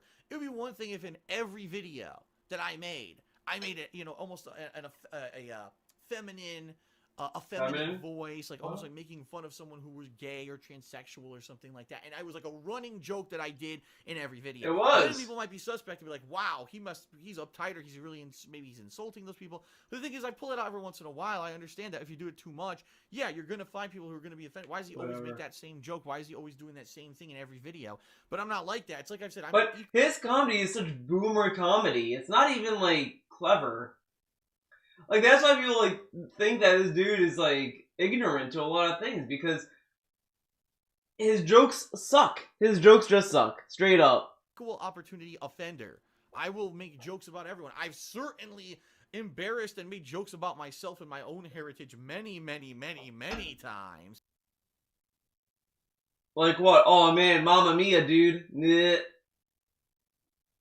Pizza. So that when I go out of my comfort zone to make a joke about another thing, that I hope people understand that it's certainly not meant in bad taste. But to answer your question, yeah, the thing is, I know that no matter what, there's going to be people who are going to be offended. No matter what I do, someone's going to be offended. So I could sit here and try to be as PC as possible and be the most boring, generic, person ever, or I could be myself. And that's the thing, I know there's plenty of people out there who are completely fucking fake on YouTube. That's their goal, is to appeal to the widest possible fucking audience, get the most fucking views, and I don't care about that. I just want to make sure that I'm being myself, I'm being honest, I'm being entertaining, I'm being fun, and I'm being fair. And if some people get offended along the way, then so fucking be it. Some people are gonna get offended. But what's funny is that this came full circle, because at a time, people were could find ways to defend this, but now he goes out of his way to talk about how he's PC, how he's mature, how he grew up, and all this stuff. But then he makes a joke with Neo 2 Beta when he made that joke about the genders, and people are calling him out on that. He's like, how dare you have that? I get to do this, I can do that. But it's more harder. It's fun that people hold him more accountable now, because he makes it such a big deal that he is so understanding of other people's cultures and humor, and he's not sexist. He ain't this, he ain't that. But then he makes like a joke that's in that vein still, and then people call him out. I'm just joking. Why are you being so sensitive? And he still longs for the day of YouTube when people didn't care. Offended. And not everyone has to enjoy every possible thing on the planet. So if there's people who don't think I'm their cup of tea, fine. But what I hate is people who will not, oh, well, I was offended by something Phil did, but now I'm going to hunt him down. I'm going to downvote every fucking video he ever does. I'm going to fucking spam his email addresses with spam emails. I'm going to send him prank stuff in real life. I'm going to send pizzas to his fucking house. I'm going to tell him shit. I'm going to drop him from his partnership contract. I'm going to impersonate him on Twitter. You know what I mean? That's insane. And that's what I'm up against, honestly, is a couple hundred just really fucked up in the head people who follow it around. No, what's hilarious about this is that I don't remember where he said it. It might be on a pre-stream, but this dude said that, oh, well, the day of the detractor, people criticizing me is over when the SOK died. The SOK, they were detractors. They were criticizing me. Now people are just insane. But back then, when the SOK were around, he was saying that these people are insane and they're lunatics. And the thing is that once like the SOK were exposed and all this stuff is coming out of them, like, you really think that people are gonna want to strive to be them again? Like, does he want people to do this shit again? Like, it is such clown world to be like to like shit on the SOK that he did. And then say that, well, they were critics of me, dude. Okay. Well, depends on what you're saying is right about the SOK. Everything that I do and just do that kind of shit because maybe something I said at one point offended them, and that's fucking disgusting that people think that that's a good use of their life, in my opinion. But hey, it is what it is, right? Okay, your next question. Do you ever think you'll get a day where you will just have a vintage day and play some old school JRPGs like Final Fantasy 9 or 7 or and beat it? Not everyone can play Bloodborne or Dark Souls. Quick time. Oh, I have a vintage day and play some old school JRPGs like Final Fantasy 9 or 7 or and beat it. Okay, Not everyone can play Bloodborne or Mr. Stuff did that. I'm just gonna skip ahead. We're going to the best games. We're doing it. Like that. So, all right, here we go. Alrighty, ladies and gentlemen, DSP here, and welcome to my best games of 2020 countdown. Sorry it took a lot longer this year to pump this out than I usually would do it, but the bottom line is there were so many games that came out in 2020 that I actually enjoyed, and there were actually so many games that were good at the end of the year that it took. No, this is bullshit. He's told us during 2020 that it was a drought, dude. Not a lot of games. Now there were a lot of games. Man, it's almost like this dude, like, doesn't know what the fuck is going on. I guarantee he's gonna say the same thing about 2021. Oh, there wasn't that many games, man. There's Resident Evil, and a lot of the games that we thought were gonna be good are actually really disappointing. An extra amount of time to actually make this countdown because I wanted to finish up with some of the ongoing playthroughs that I was doing before I weighed and balanced the games against each other and actually ranked them for this very countdown. So, just to give you a little bit of an idea of what to expect. I didn't beat it, Ludwig. I didn't make it that far, dude. That are honorable mentions. Games that, for one reason or another, I felt were not in the top 10 best games of 2020. That one boss, I'm going to tell you wrecked me. what I liked about them, and maybe the reason why I didn't make my top 10 picks. There's actually a bunch of these, so it's going to take a while to get through those before we actually get to the official top 10. Then, with the official top 10 games, as usual, I'm going to give you his best games is a cop-out. There's only one game that is, like, genuine, I feel. Well, I guess technically two, but, I mean, we'll get to it when we get to it. Bloodborne was the game of the decade, if you ask me. I mean, it wasn't for me. I like the style of it, but, you know, me and From Software, you know, my relationship with that company. Man, I really don't know. Game of the decade. I really would have to sit down and see what came out, but, I don't know. Maybe. Man, I probably want to say Peace Walker for some reason, but I don't know. That game was outstanding and how it stood out from the rest of the games of the year. Now, I want to reiterate something that I actually said back in my most disappointing games countdown. Excuse me. So you may see some carryovers. There actually might have been some games in my most disappointing games countdown that you're going to see tonight in the best games countdown. Why? Because a disappointing game doesn't necessarily mean it's a bad game. Even if there's games that I didn't think. He didn't say that though. In the disappointed countdown, he said that the games that are here are not the worst games. He didn't say that they'd be in the best games. He didn't say that. That's a lie. I think with the best they obviously could be, they still might have been among some of the best games of the year, and I'm going to call those games out and give them a fair shake because I don't want them to go ignored or unnoticed or act like I'm biased in the way that I actually judge how good games are just because I personally didn't like one little thing about the game. You know, subjectivity versus objectivity, right? If there's games that commonly people really liked. I'll be right back real quick. I just need to get a napkin.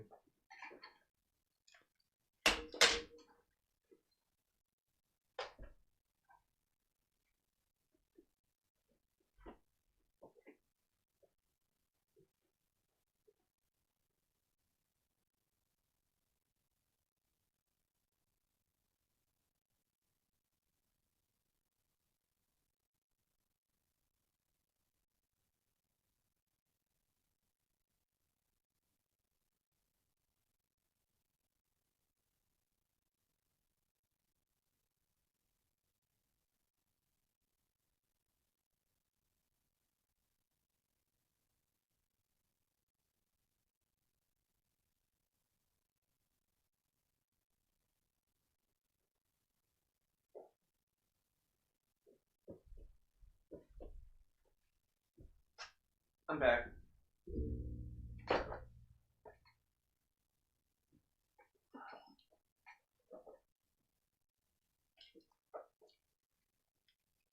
Dude.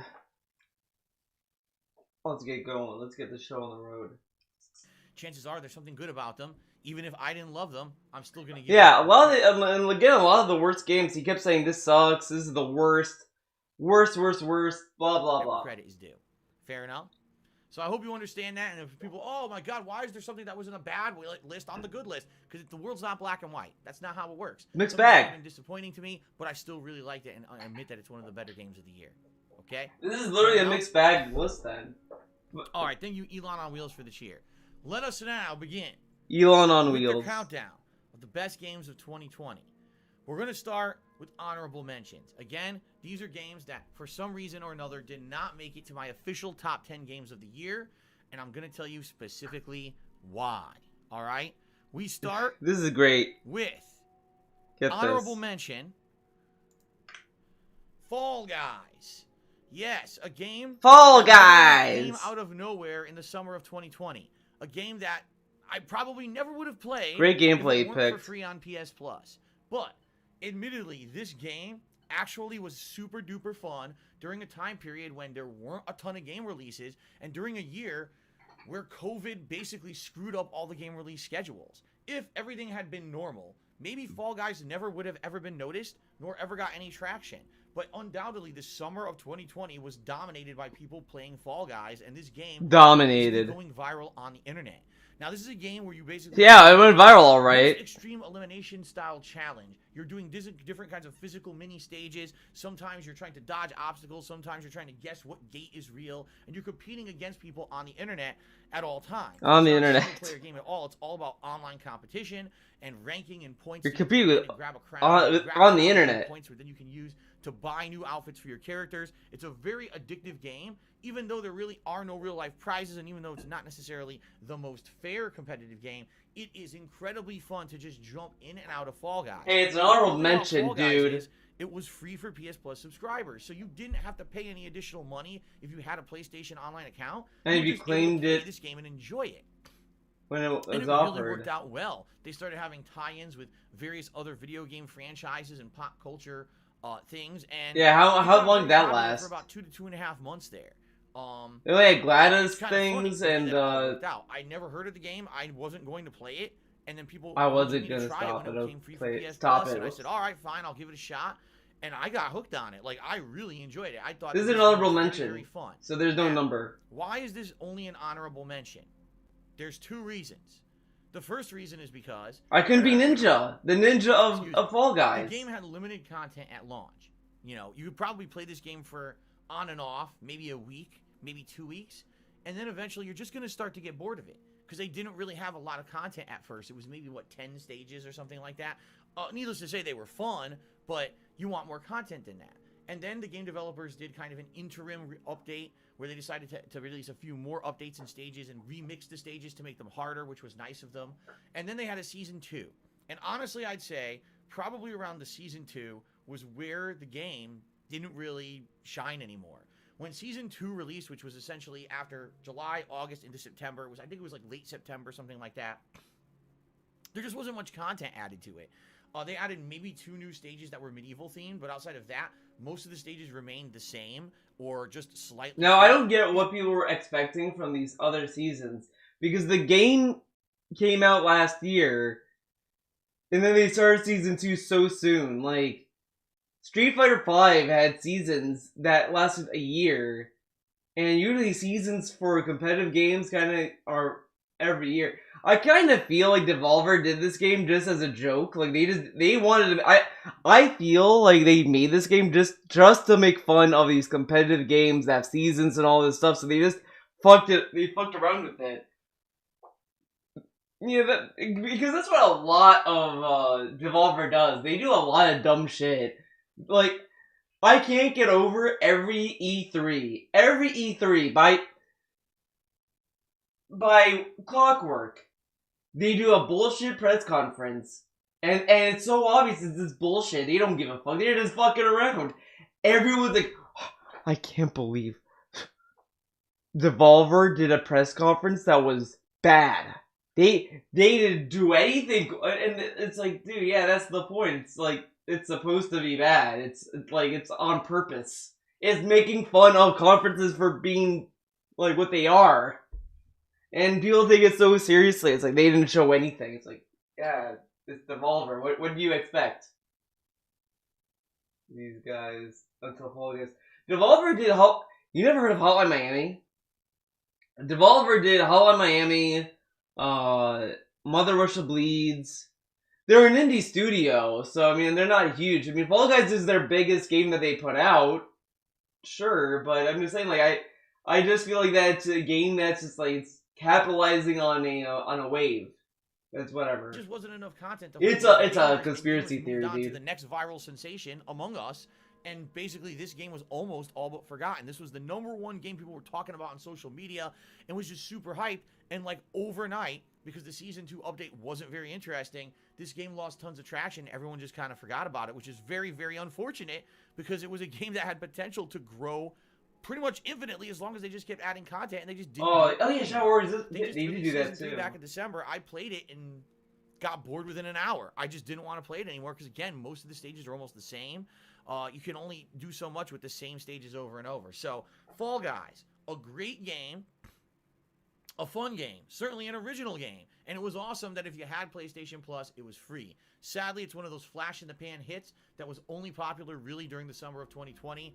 And give it a few more months, and I don't know if anyone will even talk about this game anymore, which is sad, but Fall Guys undoubtedly was one of the best games of this last year. I mean, they're not a big Twitch company, but success, I can only give it an honorable mention.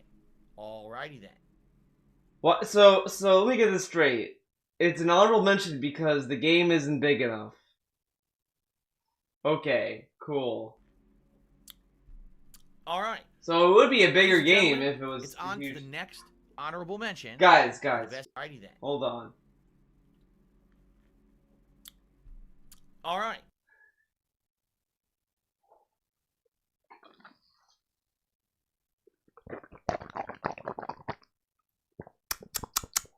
There you go. You like that? You like that? You think that's cool?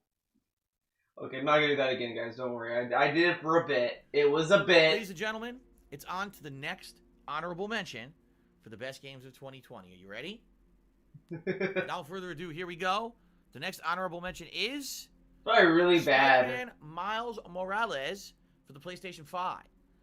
Spider-Man Miles Morales is a standalone. Here we go.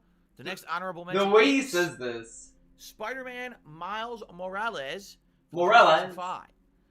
Spider-Man Miles Morales is a standalone expansion to 2018's Marvel Spider-Man for the PlayStation 4. It is an exceptionally good game. It is a game that actually showcases the capabilities of the PlayStation 5 in an incredibly great way. Full 60 frames per second web swinging through New York City, having ray tracing. Does he know what that ray graphical tracing capability, is? I mean, it's unheard of on consoles, and having it pretty Ray tracing, dude. That's ray tracing. Does he even know what it is? much, right from the get-go. Having a lot of enemies on the screen at once and the frame rate never really dipping. It had an original story, a new cast of characters different from the cast from the original Spider-Man game. New cast of characters. I really enjoyed Spider-Man Miles Morales. I even really liked, if you take a look at the environments, how it took place in winter with snow, and it was like a Christmas kind of theme. When the game came out right before Christmas, so it kind of went right in line with the holiday season. I was like, man, this is like the perfect time for this game. So he loved Dead Rising 4 Christmas, dude. To come out and to play it. And the haptic feedback. Oh yeah. Also, the fact I heard good things about it though, so I mean, shouldn't have haptic feedback as sounds much cool. content as the original Marvel Spider-Man, but it was a really fun romp for as long as it lasted. However, there's a strong reason why Spider-Man Miles Morales is not officially in my top 10 favorite games of the year, because it's basically the same game as Marvel Spider-Man. Even though it kind of improves upon it. They sold it as that, though. And even though it has better graphics and it has a few more odds and ends added to the combat, that's once stupid. you get maybe 2-3 hours into it, you realize it really is almost identical to Marvel Spider-Man from 2 years ago. And if they didn't really do much to innovate and make it new, it's hard for me to say, oh, wow, this is one of the best games of the year. Yeah, I played a little bit of it. I think, I think the only issue I have with it is just the story is really boring. I have no interest to go back to it. I played the beginning of it, and I was like, okay, and I stopped it because, Spider-Man, like almost anything comic book related, is stuck in this stupid fucking rut. So, the Tinker dude, whatever the fuck, the guy that was in the Spider-Man Into the Spider-Verse, the dude that's like, Miles' uncle or whatever, and they're like, oh, this dude, man, your dad never wanted you to meet your uncle because he's a shady guy. And then you find out that his uncle was the Tinker dude, whatever the fuck. And it's like, oh. So I'm playing this, and they talk about the uncle as like as a role. There's the Tinker dude. I'm like, He's the dude, right? Unless they change it. I mean, if they changed it in the game, that's great, but I don't think they did. So it's gonna be boring. It's gonna be boring. It's gonna be the same shit. Highlight of what the PlayStation 5 can do. And if anything, if you have a PlayStation 5 and you didn't play this game yet, and you're looking for a great action adventure game, you probably want to give it a look. The Prowler, that's what I meant. The Prowler. I forgot the name. Like in Into the Spider-Verse, it was cool. It was like, yeah, okay, cool, rad. But then, playing this is like, oh, it's a comic book thing, so they're gonna keep it that way. So then this, it's like, oh, who's the Prowler? Oh, there's your uncle. Oh man, he's a shady guy. It's like, So I just have no. I just really don't. I don't know. I don't know if I might go back through just to beat it, but it's like, I don't know. It's rough. It's rough. Yeah, I'm excited for Spider-Verse too. I like Spider-Verse. I think that's like the only Marvel thing. Into the Spider-Verse, and the WandaVision are the only things that Marvel put out recently that I like. Everything else is like, oh, whatever. I liked Infinity War, but Endgame kind of sucks. I don't like Endgame. I like the beginning of it, but then when it becomes like, hey, let's undo everything, it's like, nah, you lost me. Fuck that. One of the best running games on PS5 right now. But outside of that, it really is Marvel Spider-Man all over again, with very little innovation. You'll go through New York City doing repetitive missions, taking out bases, stopping crimes, and every once in a while you gotta grab a collectible or the like. You see what I'm saying? It's pretty much identical. And because of that, I can't say, oh, it was outstanding. I got bored of the first Spider-Man movie. It was a great game that needs Holland. mention, especially. I don't see Far From Home. I heard weird things about that movie. Fair enough. If I can get that off the screen now. All right. 2 down, many more to go. People are loving my hairstyle. It's going crazy because I just got out of the shower. Oh, hell yeah, Spider-Gwen. Oh, I'm hyped for that. I like Spider-Gwen. Right. She was rad in Spider-Verse. The next honorable mention, the best games of 2020, is Assassin's Creed Valhalla. That is right. The latest installment of Assassin's Creed takes place during Viking times, much like the last one took place during, display of gameplay. Greek Cutscene. mythology, and the one before that was Egyptian. This one goes to Norse mythology. Whoa. And it's an interesting and fun game. Norse, I like guys. The character of Ivor. I like the idea that you're a Viking in a new land. You're displaced from where you came from, where it's Scandinavia or whatever. You go to England. You're trying to make a foothold. You're exploring. You're getting allies. I like the idea of raids and taking over bases. It's really cool to take battering rams and knock down the front gates of big fortresses. And I definitely enjoy the combat. Even though the combat is absolutely nothing like we've come to expect from Assassin's Creed, because Assassin's Creed, let's face it, this game is Assassin's Creed in name only. This franchise has gone so far off the rails of what you would expect an assassination franchise. It is so dull. Why they call it Assassin's Creed, except that they claim it's still in the main plot line of the games. But the combat's crazy. Wait, what? Has gone so far off the rails of what you would expect in an assassination franchise. I don't know why they call it Assassin's Creed, except that they claim it's still in the main plot line of the games. But you're assassinating things, though. But the combat's crazy. Being able to duel crazy combat, all kinds of weapons, having all these various combat abilities that can make you crazy overpowered. You can be a crazy melee attacker. You can do ranged attacks. Oh, Jasper's showing all up. Kinds of stuff. It definitely is the most versatile combat engine ever in an Assassin's Creed. It's a shame Jasper got banned in this Unparalleled video. amount of content. The map is huge. There's so much side content to do in this game. The environments are absolutely breathtakingly beautiful, especially on the PlayStation 5. When I started playing this on PS4 Pro, I thought it looked good. When I started playing it on PS5, he complained about how the game ran on PS4. 60 frames with that level of detail. They did a great job with that, okay? But there's two major reasons why I feel Assassin's Creed Valhalla just doesn't deserve top 10 games of the year. But there's also other reasons outside of those two major reasons. All right, let's just go through the things that I think are a little bit annoying about the game. First, yes, how the game it's sucks. Pretty similar to Assassin's Creed Origins and Odyssey. They really did not go try to innovate much at all. It's the same premise. It's an open world. You explore. You're looking for targets. But Cyberpunk fucking sucks because it's the same game. But this game is the same game. Story missions to do. Honorable mention. You got collectibles to grab. The only real thing a little different is that you have a home base that you're trying to upgrade over the course of the game, and the combat definitely has been refined. But it's definitely the same style of game. There's no real difference, all right? It's pretty much exactly the same as what you would have expected from Assassin's Creed. Yeah, I guess a lot of people fall down a lot. They had to fix that. It's hard to say that the third iteration of a game like this is too original, because it's just not. In addition to that, the game is so it's fucking Ubisoft. DSP like fanboys over Ubisoft for some reason. I don't get it because he's always disappointed with them. But of course they're not going to innovate. Ubisoft is a bunch of lazy people. They don't know. They don't design anything. Dude, they use the same menu design in fucking Immortals.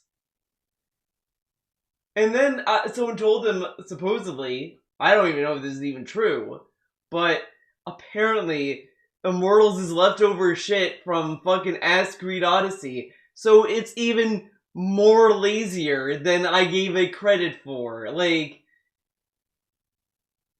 it's like Ubisoft like goes out of their way to make me want to hate them. Like, I kind of like had to bite my fucking tongue and like just be like, you know, whatever, to buy the Scott Pilgrim game because I like the beat 'em up. I like Scott Pilgrim. It's a fun beat 'em up, but man, it is so.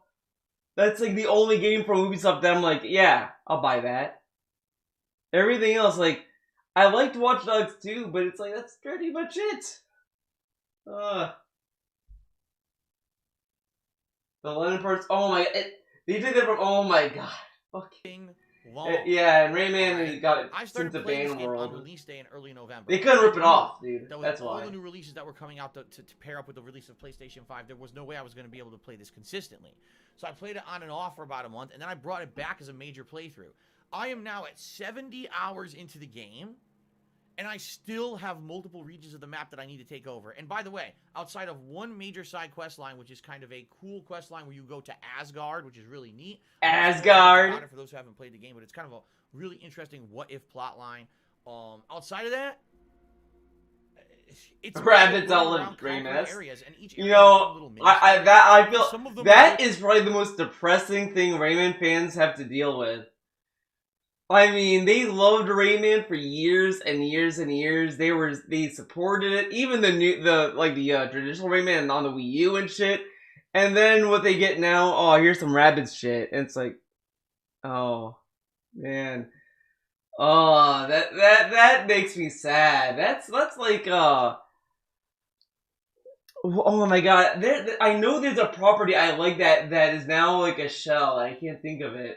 I mean, man, Rabbids Gone Home was pretty alright. Good, and some of them aren't so good. I would say the writing varies from pretty great to meh. No, I don't like Splinter Cell. I like one of the later ones, but I never really connected to those as much because I played Chaos Theory and thinking that everyone loved it, and I played it, and I'm like, this sucks. I can't get ammo. I get caught. Game over. This is stupid. Fucking Metal Gear's better, and I never gave it another chance. I don't know why. But then again, that was during an era where I played like a fucking baby a lot.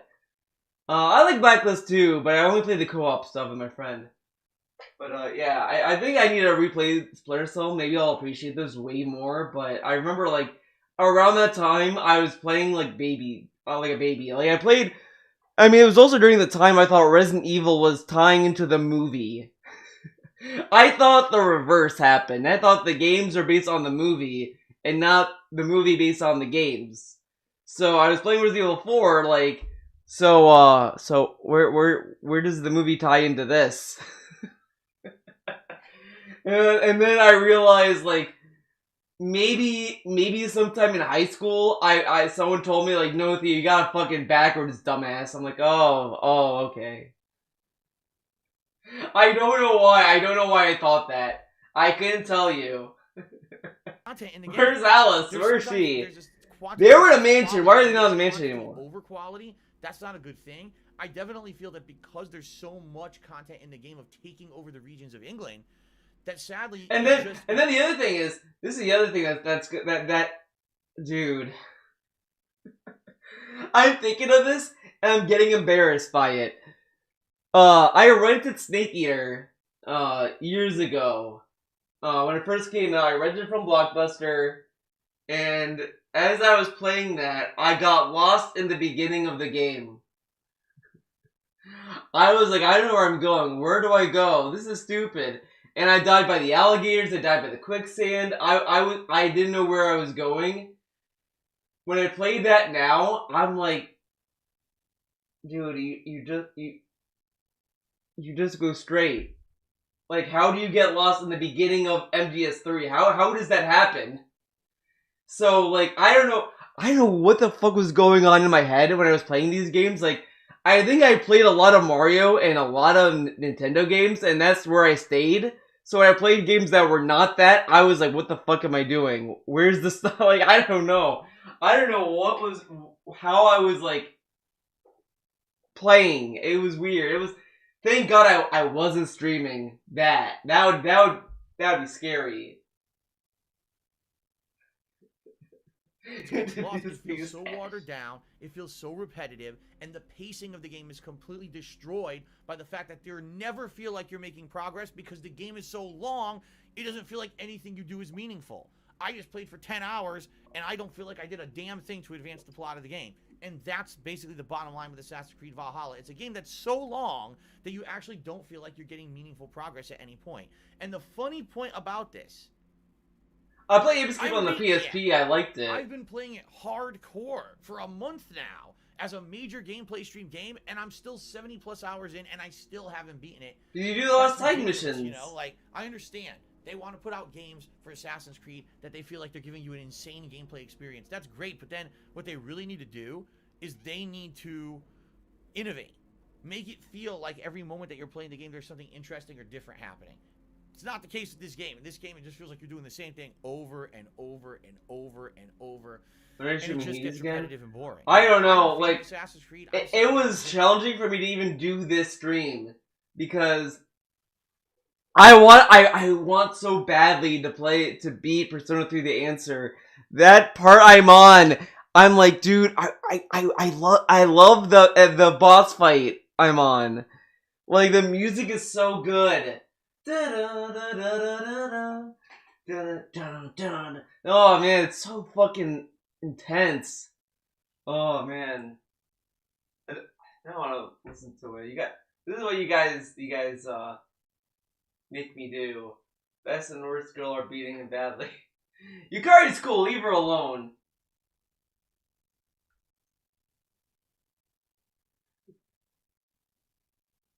Wait.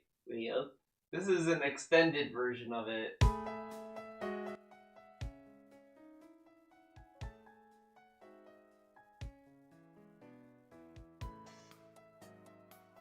And I just want it to end. My wife is a bigger fan of Assassin's Creed than me. She's about 60 hours in. She just wants it to end. We're both at the same mentality. Yeah, Mitsuru's way better. If you're a huge fan, I know I'll do a late night Persona 3 stream. Maybe someday. Maybe one day. Like, when do we get any resolution to what the hell is going on? So, it's a great game. I love Mitsuru. Don't get me wrong. Mitsuru's the best. Because it does feel too much like the previous game. God damn, I couldn't put this in my top 10 games of the year. By the way, I haven't even been able to finish it. So without finishing it, I really wouldn't feel safe about putting it into my top 10 games of the year. Okay? However, it is still a great game, and it definitely deserves to be shouted out and get a mention here. Okay? Alright. Let's see here. System Error 20 resubscribed to the channel. So congratulations to System Error. Thank you for the resub. I appreciate that. Elon on Wheels, I forgot to put him up as the top cheerer, so I'll do that very quickly. And then we will continue on with the countdown. Was it 50 bits? Okay. Very good. Alright, continuing on with the honorable mentions. As you can tell, this is going to be a long countdown. A long countdown, honorable dude. mentions in. We haven't even made it to the top 10 games yet. Okay? The next honorable mention. The best games... Someone said this would be a short list, and he intentionally did this to, like, drag it out. Paper Mario and the Origami King. Now, admittedly, when I played this game, I didn't know what to expect because I never fully played a Paper Mario game before. I had only played one, Paper Mario. Yeah, imagine liking this 1000 game. Door. That was a very long time ago on GameCube. Okay. And he doesn't even remember it. I really liked Paper Mario. The Street Killer, yeah. I actually felt that this game... Oh, you know what's funny? Different. It certainly was... He's showing a clip that doesn't have the vest streak. Huh. Why did you pick the one that has the vest streak? Not a Mario game. It doesn't play like a Mario game. It doesn't feel like a Man. Mario game. A lot of ways it feels closer to, say, Super Mario RPG. Press F to pay respects to the Nightbot command. It's basically a mini puzzle. I enjoyed the difference between the worlds of the game. I like the open world aspect of it, that you could wander around and explore, try to find hidden items, hidden toads that were kind of, you know, trapped throughout the game world. The vest kryptonite. Interesting, although most of them were quite odd that they were all like office equipment. But wait, what? Toads that were kind of... I enjoyed the difference between the worlds of the game. I like the open world aspect of it, that you could wander around and explore, try to find hidden items, hidden toads that were kind of, you know, trapped throughout the game world. Some of the bosses were quite interesting, although most of them were quite odd that they were all like office equipment. But they were office equipment in a game that banks off of being made of paper. Wow, DSP, don't hurt your brain too hard. The game was pretty original. I would say out of all the games I played in 2020, this game kind of sticks out in my mind. Oh, dude, tip notifications! Big ups! Hell yeah, remember tip notifications? It's just so different. Mario in this weird world of, paper. And so weird that Paper Mario is in a world made of paper. Oh my god, this dude has like one brain cell. It's kind of the main focus. Office tools is the main focus. There were light to dark elements. There were cool puzzle elements. Fire. He thinks that the paper references are because it's origami. Oh my god. Ice elements. All these different cool paper elements. I really enjoyed it. Cameo appearances from characters like Bowser and stuff. Bowser had a cameo. Bowser? A Mario character had a cameo in a Mario game. Dude, Sephiroth had a cameo in Final Fantasy VII. That's pretty fucking cool if you know what I mean. I had a great time with the game. If anything, out of this game, again, one of the complaints I have, I do feel the game's pacing was too slow, and the game was kind of long. For a game like this, you would expect it, oh, maybe it's 20 hours long. No, this game was like more than 40 hours long. It's Massive tip! a long time to get through this game. Wait, hint. And the game was I'll read it. For a game like this, you would expect it, oh, maybe it's 20 hours long. No, this game was like Hint more than 30 the hours long. up, It took, like, Samurai. a We've long got a time vest streak to get through this burn. game. What? I really enjoyed it, don't get me wrong. I enjoyed playing it, but certainly by the time that I was getting to the end of it... Oh, look, he's like smiling about it. He's happy. Little so the pacing- past DSP didn't know that could be a chargeback, dude. I felt that it was a unique and different experience. I apologize, I couldn't get a clip that was like good combat. I wanted to get something that showcased like... Yeah, sure, There's a paper desert. he couldn't get a game with good combat. Oh, the combat had the vest streak on it. But it looks like it's just dialogue here in this video, so I guess I picked the shitty one. Yeah, I mean, anyway, you probably didn't have a it was vest good streak, stuff. It was dude, absolutely so good that's stuff. why you picked it. Sadly, not a lot of people did because they said, "Oh, it's a JRPG." Oh wait, I'm dumb. I'm dumb. That's the leaderboard from this stream. Oh, I forgot it. I forgot. I thought this was related to Paper Mario. It had the same, like, it threw me off. Fuck you, Phil. Piece of shit. If you didn't look at No gold dust for me. I don't have a frame of reference to compare this game to. I don't. I never played or gave any significant amount of playtime to the previous Paper Mario game. So I think that I may have actually enjoyed this game more than others. I do. I think I Fool's enjoyed it gold more than other dust. people. Because a lot of people were criticizing the game during my playthrough and saying, oh, it's nowhere near as good as the previous Paper Mario game. Well, I didn't have that frame of reference. So for me, I actually really enjoyed the playthrough. While people were like, oh, you don't know, you don't understand because you didn't play the better games, so you don't know why we're disappointed in it, you see? So I get it, okay? I get it. I didn't understand, I didn't have that frame of reference, but for me to play this being my first Paper Mario game, I actually really enjoyed it, and I thought that it was... I low-key kind of feel that with Persona 3 The Answer. To tie it to Persona, baby. Everyone around me was telling me, oh, Theo, I'm sorry you're playing Persona 3 The Answer. Oh, that's a shame. And I was like, yeah? It's like, yeah, it's hard, man. Okay, I mean, I'll try it. But then, like, people... Like, it's hard, but then people were telling me about the story. Like, oh, man, the story is pretty bad. The characters suck. They ruined them. They ruined the characters. And I'm playing it, and I don't think it does. I've talked about this on the stream when I streamed Persona 3 The Answer the other day, but if you listen to the story, the dialogue between the characters, I don't think you could. You don't have to agree with Ikari. I'm gonna say that you don't have to agree with her point of view in it, but I understand where she's coming from, and I understand what she's saying. That's what I like about it, and I like that it's not clear cut. Like, the whole discussion they have is very nuanced, and it's very, like, tough. And that's why, like, it doesn't have this bullshit of, oh, they all magically go on the same page, and they all agree with each other, and they all change their opinion to all be the same. It's like, no, this is, like, something that's, like, hard line. Like, no, I don't believe this, and this and that. So I do like that it commits to that, and it commits to these perspectives of, like, we're sticking to this. So I do like that.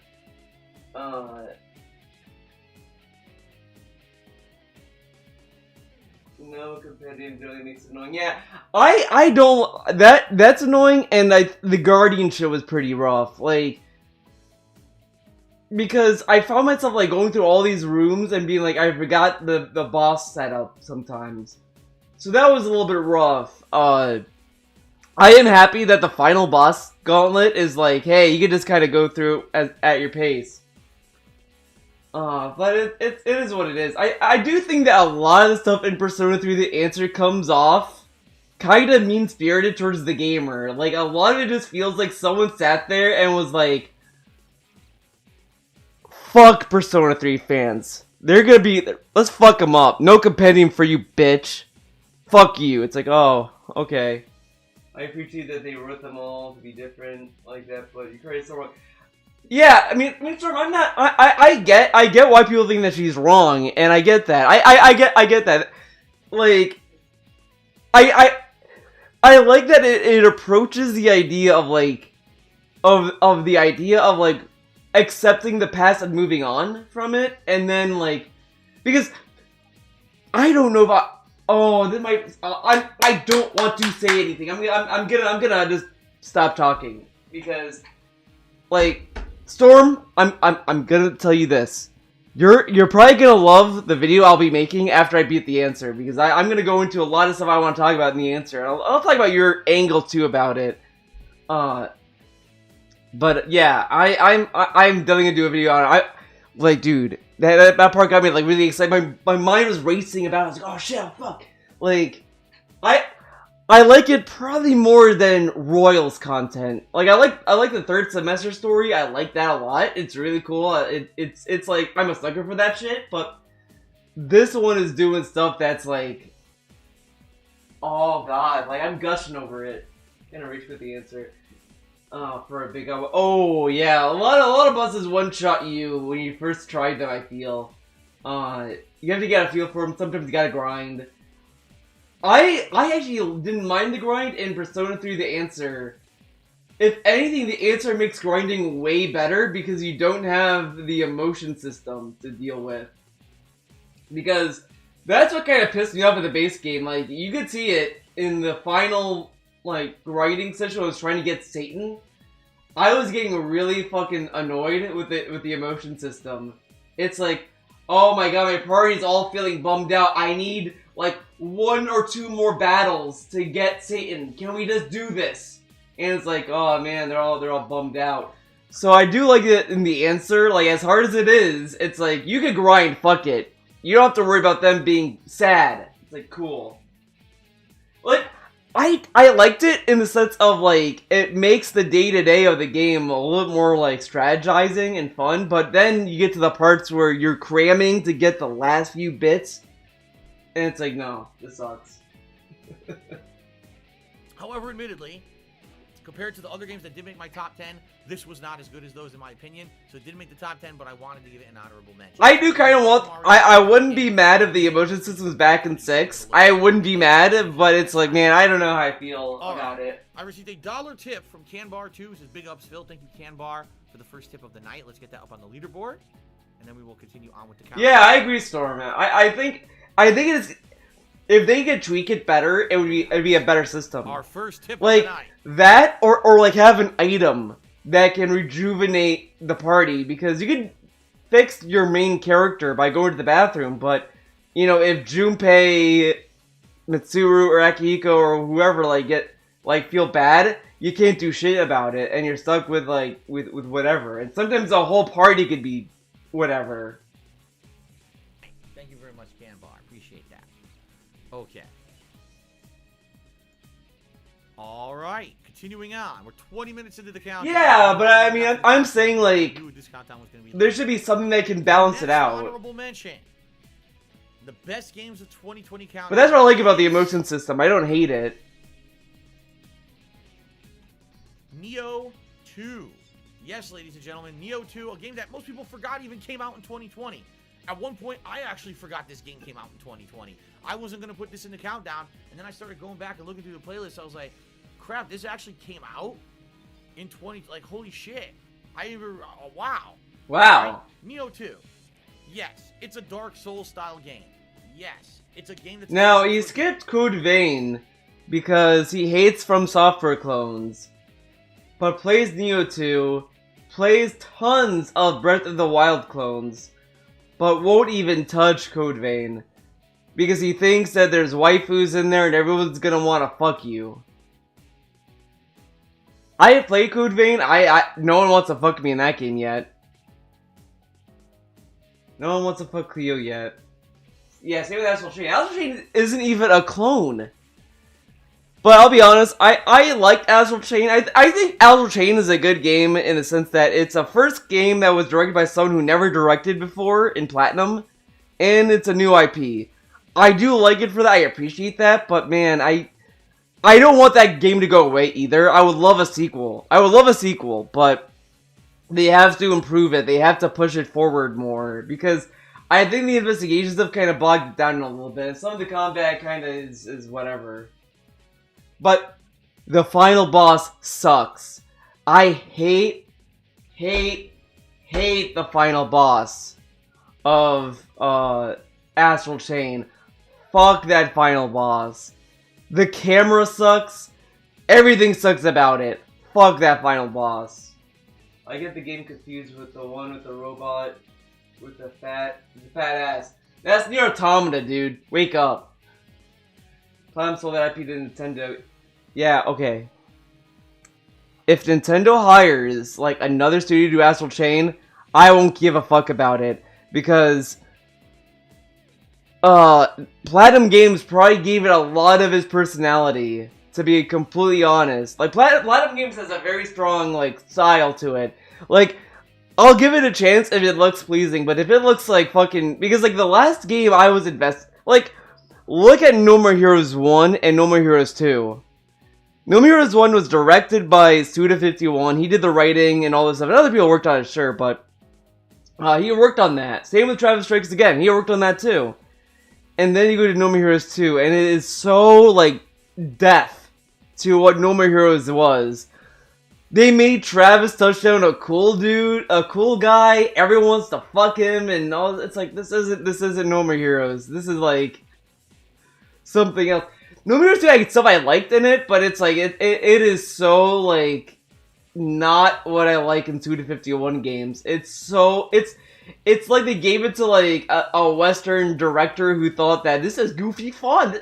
It's like watching Fooly Cooley, then watching Fooly Cooley Progressive. And it's like, what are we doing? That was from a few years ago, and it's very similar to the first game. Admittedly, I will admit all of those things. But Neo 2 had beautiful graphics. Neo 2 had incredibly responsive controls. Neo 2 actually improved upon the combat engine of the first game in a significant way. You could basically do this pattern of gameplay, building up a stun meter. Pattern! Guys, he said pattern. He hates patterns. Street Fighter 5 has pattern gameplay, sucks ass, fuck Street Fighter 5. Doom Eternal has a pattern, stupid game, fuck that game, disappointing. Oh, Neo 2 has a pattern, it's pretty cool. Okay, did he pick? He picked a fight with a fan during this. Sekiro, he argued with Swaggins. This one I don't remember. I don't remember who it was. I remember he did yell at someone in chat, but I can't remember who. You could transform into a giant creature or it might have been monster, Snow Carl. do a large combo on said enemy, or Mid-Stance Phil. Damage, then transforming back into your normal self to do special abilities to try to build up the stun meter again. If you played the game in this unique Street Fighter 5 is whatever though. But... You could actually topple large bosses and actually really. We can talk about the new pre-stream animation later. If you mastered the combat engine, it was Snow Carl. Fluid and beautiful. And I really Third Eye, I think, got banned some other time. Try to play it via its own unique methods. I think it was during the Star Wars Knights of the Republic stream he did. This time around, I thought that the graphics of Neo 1 were nice, but this time around they actually refined upon those and made it even better. Seriously, I had a lot of fun with this game. Very lengthy as well. Playthrough was incredibly long. If I actually look at the games that I played on Twitch in the year of 2020, I think this ranked like second or third as the longest playthroughs that I did in 2020. The game had that much content. Now, you didn't have to do all that content, but if you actually went through with all the side missions and everything, there were secret super bosses and stuff that you could fight that would add to the length of your gameplay experience and actually was pretty fun and meaningful. So you might be saying, Phil, you're like basically saying everything about this game is great. Like, what was so bad about the game that you didn't make it in your top 10 games? A few things. First of all, early game, much like Neo 1, early game is tough. Until you're able to play maybe 10-15 hours of the game and you start really building up your class to be exactly how you want it to be. It's rough. You have you were joking, okay. That aren't really leveled and stuff. it's just hard to survive in the first 10 to 15 hours of the game. It's really frustrating. Once you get past Really that, frustrating. you hit your stride, and now you enjoy the game a lot more. But for me, it should have been more well-paced and balanced. It shouldn't be, oh my god, it's like torture for the first 15 hours, and then things get good. It should be somewhat enjoyable at all times. I actually felt the beginning of the game was way less enjoyable. I thought this game was easier. I made it further in this game than Neo 1. Combat engine, even though, as you can see here, Combat engine! The combat engine returns! the scythe, which I really enjoyed. The scythe? I forget if it was actually called the scythe or the sickle, because it kind of looks like both. Sickle? I think that's a scythe, though. But I really enjoyed that new weapon, and actually, it A sickle.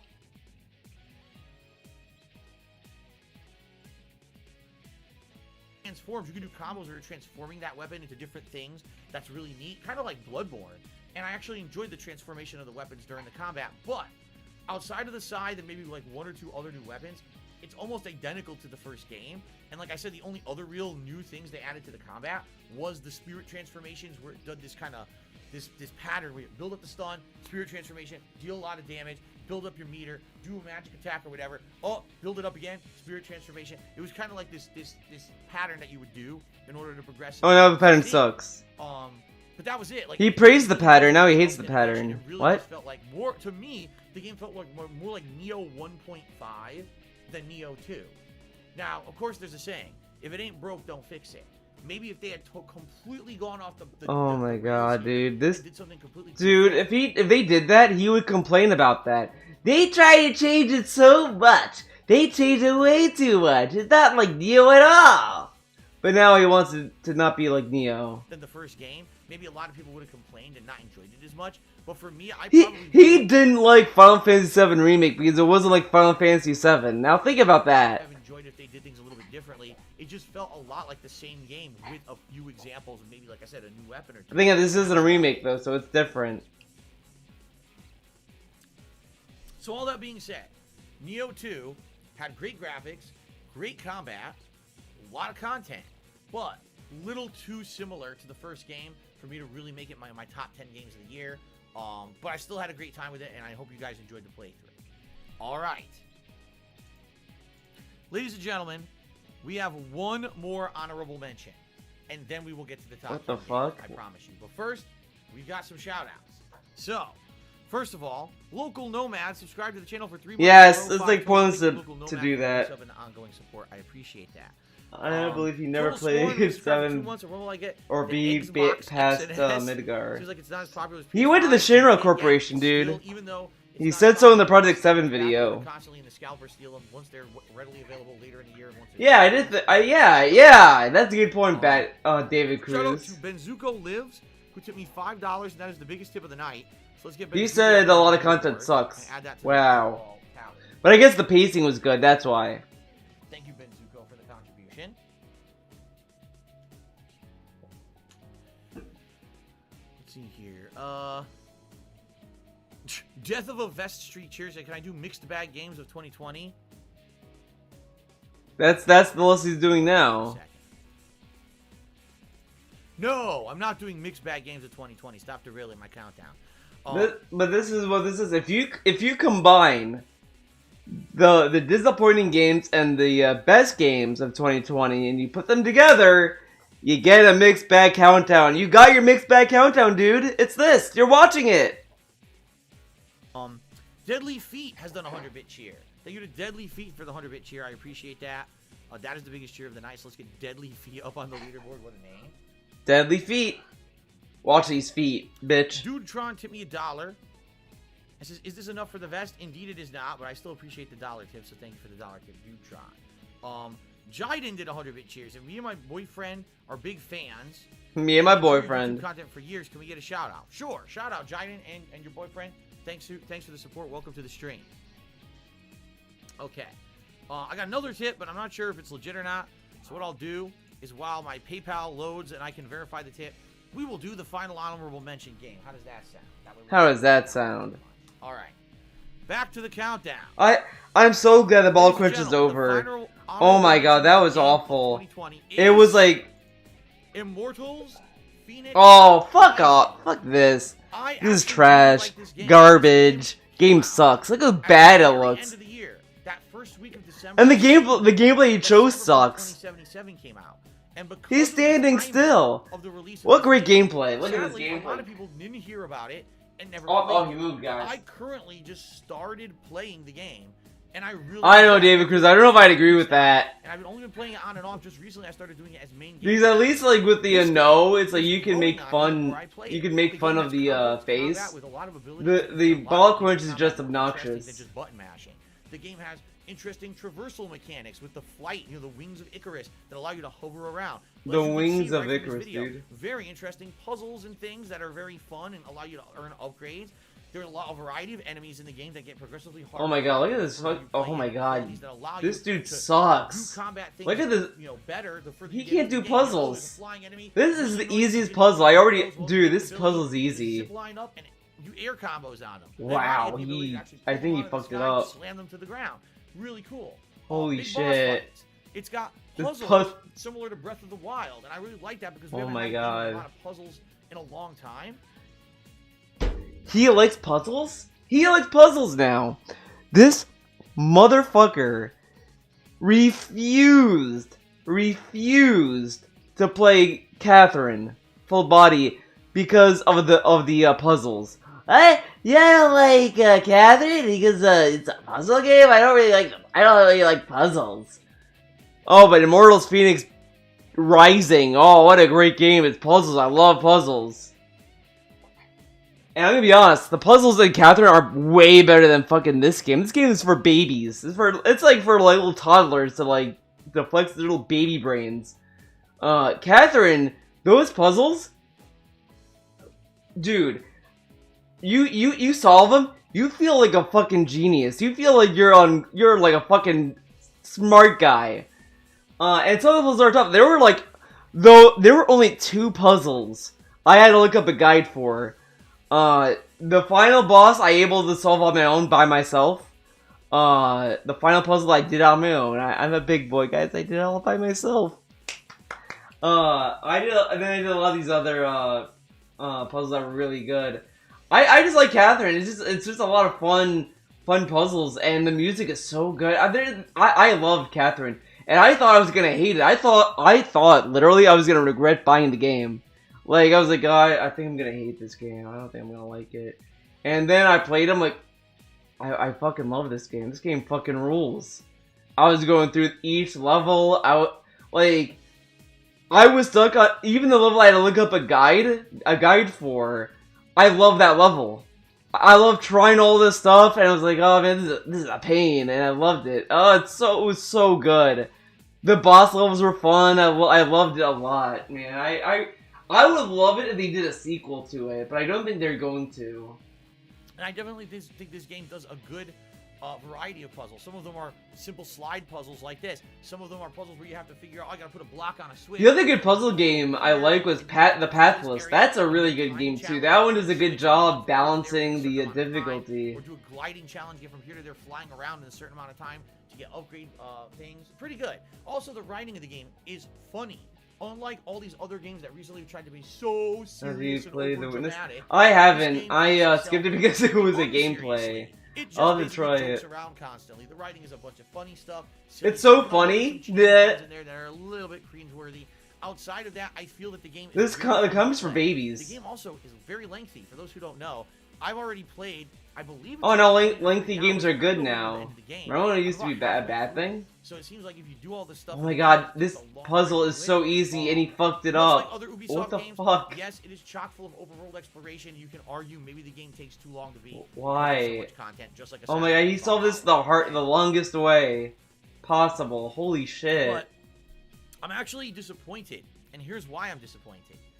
I started playing this game like a month later. I honestly wish I had played this game instead of Cyberpunk, because I feel if I of course, yeah, he has to flex on it because it looks so stupid that it has to be better than Cyberpunk, dude. My Game of the Year awards, I might have actually ranked this in my top 10 games of the year, but because I started it so late, I'm just about halfway through it, and I don't feel comfortable ranking this among the best games of 2020 when I haven't seen the entirety of the game. It's entirely feasible that the second half of the game gets too difficult. Or how come DK64 it wasn't an honorable mention for disappointing game? I definitely wouldn't want to rank it among my best games of last year. What? But for what I've played Come so on. far, I'm impressed. I really like the game, and I'll recommend it to you guys. By the way, it's discounted everywhere because this game came out the same week as Cyberpunk.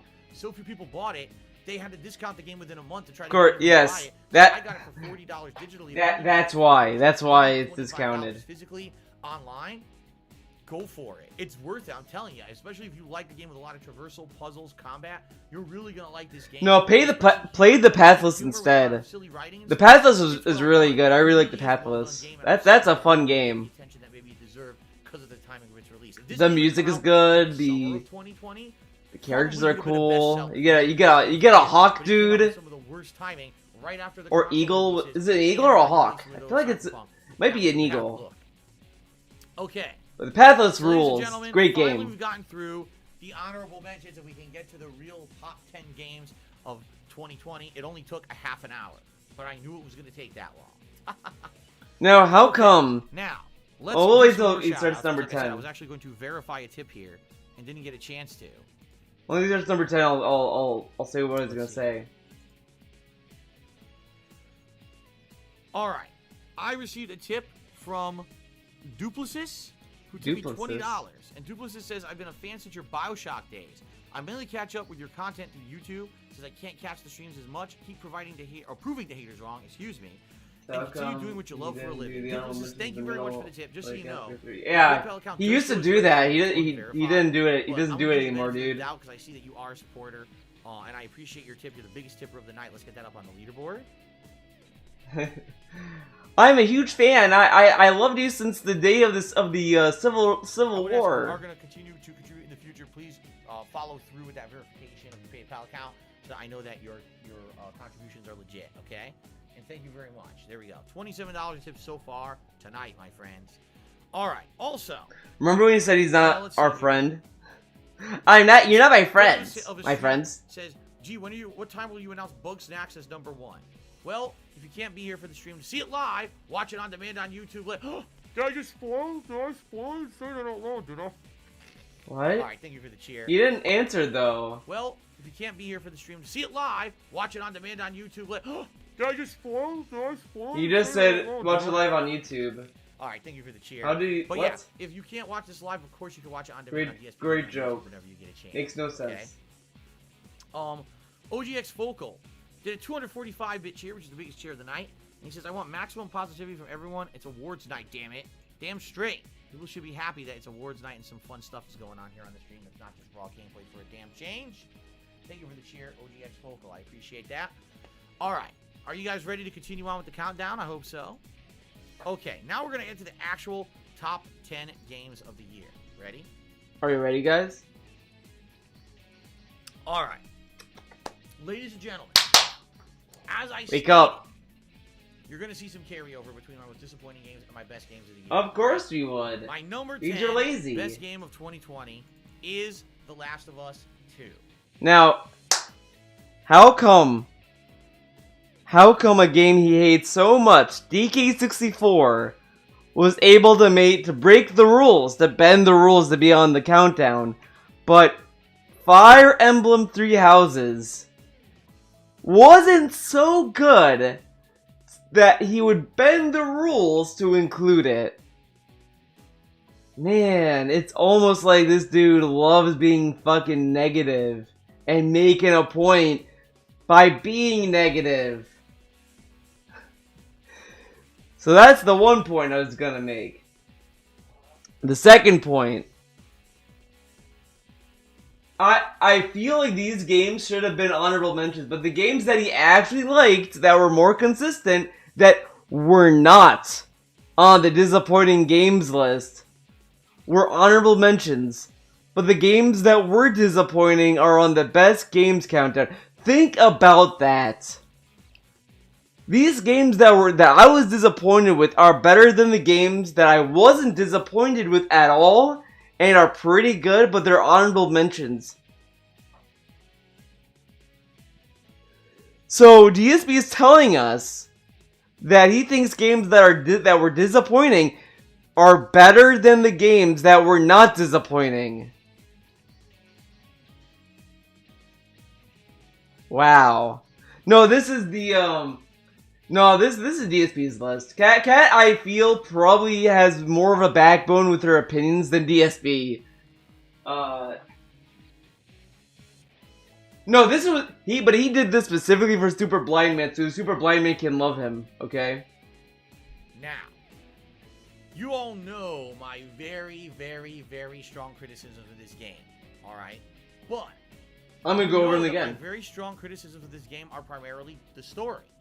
The story I hate. No.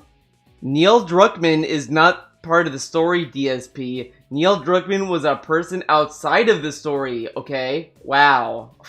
Wake up. But if you just took the story out of the game and you actually look at everything else on a fair, objective scale, all right? The gameplay that was dramatically improved from the first game, adding things like climbing and traversal. Climbing was in the first game, though. Crawling. The characters that actually... Oh, wow, you can crawl, dude. Whoa. Having conversations when they're radically improved from the first game, adding things like climbing and traversal, growing under things with crawling. The characters that actually act like real-life humans having conversations when they're out there. Whoa, I've never seen that before. Don't ever play MGS5. Where soldiers have conversations with each other. They even talk about Skullface. I love the one conversation where they talk about Skullface's fucking hat. They're like, yo, man, do you see the leader of XOF? Yeah, he looks like a fucking comic book villain. He has a fucking 10-gallon hat. What the fuck's up with that? But no, Last of Us 2 created that. Sneaking around and trying to protect each other, and when you kill one of them, the other one reacts very realistically. It makes you kind of freaked out that you actually killed someone. Oh yeah, freaks out, dude. But that's stressful, DSP. Why is that a good thing? Are you stressed out? You killed someone.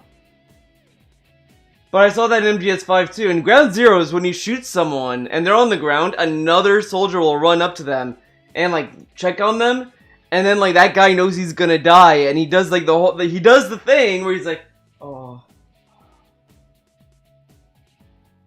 yeah. Don't worry, man. It's gonna be all right. Like they do that, but no, Last of Us 2 did that, of course. Makes you feel like they're real. As you can see here, the graphics of the game, absolutely. Wait a minute, who's that? That asshole above me. He's trying to fuck her out of here.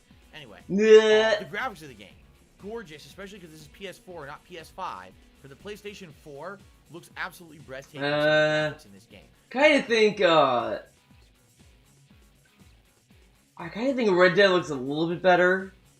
Last of Us 2 looks alright, though, but, the level design, whatever. Very well done. I really enjoyed all the different world design and levels of The Last of Us 2. In particular, Devil May Cry 5 looks gorgeous, too. You're actually going through downtown Seattle and you're doing things such as going through a video arcade that actually really exists in Seattle. Oh my god, this fucking... Down to the waterfront. This is like Seattle, oh my god. That are really in Seattle. Those things are all very neat. He loves the touristy shit. Yeah, and this then, dude's of course, such a simpleton. I'll also say this. Even though I hated the story of the game, you want to know what I really liked about the game?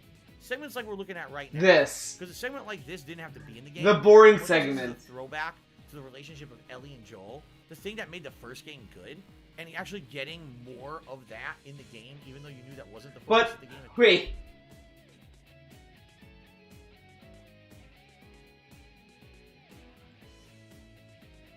DSP. There's clickers. There's zombies. Why are they going to a museum? Why are they fucking around in an aquarium? They could die. They could have died going there. This dude made it a point to cry about Ellie playing a guitar in Last of Us 2. Cried about that. And then being in a bunker, having sex and shit. But this... just going around doing dumb shit. This is cool dumb shit. Okay. And that was kind of torn away from you because of the plot of the game that I didn't like. I enjoyed the moments where they still got to spend time together, and there's 3 major segments of the game. So it's okay to have a father-daughter relationship building shit, but girlfriend relationship building? Ew, get that out of here. Gross. Ew. What happens, you get these interesting flashbacks, and I really appreciated those. Because it actually made me feel like there was a ray of hope or a moment of fun and Oh my good God. goodness and just it felt like you were playing the first game. Oh, Ray of And Hope. that's what I liked most about the Oh game. my The God, story is shut that you had up. those connections between Joel and Ellie that were present. So he wants Last of Us 2 to retread the same ground Last of Us 1 treaded, which is even like which would make the game even worse in my opinion. But whatever. That were taken away from you for most of the plot of the second game. I also have to say, ladies and gentlemen, this game has to be given so many kudos for being the most accessible. That is the dumbest Alright, fucking segment I've heard in this. Between the Seattle, it's like Seattle, and the oh look at this segment. It's so fucking stupid. Holy shit. If you were blind, this game has a full. Oh my god! And then this segment, we get the super blind man hear objects in the game segment. And people actually like Super Blind Man, a longtime viewer and supporter of mine, play this game from start to finish on the hardest difficulty and beat it. And he can't see anything. Wow, That's cool. crazy to me. That's just like, wow. He literally was able to beat other games, DSP. How come it's crazy that he was able to play this game, but not the other games? Don't you think wouldn't it be more impressive that he beat other games that didn't have these features in it than the game that had the features in it? It's like being like, dude, it blew my mind. I saw my kid ride a tricycle. That's crazy to me. He never rode a tricycle before, but he rode a tricycle. Whoa! Actually went the extra mile. They cared about every single person. Whoa, my kid can't ride a bike, but he rode a bike with training wheels. That's crazy to me. Wanted to play their game and wanted to make sure that it was accessible to everybody. They did an outstanding job in that regard. And if anything in this game stands out, that should be the thing that's most applauded. Cloud Chase the Blind Man, the dude. Best in class, most accessible game of all time for AAA games. This game should be the poster child for what should be done with AAA games in the future if they actually care about appealing to a wide audience. If they care, dude. All AAA games with ginormous budgets should have. It's not cloud chasing. It's business. It's just that simple. And if they don't have it, that's fucking lazy. This game showed how to do it right, and everyone else should be taking this as the example. They should be using the people who worked on this game as consultants on future games. There's just no excuse anymore. What if they suck, DSP? What if they're too expensive? What if they're too expensive to hire? So, this game has a lot to praise. Again, the graphics, the gameplay improvements, the world design. Oh, I didn't even mention the voice acting. Of course, they got an all-star cast of voice actors. Yeah, Laura Bailey rules. I know that you know they did the mocap, right? The mocap is top notch. They didn't do the mocap. There was a whole drama about that, and they didn't do it. I still feel I do feel bad for Laura Bailey over it because she was like, yeah, this thing that people are talking about never happened, and can we like stop? It was like really awkward too. Like I kind of felt bad for Laura Bailey that she had that a lot of shit was happening because of that. But no, they didn't do all of the mocap, dude. They had people for this. Like the story of this game. For the most part. Probably your favorite game of the year, and I can understand why a lot of people said this is. I don't think Neil did the mocap for it. It was either Neil and someone else, or it was Laura Bailey and someone else, and it was done differently. Like, it wasn't what people thought it was, and I'll be honest, the character that people said that there's a character that looks like Neil Druckmann, but Owen isn't the character that is that. The guy who looks like Neil Druckmann is another character completely that is not in the scene at all. Like, that's why it was a little bit confusing. Has anyone actually seen mocap actors? Depends. But, because I know there's one character that looks like him, but that's a character that was, like, not even in the scene that was in question. Because it was Owen. Owen was the dude in the sex scene, and Owen was, does not look like Neil. But, I don't know necessarily what the mocap situation. I just remember, like Laura Bailey made a post about it. Did some really crazy, like, hate for Owen, did he not? He did! Because Owen, well, no, it's Abby's fault, but Owen participated. in the sex scene, dude. It was really fucking weird. The whole situation was weird, and it's like because what it was the whole internet. Everyone was dunking on it, so everyone like was saying, "Oh my God, Neil put himself in, and he was having sex with Abby because like it's Neil, man." But then like you realize it was Owen, and DSP didn't have the he didn't like look at the scene on its own and assumed that the internet was right and just went with that and didn't realize that they were wrong about that. It's whatever. Like 2020, not me. For me, sadly, the story was so poorly written, poorly paced, and just such a primitive, underdeveloped story. A story that went against everything we learned about primitive from the first game and flipped it on its head so that it could have a narrative pushed down your throat. Okay. I didn't like the game overall, but I can tell you, I can understand why someone did, and I'm not going to hate on someone for liking the game. I'm also not going to say, oh, this no way this is one of the best games of the year. It is. No matter what. Even if you hated the story of The Last of Us 2, it's still one of the best games of 2020. You can't deny it. It has all the things you look for on a checklist of a great game. A checklist. I didn't like the story. That still doesn't mean you negate all the other great things about the game. Ooh, all right? yikes. I like the game. Overall, I think it was well developed, well done. By the way, in a year when we had game after game come out completely unfinished, unpolished, and buggy as fuck, this game was supremely polished and I don't know. There were some bugs in it. Attention to detail, but whatever. Was it was like minor though, so it's not a big deal. I deal. don't like Neil Druckmann, but he did a lot of things right on this game, and it should be respected. And I made it my. Now look at this. Look at this, right? He's saying, "Oh, Neil Druckmann." There were many people who worked on the game, and he's giving all the credit to Neil. For 10 game, just for on those laurels alone. Even though I hate the story, still one of the best games of 2020. Yeah, the horse stuff was pretty silly. It was pretty rough. Just being fair. Being fair, dude. Can't lie. The game's good. Okay. All right. Continuing on here. All right. Death of a Vest Streak. Thanks for the cheers. But I'm not going to be derailing your stream with your nonsense here. We're going to continue on with the countdown. Okay. Okay. All right.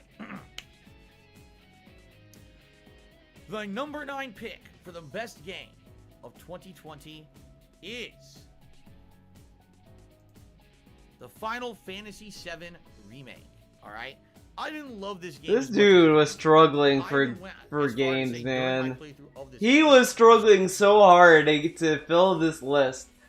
But like, again, the games that were honorable mentions were not on the disappointing list. So the games that were on the disappointing list were better than the games that were honorable mentions on this list. Oh my god. The original Final Fantasy VII better. Because I actually felt the original Final Fantasy VII was a more robust game. Because it had more locations, more to the story. And I actually felt I liked the actual combat of Final Fantasy VII, the original, better than the more action-based combat engine that they put into the remake. They really wanted to cater to the more modern audience. They didn't want it to have older style gameplay. I guess they felt if it was turn-based, people would be turned off to it. I think it would have been fine, but... I don't think people would be turned off with turn-based. I think they just wanted to have a different combat system because they liked Final Fantasy 15 combat, I guess, and they wanted to kind of enhance that. I don't know. I did not like the combat in the 7 remake, personally. I thought it was it's the fence-sitting of combat. The most fence-sitting I have seen from a game that was a turn-based game. They're like, oh, man, let's try to, like, do both. That's just my personal take. Someone who grew up playing turn-based RPGs. But, undoubtedly, take a look at this game. It's gorgeous, man. They took a lot of time developing this game. It's absolutely drop-dead gorgeous, taking those environments from the original PlayStation 1 game and turning it into a true next-gen experience. Voice acting's outstanding. The music, oh my god, taking those songs from the original Final Fantasy VII and remixing them to be these awesome masterpieces of the modern age. Like, the music is outstanding. And what I really like about this game is that they take a lot of characters who were completely underdeveloped in the original Final Fantasy VII, and they finally fleshed them out. They made them feel, instead of like very, very 2D paper characters that really don't stand up to any kind of test of realism. I don't know. Everyone kind of ran to Final Fantasy VII to show that these characters are great characters. I think the only character that people didn't really like was Cloud. Yeah, he still hated Cloud in this game too. Though I don't like Cloud. He's just typical. I don't know. He's like a generic character. I don't think that he's boring or papered, but he's just kind of like, yeah, I've seen him. Motivations, they have personalities, Whatever. They make sense. It's not just a character that's wedged in there. For example, Barrett is way better in this game. He is. He's just a way better character. I don't think Barrett. Whatever. I've never played Final Fantasy VII, so I can't like you get to flesh out say. his character a little bit more. Well, in the original, I didn't feel he was a very good character at all. I felt he was very one-dimensional. How is he one-dimensional in the original? I definitely like Final Fantasy VII Remake. Now, is it It's very one of my favorite complex, games of the year more compared to a lot of the other games? No, I think that it was a good game, but I do think that sadly, two things held it back. The first is, yeah, I do feel that because the game only deals with the early part of the storyline of Final Fantasy VII, that it doesn't feel like a complete experience. It actually feels like an unfinished game, because in reality it is. The game ends on an insane cliffhanger, where you're like, what just happened? Because the game is not what they sold it as. Again, I have to say the same things I said in my most disappointing countdown. It's not a remake. They didn't just take the plot of the first game and remake it with modern graphics. The title has Part 1. Why would a game that has Part 1 in the title wrap up the story? And Square didn't make it a secret that they were doing multiple parts either. People even complained about that. The funny thing is, Red Animator, is that he even mentions that during the development. When this game was doing like its rounds at E3 and stuff, he was like mentioning it's like, oh man, they're selling this as multiple games and like this and that, because it was very confusing because he said that it was episodic initially. So he was like, oh, it's gonna be an episodic game, then it's gonna be this, then it's gonna be that, and then there we go, it's gonna be like parts. And then I guess he memory holed that. He forgot about it. Because he goes in one year, out the other. He doesn't really think about anything. Gameplay, they changed the plot. They changed so many things about it. The ending isn't even an ending. It's just, oh, cliffhanger. Hopefully we make another one, guys. Hope this game does well so we make another one, because or else you get no resolution out of anything. And that's kind of lame. Like, what? Really? Yeah. And really? Silly. I feel that they should have, if they were going to make a remake the real game. Because if they remade the real game, then, you know, maybe we would have a better story instead. Dude. Like you're spending 40 hours or whatever, 30 hours. This dude, like, forgot all of the promotion stuff. He like, you're in Midgard, forgot about it. Long, and that you should be moving on to bigger and better things, which, by the way, if you play the real game, you do. And in this game, you never get to. So, I definitely, I enjoyed the game. Again, I can't deny a game like this. Look how good it looks. It plays well. I like the fleshing out of the characters, the side mission, but at the same time, it just felt underwhelming to me. Like, I felt like it should have been better, or it could have been better, if they weren't stuck in Midgard the whole fucking game, and if they didn't go somewhere completely different with the plot of the game than the original. Okay? Alrighty then. That's why it's number 9, by the way. If I loved the game, it would have been probably top 5, but it's number 9. Best game of the year. Didn't Star Rune Cheers says, are you sure this is your top 10 best list and not your mixed bag list? You understand that you can have a game that's a mixed bag, but the positive side is more than the negative, and therefore it's a good game. You understand? Oh my god. A mixed bag doesn't mean a 50-50 mix.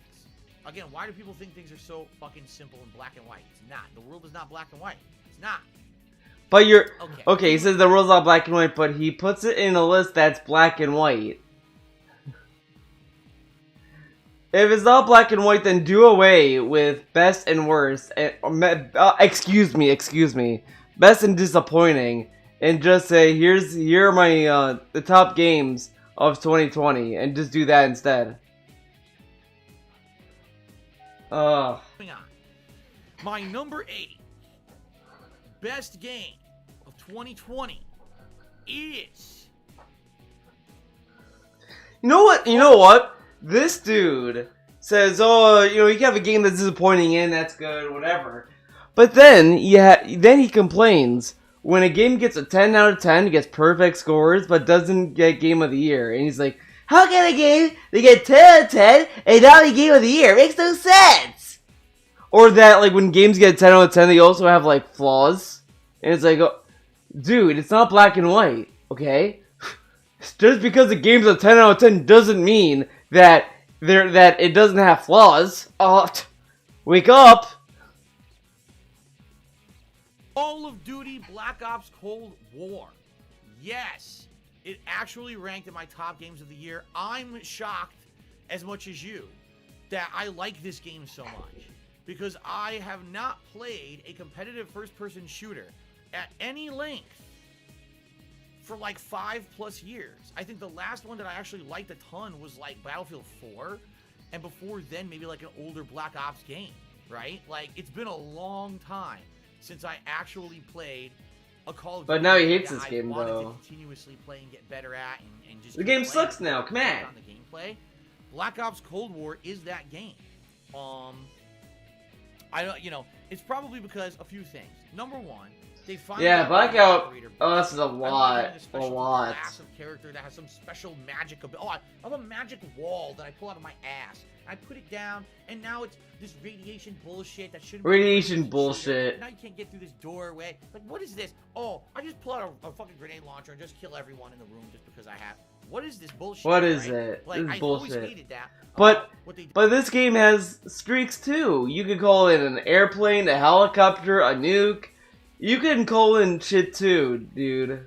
did with Black Ops 3 and 4. A They took that trophy out. system. In addition, no wall running, no double jumping. All the bullshit that made it not feel like a military shooter was removed from the game. Now, don't get me wrong. There's still fucking bullshit. There's still quick scoping, and there's still issues with snipers having advantageous position and getting shots off they should not get. Oh, yeah. I saw a sniper. I shot him in the face 10 times. On the 11th shot that would have killed him, he gets a sniper shot off that kills me instantly. Huh? Because in real life, when you get hit with 10 bullets, you get a perfect sniper shot off, right? It's like, there's stuff like that. Dude. Not even in Call of Duty 2. That's the case. And these guns are like better guns than World War II guns. Like, this is like, oh my god. More realism. DSP, you have regenerating health and you spawn. If realism is such a big deal, don't play video games. I don't know what to tell you. They're never gonna fix because let's. Yeah, when has Call of Duty been a military shooter simulator? That makes no sense. Call of Duty was never that, anyways.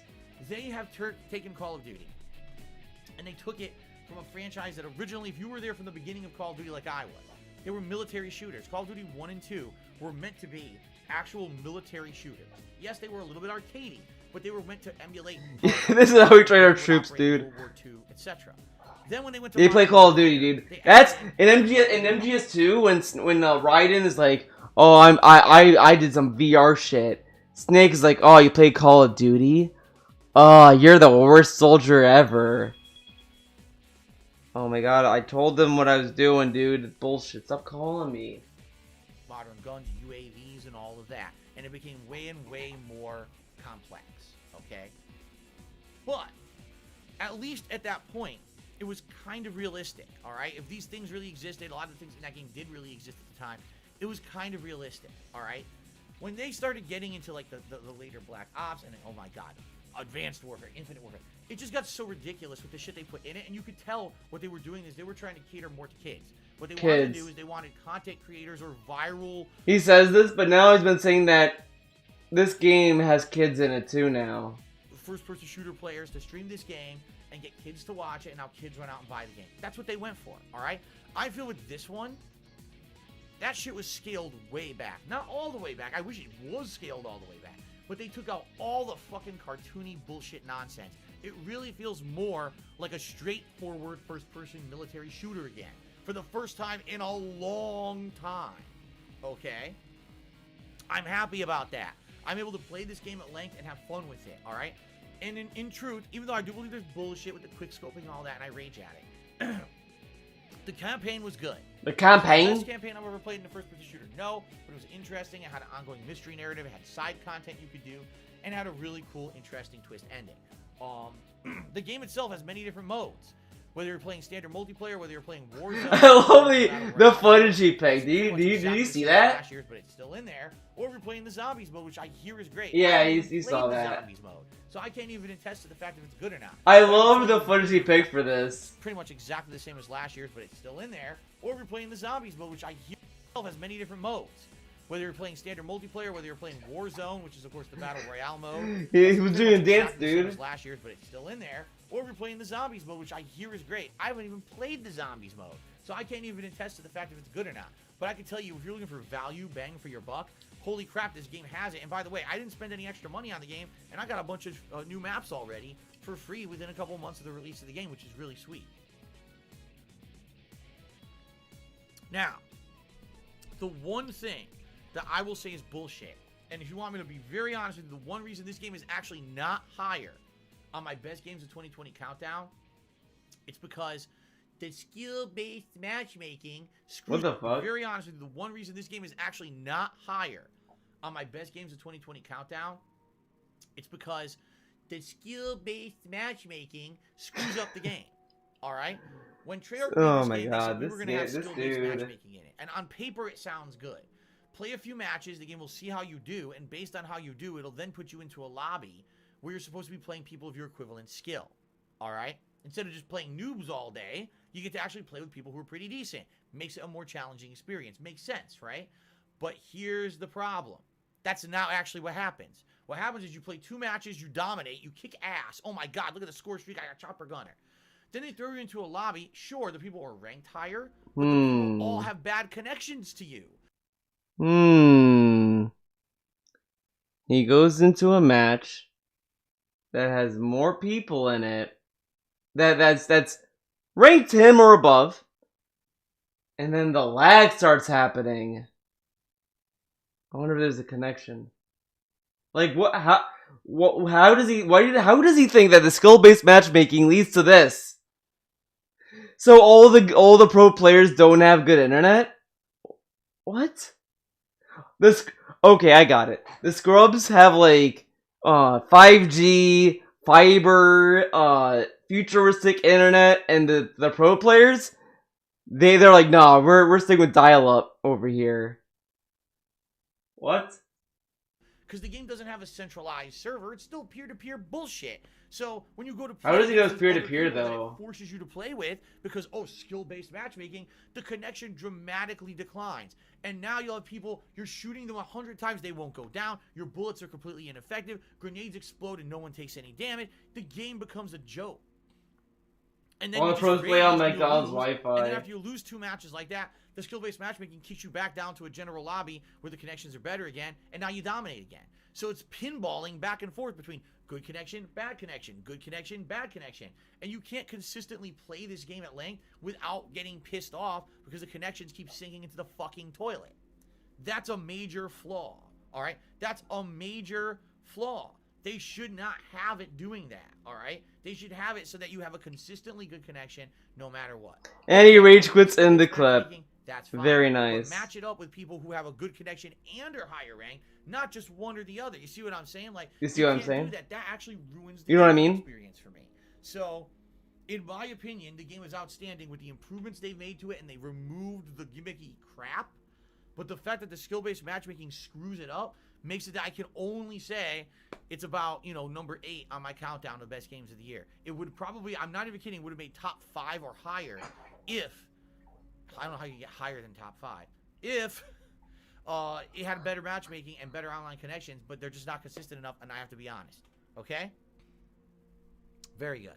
All right, ladies and gentlemen, that's number 8. Deadly Feet now did a 100-bit cheer. Thank you very much, Deadly Feet, for the cheer. I appreciate that. Okay. Appreciate that. Thank you very much. Excuse me. It's disgusting. And thank you, Death of a Vestry, for the cheer. I'm not going to read it. All right. Continuing on. My number 7 best game of 2020 is Crash Bandicoot 4. It's about time. About time, damn it. A lot of people slept on this game. Maybe it's because people are just tired of platformers. I don't think people slept on this game, but recently, in the past 5 I don't know. years, played all of the I knew a lot of people that were hyped for this game. This is not for me. I'm not a Crash. I'm not a Crash nut. Been on the classics. This game is the best of all worlds. It has the ability to just go through the game and beat it on a casual level. And if you just do that, if you're just going through the game and trying to beat it at a base level, it really doesn't even get Not a challenging crashy. the last few stages. And even then, yes, the end of the game is incredibly challenging, but I'm a Mario guy. Should get challenging, okay?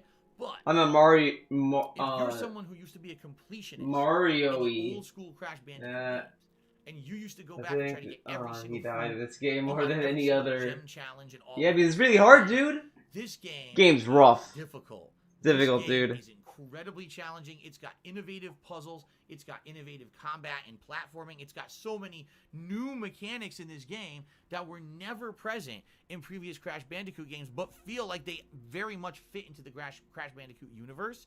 By the way, what? I should call this mechanics in this game that were never present in previous Crash Bandicoot games, but feel like they very much fit into the Crash Bandicoot universe. By the way, I should call this out. Take a look. Take a look. It's in a Great book. graphics, right? Take a look Great at how graphics! graphics look. Take him Crash into the modern era. He looks sweet.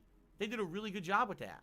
I can't believe this Crash game looks it's like not just Crash. They actually add a bunch of significant new characters to the mix that are pretty interesting. Although, admittedly, I do feel like the characters may be underutilized. Most of the side characters that you pick, they usually have one or two stages dedicated just to them. Yeah, the combat's pretty And simple. that's It about looks it. like. But some of those Because characters can be very challenging to beat those specific fucking stages that they do have. Platforming.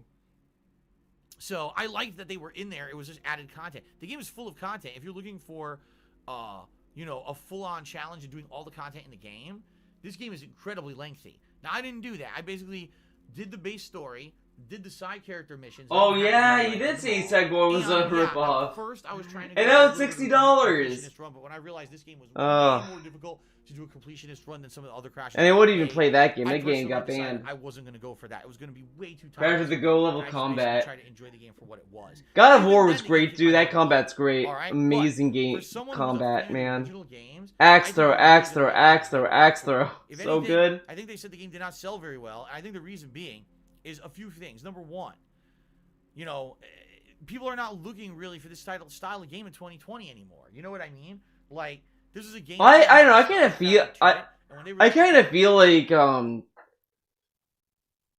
what was it? I don't know. I mean, it could also just be them having unrealistic expectations for this game too. I mean, a lot of developers do this too. They do this dumb thing where they're like, "Oh, well, this game isn't like this." Bandicoot collection. It People was were on really Switch into where it the would original sell. Crash Yeah, Bandicoot. I think the Switch audience was the most thirsty for Crash, but they didn't want to give it to them. But I think now people have kind of had that nostalgia kick, and now they're kind of moving on a little bit. And in addition, we all knew that in 2020 we were getting new consoles and everything. So this was kind of like a game that's like, man, I'm saving up for the new console, or, you know, I'm going to drop money on so many games in the next month when PS5 or Xbox Series X comes out. Do I really want to get Crash 4? And guys, there is also a pandemic.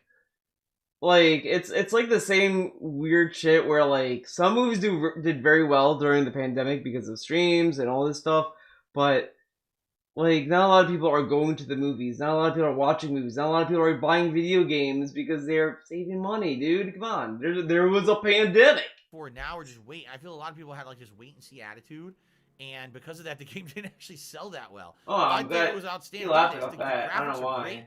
Look at these gameplay mechanics that are unique and different. Look at this from gameplay old school mechanics. Crash, you know? Great, I great just really mechanics. enjoyed it. I hope that you guys enjoyed my playthrough of it, and the fact that I did try to go in there and give it as much of an honest go as I could. I knew I wasn't going to do a completionist run of it. I wasn't good enough at these kind of games to do that. Raw But I running is really good enjoyed the now. playthrough, and I hope you Yeah, guys but he's not a enjoyed it. first-person I- shooter, one of my dude. top 10 games of the year Crash right now. isn't I liked it competing, that much. I dude. was He's shocked just to hear doing that not Crash everyone liked it things. as much as me. I thought that it was just an outstanding Wall game. running's okay with Maybe I just with like the old that. school platformer style of game. I don't know, but I dug it. Okay, Wait, what? that much. I was shocked to hear that not as many people liked it as much as me. I thought that it was just an outstanding game. Maybe I just like the old school platformer style of game. I don't know, but I dug it. But this had things that were not in classic platforming, though. Maybe they're purists like you, Phil, Okay. and they want Alright. like the old Crash. All right, everybody. There was some weird conspiracy Now we're about getting Crash not almost looking to the the top. same. We're You know, not like even- they we're fucked getting- him up, dude, and it's we're like he almost looks at the an hour. same. And we're not even close to the end. I of remember this that. game I Final remember Fantasy those Countdown. I those hope you moments. guys are enjoying it. Okay, guys. All right, we're gonna continue on now. Oh, hold on. Hold on, wait up, Dana hold Pop up. series, You're gonna play the Astros Playroom update, 15 to 20 minute quick gameplay if you get a chance. Really fun bonus they added in. I didn't even. This is the first time hearing of it. I don't know. We'll see. Okay, continuing on with the best games countdown, ladies and gentlemen. Number 6. I don't think anyone expected to see this on my countdown. I don't think. I almost forgot what this was. I almost That's forgot. my Fallout shirt. It looks similar to this one. I don't think anyone expected to see this one on my countdown. All right, but I genuinely enjoy Cloud Chasing Phil, at it again. that I wanted to put it in my top 10 games of the year, and then I started actually rating it against other games. No, I was he like, kind of beat it. He wait a was done minute. with it. I actually liked it more than all these other playthroughs. I did. Okay, when I started playing the Tony Hawk 1 and 2 remake or remaster, Ah, fuck! What the fuck? was I getting my ass guys, I'm sorry. I wheeled myself and like shit happened. Sorry about that. I'm so sorry. So sorry if that was like loud. I wheeled in. My knee banged into the stand for the mic. The mic hit my headphones. It was a whole thing. I'm sorry. I'm sorry. handed to me. I sucked ass at it. I had only rented Tony Hawk 1 or 2. I couldn't even tell you which one it was. Way back in the day on PlayStation 1. I sucked ass at it. I was no good at Tony Hawk. I didn't know what I was doing. This dude thinks that we were gonna that we thought that he was gonna add it because he sucked at the game. This dude sucks at every game he plays, and he adds those to the list. Everything about Tony Hawk 1 and 2. And the more I played the collection, I started to understand why people really liked this game and why this game was such a cult classic. He didn't have the music play. The game has these unique and different areas. He doesn't even know, it's like... cartoony. Admittedly, it's not ultra realistic or anything, but the areas are all unique. This is and fun. cartoony? The fact that the game has a simple way to play it, but when you actually learn the nuances Whatever. of the game, right? How to use the alternations Oh my God. of things when you're going up and down the ramps to maintain your combos. The game teaches you all this, and he didn't like retain any of It's it. not about that. It's about speed. It's about control. It's about combo ability. It's about maneuverability. The fact that in each stage there's so many things to do. It's not just about, oh, get a bunch of points. It's get all these collectibles, find a secret area, get this awesome jump, do this, do that, and it just adds to the replayability. Hold on, I'm gonna move my mic. Okay? And what's I'm gonna mute myself for a bit. I'm just gonna mute because I think it's like way too far in the center of the.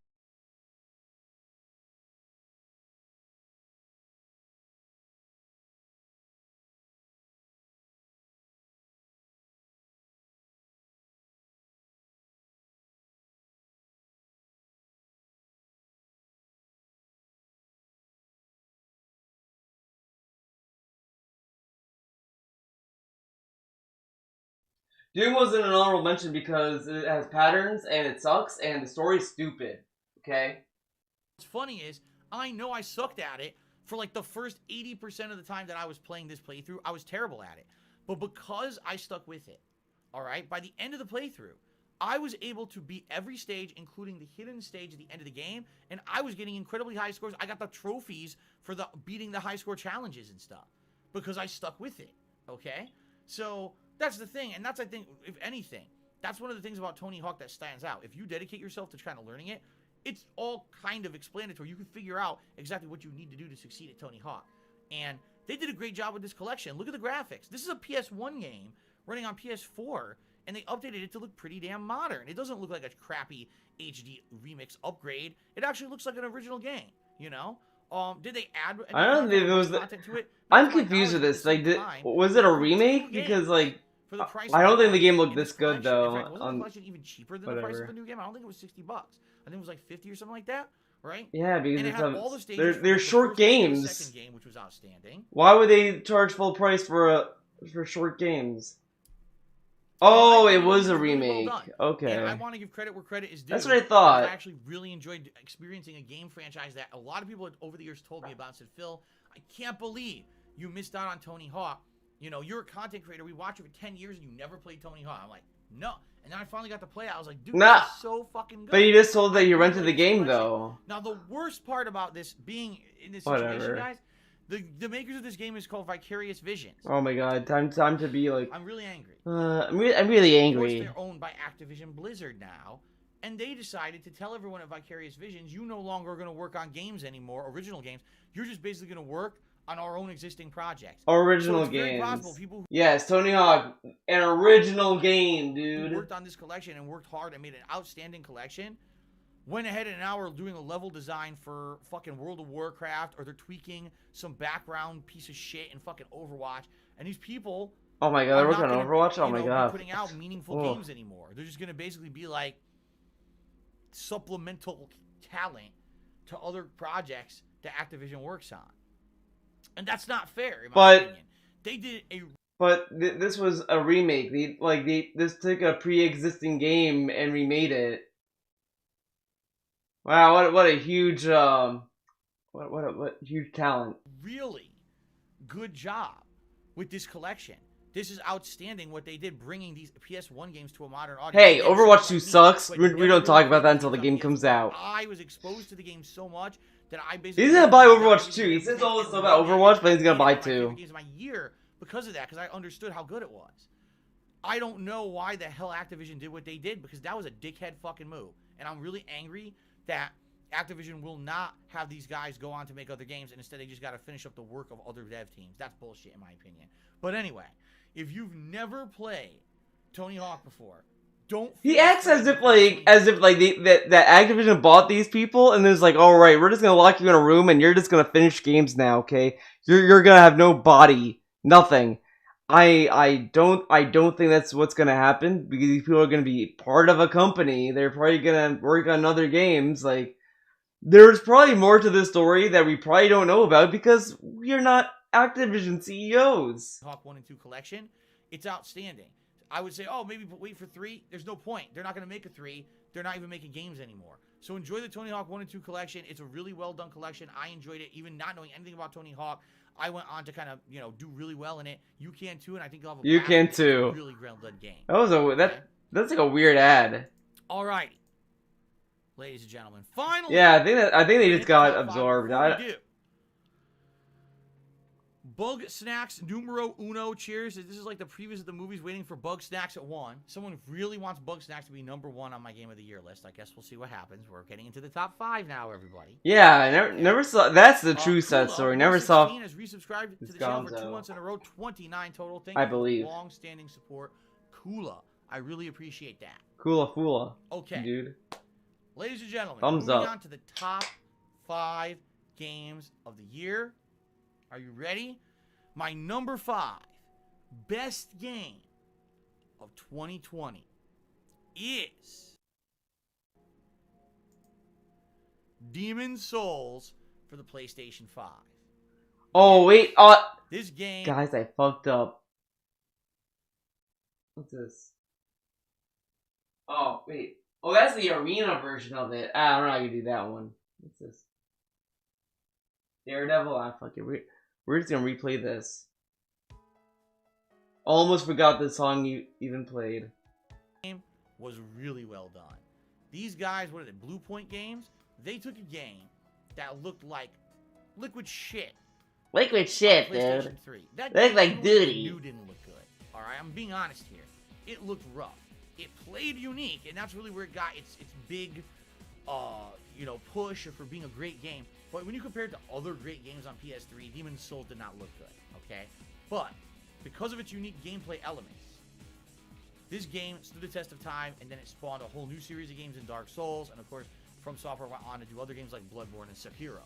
And when it was announced this was going to be a launch title for dude. PS5, I'm skeptical, but then I saw the graphics, I was like, ooh, wow. No, And now that you see how the game actually... that's a lie. That's a literal lie. When he saw the game, the remake, the trailer for it, he was like, "Hey, all it is just to do graphics. They didn't really change it. It's like, who really cares?" I don't hear that again. And when it was announced this was going to be a launch title for PS5, I'm skeptical, but then I saw the graphics, I was like, ooh, wow. I'm not a graphics whore, but oh, it's doing pretty graphics. Gotta buy it.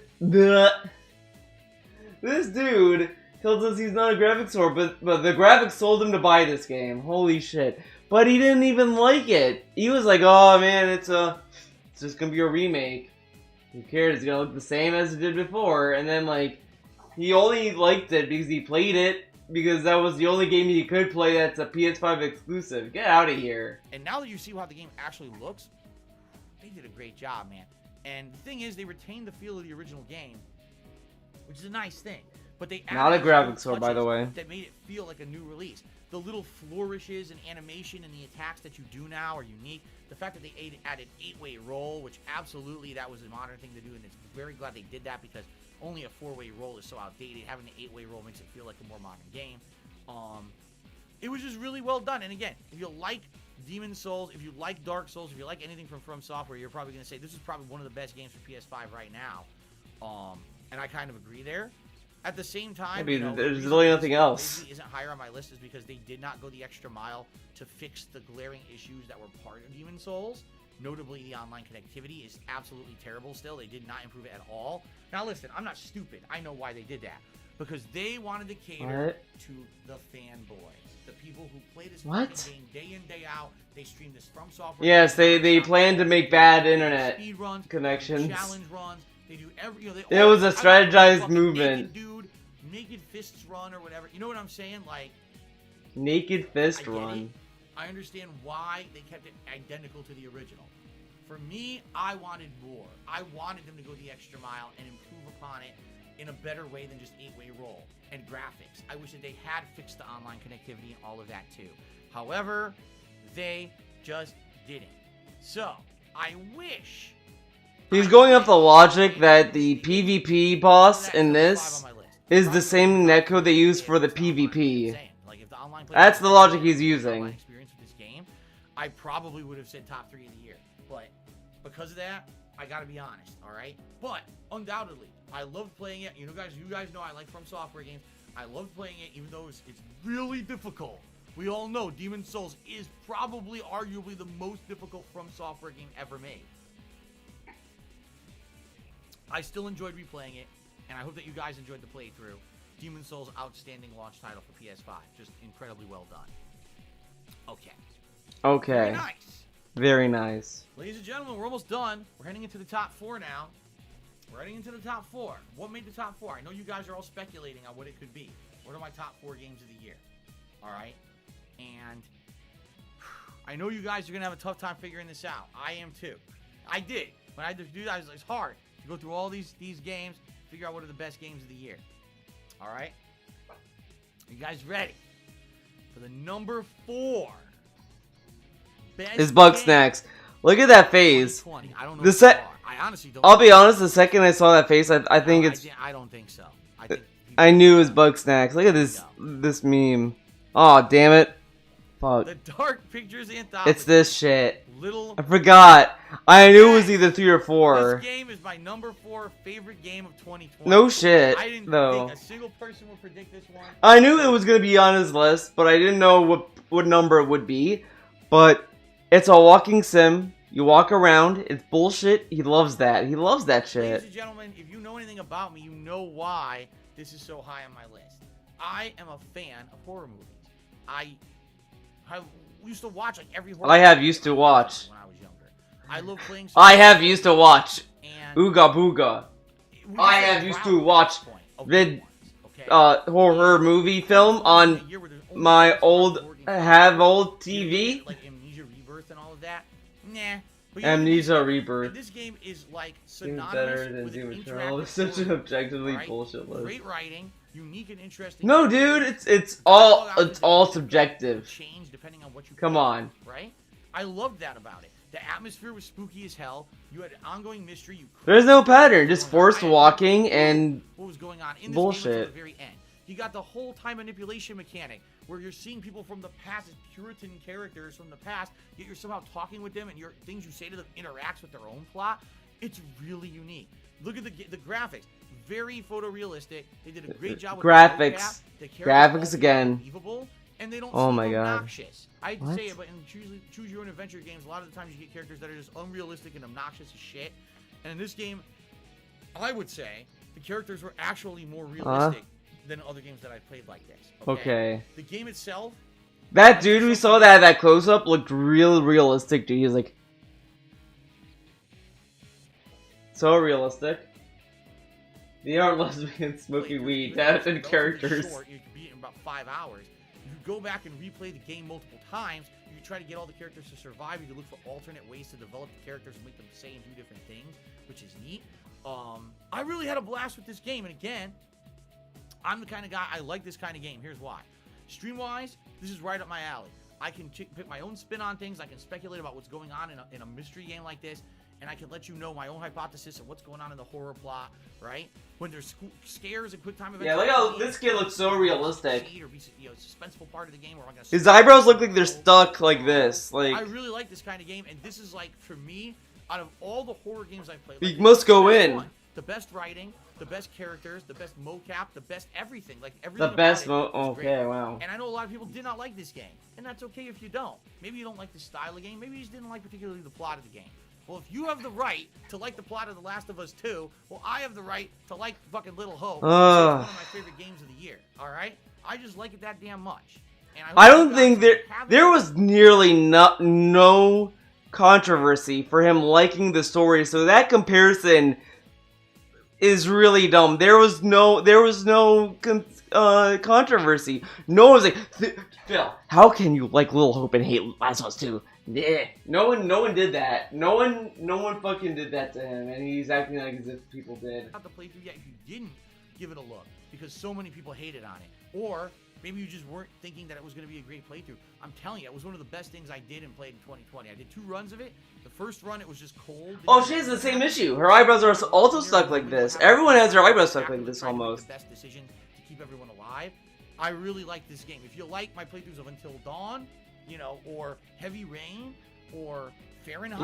You know what? If you go back to one of the DMCA strike videos, DSP says the one reason why people love the Until Dawn video is because he wasn't streaming it, and it was a recorded gameplay video.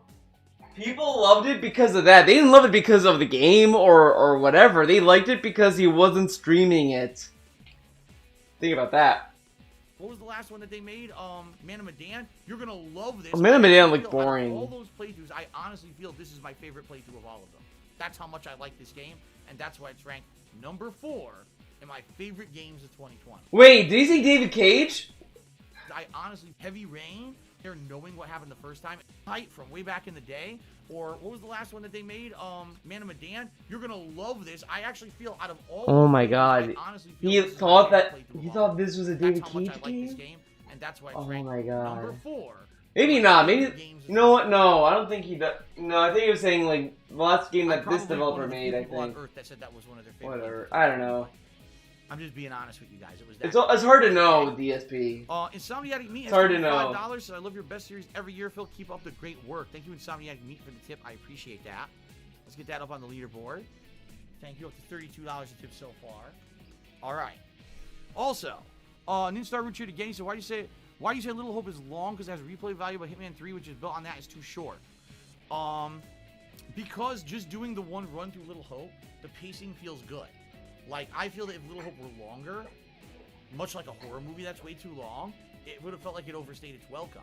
And then you were like, okay, let's go back. Now that I know what happened, let's go back and try to save everyone.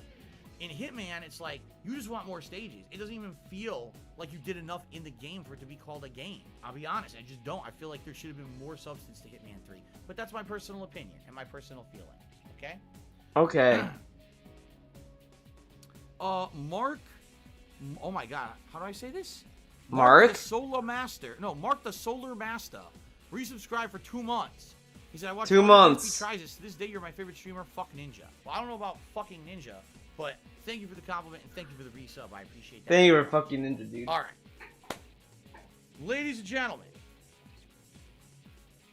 Deadly Feet just gifted a sub to OVZ. Congratulations to OVZ. Thank you, Deadly Feet, for the support. Let us now move on.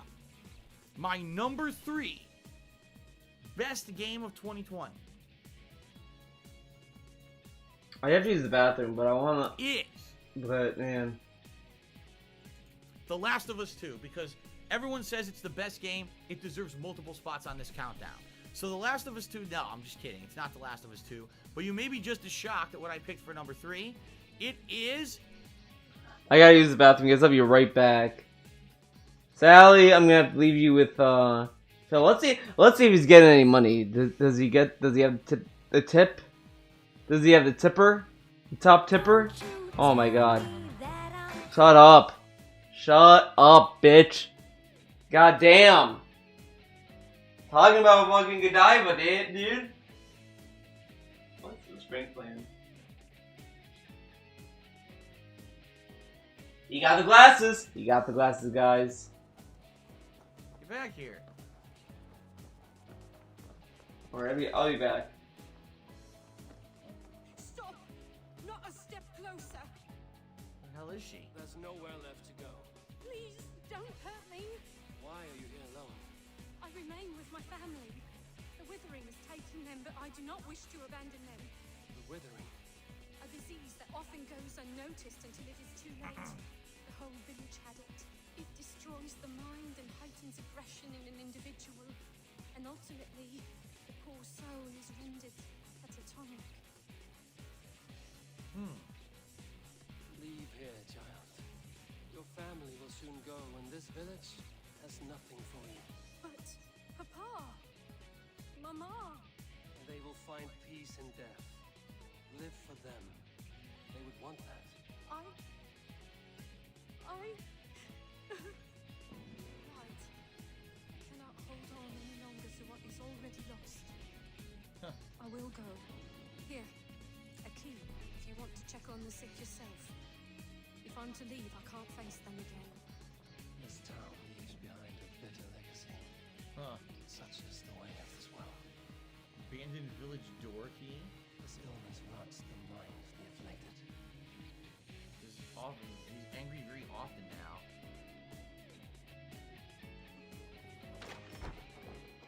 So where is the house with the afflicted? Right here?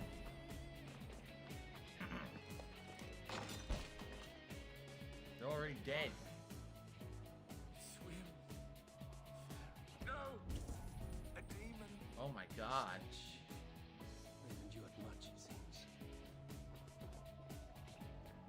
It will not save them, but at least it might ease their suffering. Jesus.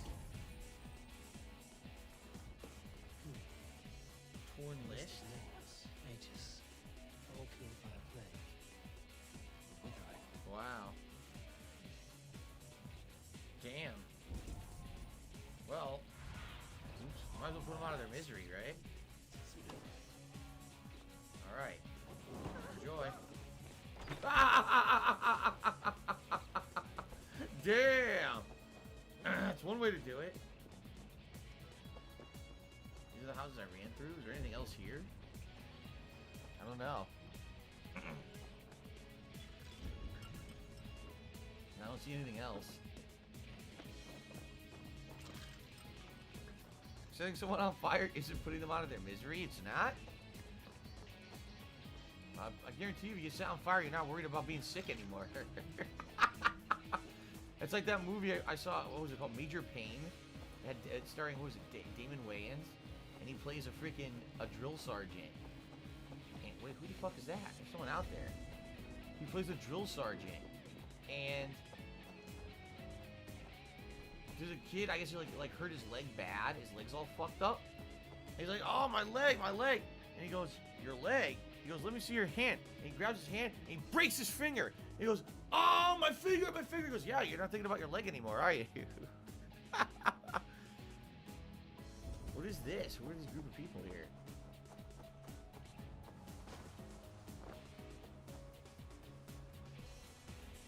Don't block the way. Help! Someone! Anyone, help! Let's take it. Your turn, kid.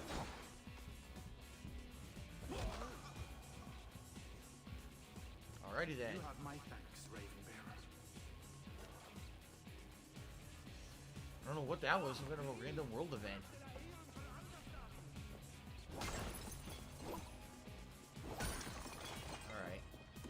Alright, well, I guess there's nothing else to do here. I guess we did it, right? We did the world event, so there's like a weird random fast travel point just sitting there. There's one more thing to loot, then we'll go to the mission. Let's see here.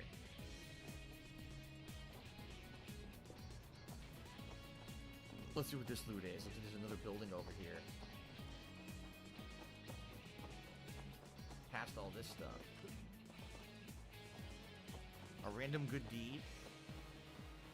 World of the Apocalypse looks to be a good game. It does. Like, no one talked about this game at all until, like, last week.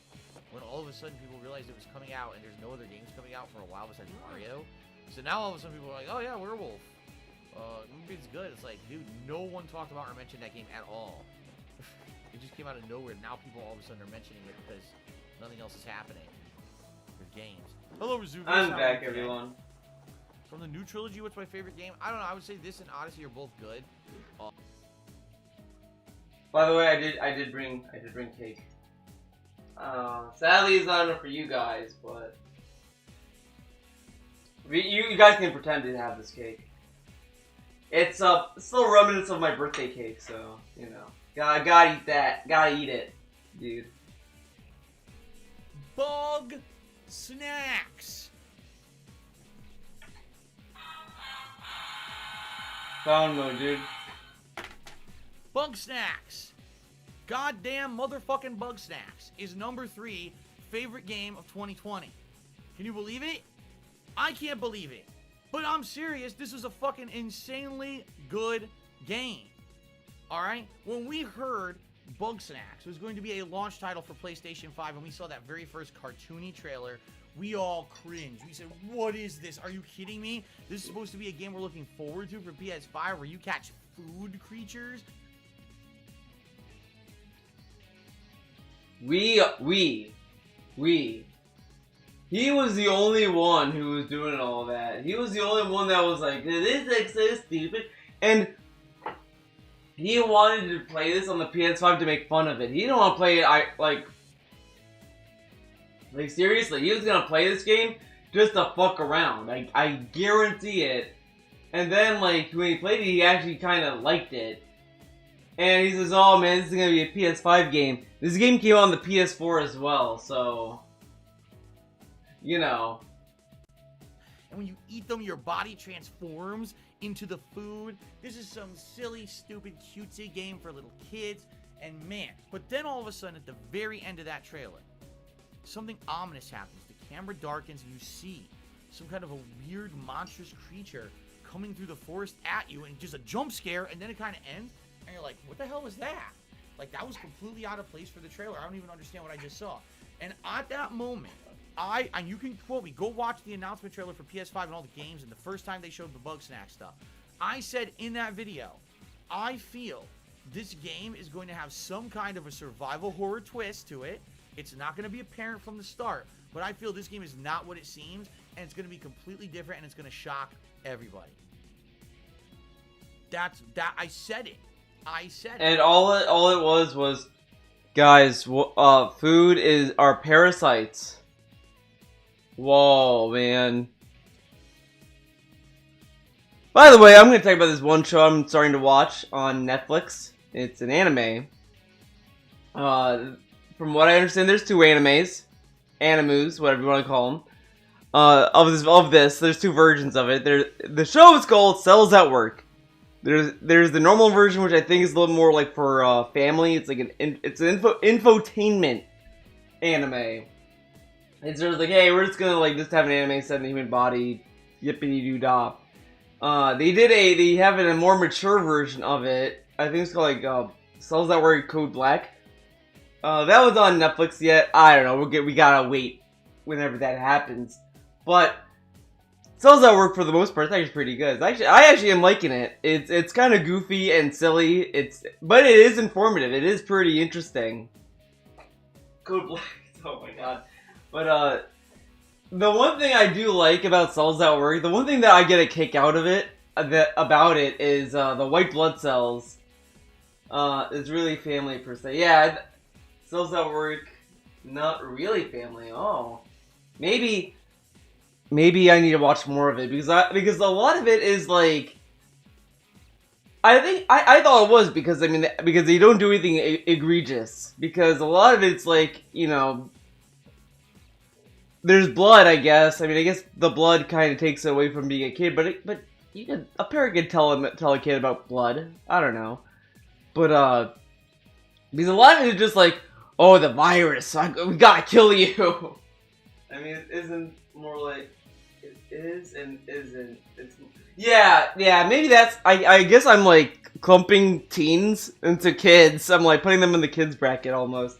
But yeah, I guess it's for teens. Teens, preteens, teens, around that era, probably when they have sex ed, I think. Maybe sex ed is kind of where once they learn about the birds and the bees, they're ready for, they're more than ready. But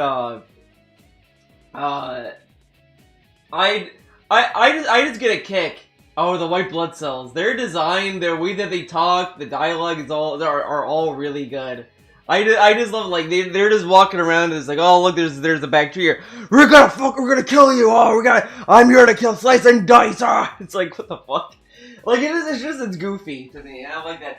The informative part of it is pretty good. It does a good job explaining the processes of the cells. So I think it's fun. It's kind of like, it's a show that's kind of like a, it's like, I guess comfort food, but it's just like kind of like, yeah, I just want to chill and relax, just pop this on. It's like, oh, okay, like, it's cool. But I do think Little Witch Academia is still the best. I still love that show. I was rewatching it, and I still love the episode where Akko goes to the Professor Woodward, where she learns the phrase, you don't always get the things you dream for, but you can always get what you work for. That episode is one of my favorite episodes. It is such a good episode. I think like with like Little Witch Academia and Kiki's Delivery Service, both of those shows and movie spoke to me that it's on a creative level. It's like that's so good. It's so good. And I was right. This game is not for kids. I want to repeat that, ladies and gentlemen. Bug Snacks is not a game for kids. If you have kids play this game, they're going to be terrified by the end of the game. They're going to be crying.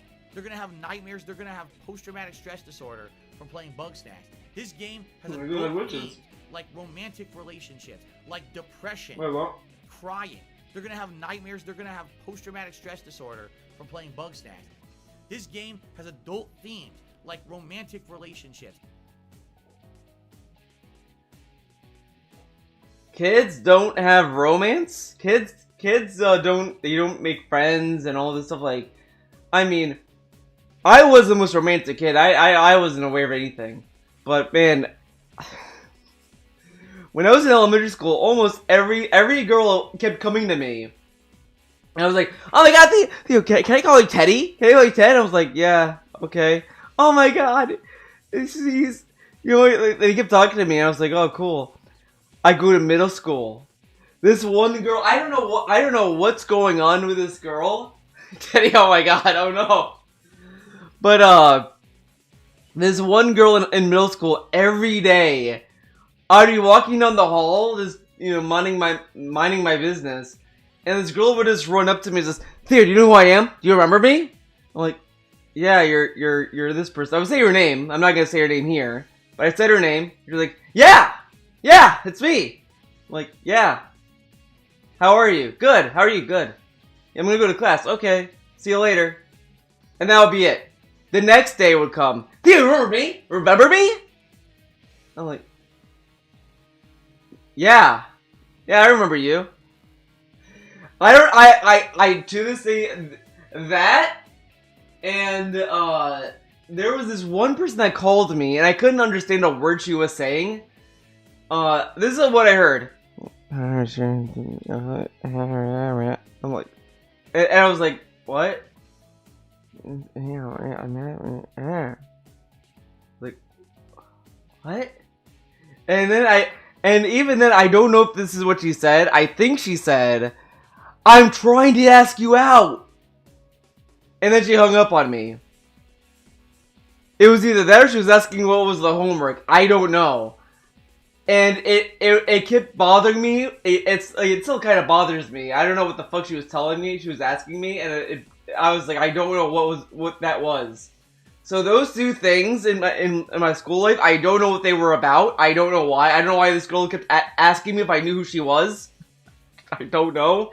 And and that phone call, I don't know. Teddy's Twitter is weird.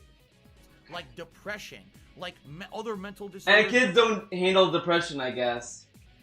Okay. You know, societal disorders, you know, things like that. Kids in don't, the game. These don't are get that? adult situations. These are adult plot lines. This is not, a kid will not understand the shit going on in this game.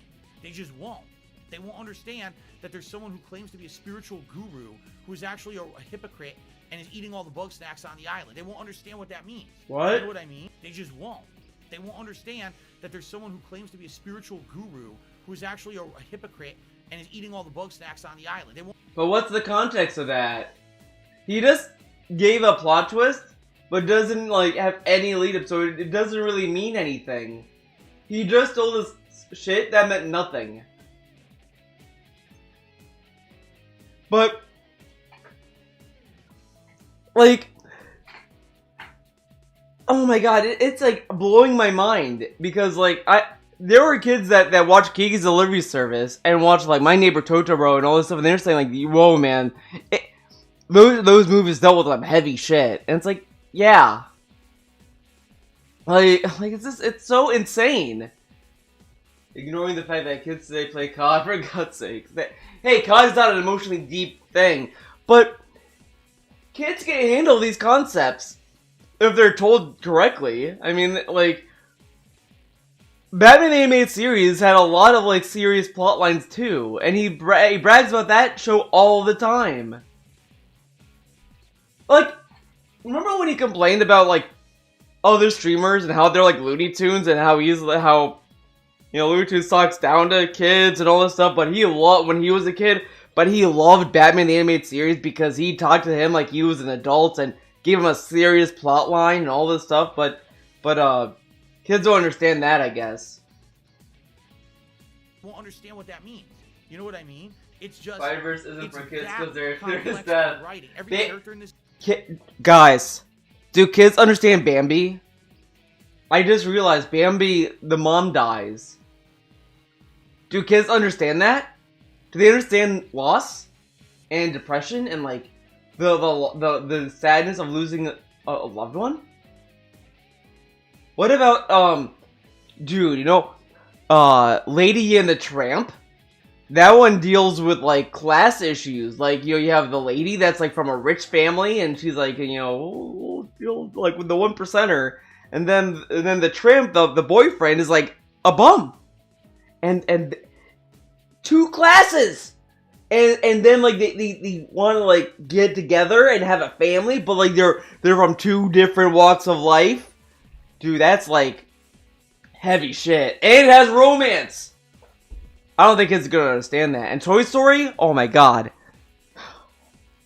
And Coco's fucked up. Coco has a fucking murder. You know what? I gotta give props to Coco. I love Coco's a great Pixar movie. I think it's one of their best movies.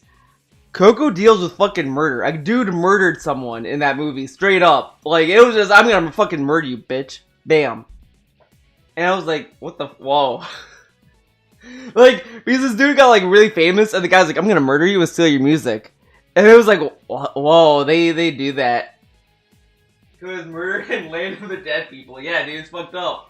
This game is imperfect and has their own personal flaws, and you get to know each character through dialogue and doing missions with them, and you get to find out through their interactions with each other, which are very realistic. Like real life, everyone has an issue with everyone. No one gets along. Everyone likes one person but hates another for various reasons. And the society in Bugsnax is very unique in that regard, where you have to try to balance those relationships off of each other to get to know all the characters. And through a series of mini don't you do that in Animal Crossing New Leaf? missions of catching bug snacks and feeding bug snacks and doing things, you go through this crazy mystery plot line of where is the head researcher that invited you, a reporter, to the island? Why is she missing? What the hell happened to this person? And through the course of the game, as you find all the islanders that are basically different parts of the island, their unique reasons for why they broke up and what happened to this village on the island, it just becomes more and more sinister. over time. By the end of the game, there's a giant plot twist. I'm not going to reveal it here because many of you probably never played the game and said, oh, I'm not going to watch Phil play that because that's just a cutesy playthrough for kids. It's not. I'm telling you, if you like a mystery, if you like horror, you're going to like this game. Even as cutesy as it is to catch the silly-looking cutesy bug snack, by the end of the game, you're going to be like, huh? Because I certainly was. And the finale... It's just that it's Parasites. Now I watched Mega 64 play this game, and they dropped this game hard. They hated it because they had to catch a certain bug snack and it wasn't going in their trap, and they're like, this fucking sucks, and they dropped it. And I looked at that and I'm like, yeah, it sounds about right. I'd probably give up too. The gameplay looks pretty rough. The finale of this game is one of the most shocking things I've seen in gaming in years. It's just that crazy. The writing is it's hilarious to me because people are given awards to things I've seen in gaming in years. It's Wait, what? At the end of the game, you're gonna be like, huh? Because I certainly was. And the finale of this game is one of the most shocking things I've seen in gaming in years. It's just that crazy.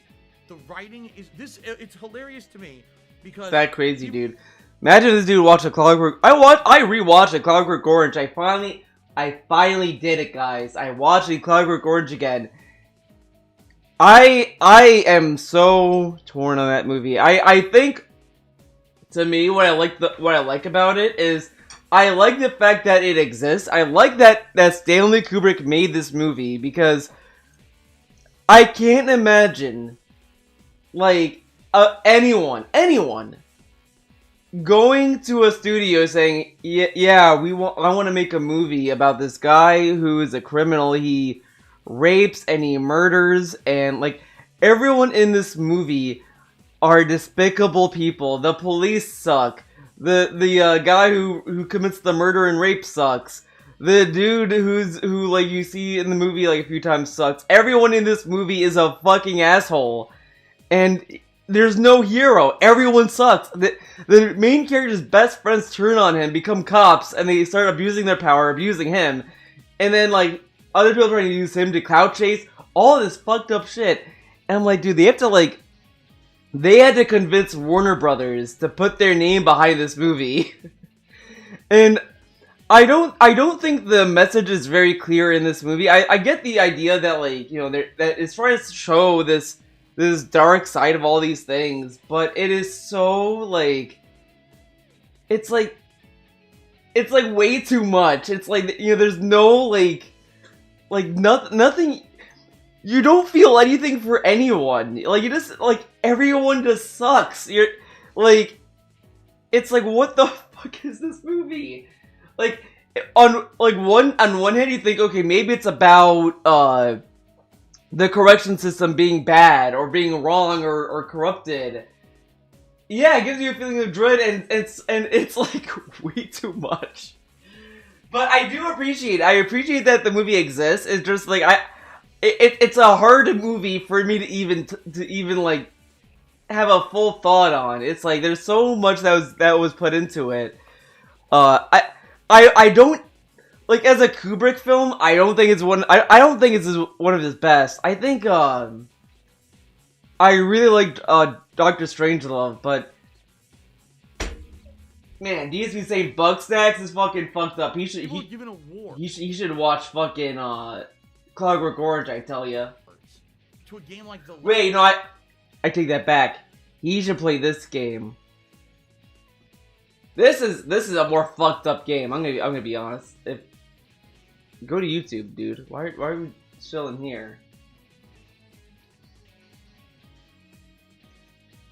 This is a more fucked up game. Look at this. Look at this game.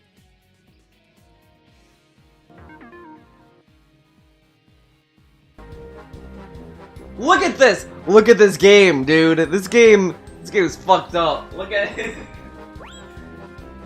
You get a cool B, dude.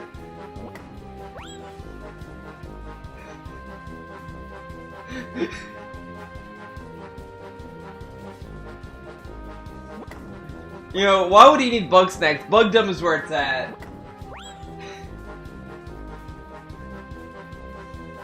Like, look at this fucking game. Tell me, Bugs, the music is really good. I agree, Anli. The music is fucking, oh, it's so good. He's saving ladybugs.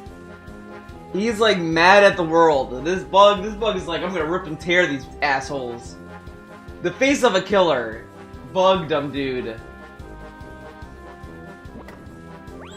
The slugs are just chilling, they're just rolling around. You get a strawberry. I don't know what the strawberries do yet.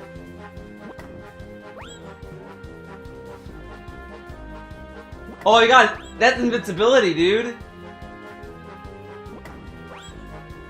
I really want to know what the world record speedrun is. Oh, dude, this is the final ladybug? Oh, shit.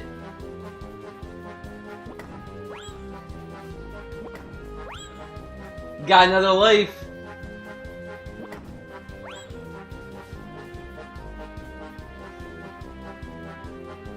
Dude.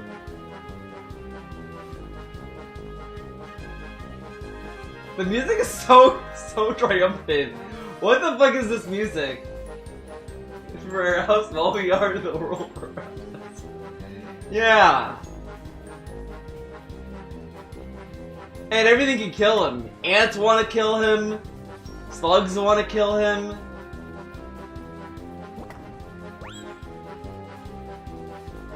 All of the audio is desynced from this video.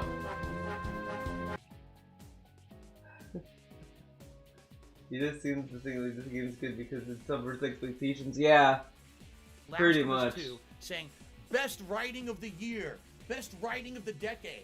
But then I look at this game like, no, best writing of the decade. This game decade actually has better writing than most games. Nah, I think 2020. Nah, bugged them. Last of Us 2, objectively. Objectively. But no one wants to give this game a shot because they say it looks cutesy and it's for kids, and that's not fair. That's not right.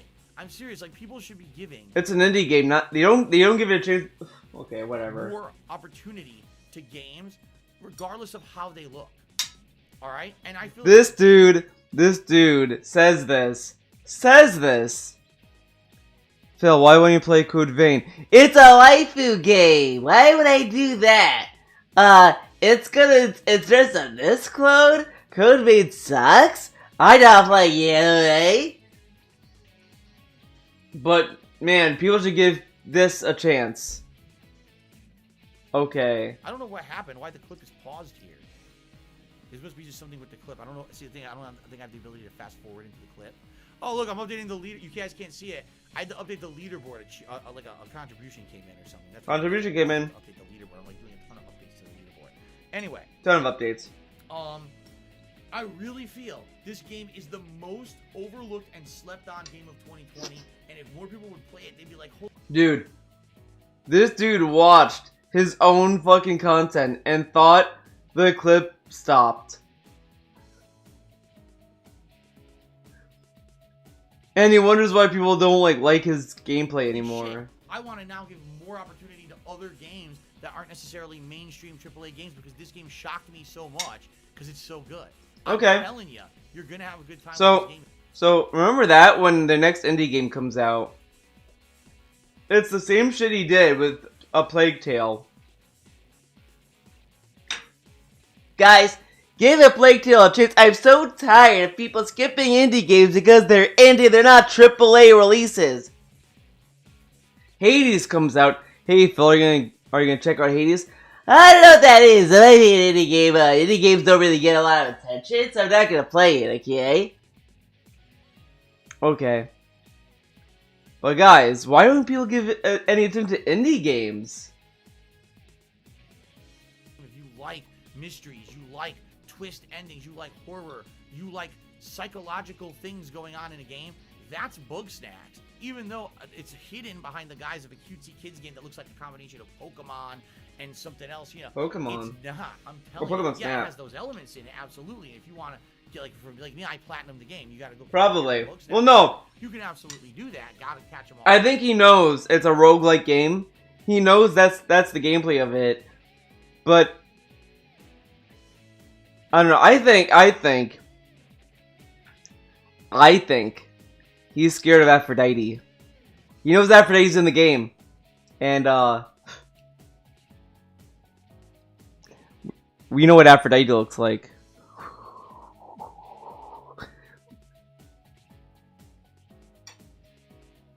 Attitude, but that's not what the game is about. By the end, it's completely the opposite of that, okay? So, Bug Snacks, the most shocking Even though, game. I'm gonna be honest, I like Aphrodite, don't get me wrong.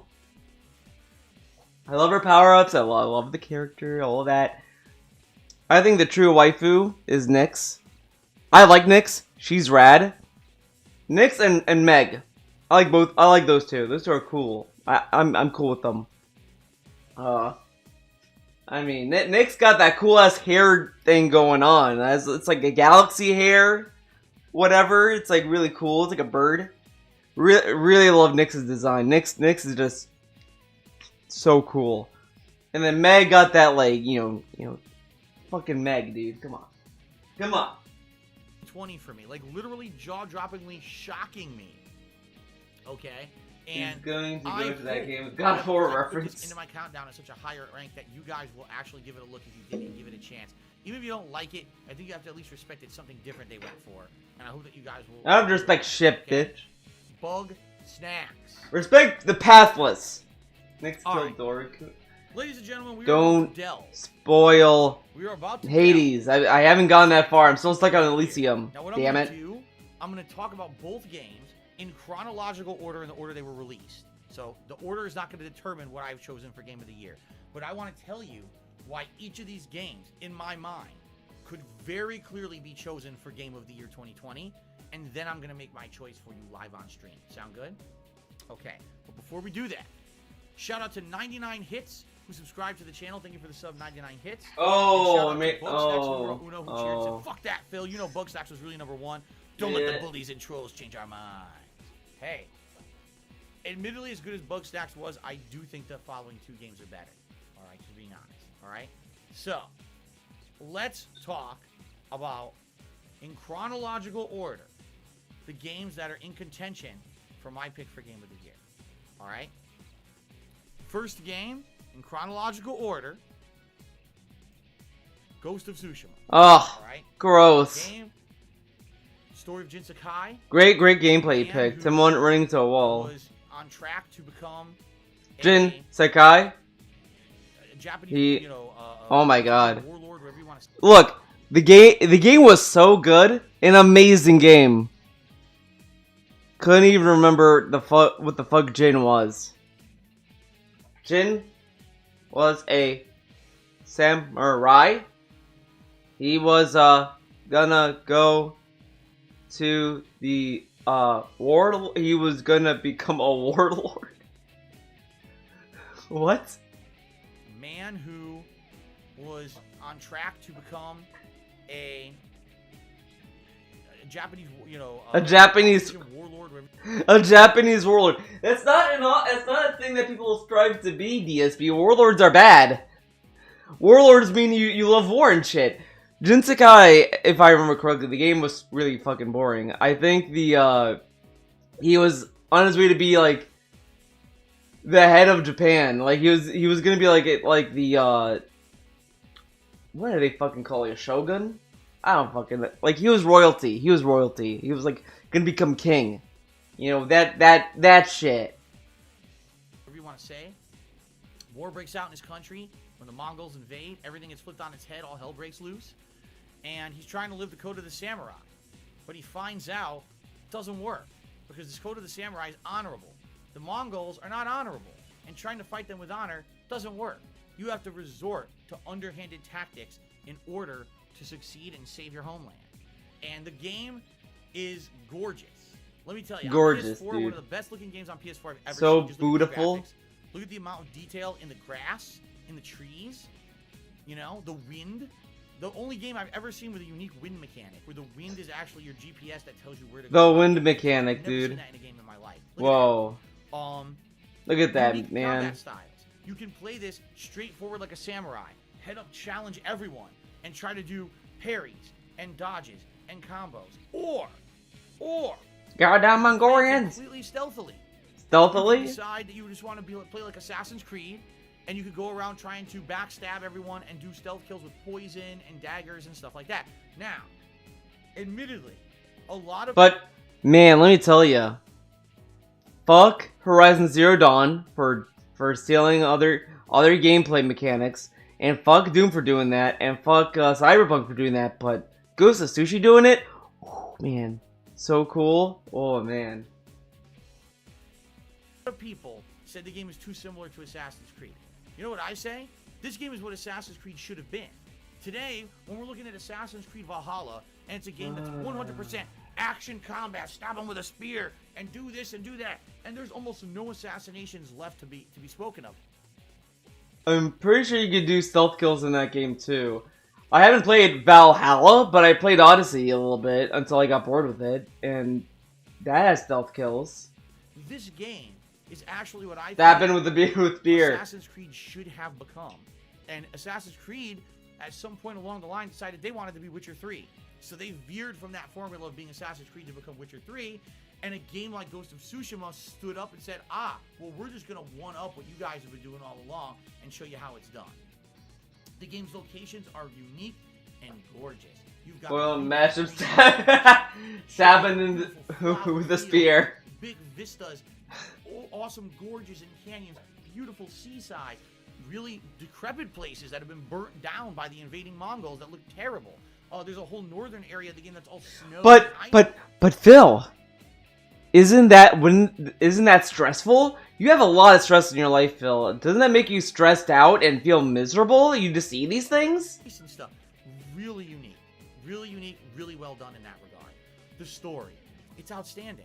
The story is well paced. The story is interesting. There's major side characters who you get to know and like over the course of the game. Even though they're not necessarily the best people or the most likable characters, you get to know who. It's outstanding.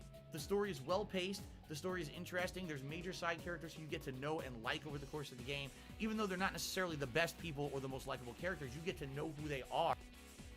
He just said that they're likable, but now they're saying that then says that they're not likable. What? Through their actions and through learning their backstories and through series of missions where you help them out. Some of them have their own intriguing mysteries of what happened, why did someone try to assassinate my whole family, and now can you help me figure this out and stuff like that. I like that. But I also like the fact that the game is flexible. If you want to just play it straight up like a fighting game, combat game, I want to challenge everyone head up and do duels. You can do that. I want to just do parrying and dodging in combat. You could do that. Or you could do ranged combat. Or you could do stealth. I like that there's all this variability in the combat. I don't think the combat's that variable. It's just mash triangle to win. Mash triangle until you mash square, then you win. This game slowly Wait, there's a cheer? I know you read my previous cheer. Can you be a man for once and ask your creepy mod Eternal Napalm on why he spies on your regulars daily on other streamers' channel, then reports? Wow. No Carl Napalm. Side content of the game is incredibly addicting and very fun. funny. Unlike a lot of these open world games that have a million things to do on the map, this game. Yeah, he shits on Last of Us 2's revenge plot to be that is very basic and simple and stupid and primitive, but Ghost of Tsushima's revenge plot is so cool. Oh man, it's so rad. But Last of Us 2 probably has more going on with its revenge plot than this game ever did. This game gets close to doing that. It has it tries so hard to have a conflict with Jin and the samurai way, and then it just goes nowhere. Like at the end, it's like, oh, okay, well, you could either beat your fucking boomer ass dad, or you could, let him live, and then it's like, okay, and you just end as a wanted man. Oh wow, cool. It kind of feels like a ripped off Red Dead Redemption almost, because Red Dead kind of ends the same way almost, kind of. Because the studio doesn't have girls fighting. Yeah, you're right. The girls fighting really brought it down. Avails those things to you at a good pace, and if I just found myself getting so immersed. But at least Last of Us 2 tried to show the complexity of getting revenge. It shows the vicious cycle of it. This didn't have a cycle. It was just Mongolians suck. They're bad. Kill them. Alright, you killed them. There you go. You're the hero. And the thing that is that's mind blowing is that the devs went out of their way to say that this game was going to be historically accurate, and then the game isn't historically accurate. It kind of promotes Japan a lot when Japan has their own shitty things in their closets, but we don't talk about that. It's a video game, guys. As I played it over time, oh my god, there's a fox. Chase the fox to a shrine and get an upgrade. Oh, what the hell is that? There's a hidden shrine at the top of this waterfall. Let's climb up there and get, you know, a special power up or whatever. Oh, look at that. There's a camp. Let's take over the camp now. Kill the Mongols in the camp. And by the way, there's a nice story mission sitting right next to there. And you can organically... And no samurai does this. Like, someone said, like, yeah, no samurai wipes their sword like this because it would just cut their fucking arteries. Like, if they want to die, they will, but, you mean... They don't do this. Through all the pieces of a game like that and never feel bored. There's plenty of games like Far Cry and the current Assassin's Creed where I can do all that side content, but I kind of get caught up in the same repetitive shit and I feel bored. I don't know, the side missions were kind of boring in this. Honestly, I kind of didn't care. Seriously, never. And you know what? I've been replaying Red Dead Redemption 2, and the side missions in that game has a way better presentation. Like, they actually do, like, some cutscene work with the side missions in that game. In this game, the side missions have the worst presentation. It's just them just pretty much standing, like... And it's like, fuck, it's like as jarring as, like, if you play, like, old Yakuza games, that's kind of like how the side missions are. It's like, this. And then they move on. Like, Judgment and, I don't remember if 7 does that. 7... I think Like a Dragon did a better job with it. But you know what I mean, like... It's just a lot of this stuff in this game had such wonky presentation. The side missions felt lame, you just don't care. It's like, oh, alright. By the way, one of the most well-written endings I've seen in a game. I mean that. I wouldn't say I that. felt that the game, it's kind of bland. The game gives you a critical choice at the end. I'm not going to spoil any of it. The game gives you a critical choice at the end that comes full circle from all of your choices in the game. Does it? And Does I felt it? like that was exactly how it doesn't go full circle because I'm trying to remember what I picked. I think I picked to keep him alive. But all that does is the guy's like, well, I'm gonna have to report to the Shogun that you're bad, and he's like, oh well. He walks off, and then that's it. If you kill him, he's still a bad guy. Like, it doesn't change that. It's just another like fake choice ending that, like, I mean, the game doesn't have a lot of choices in this game, but it's like, you know, who really cares? Like, it's fun.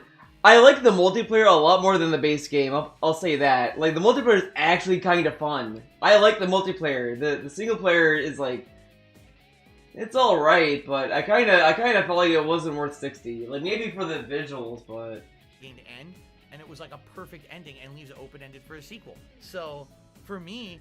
This game is great. DSP like praised this game for leaving it open for a sequel, but then says Final Fantasy VII Remake doesn't feel complete because it leaves a room open for a sequel.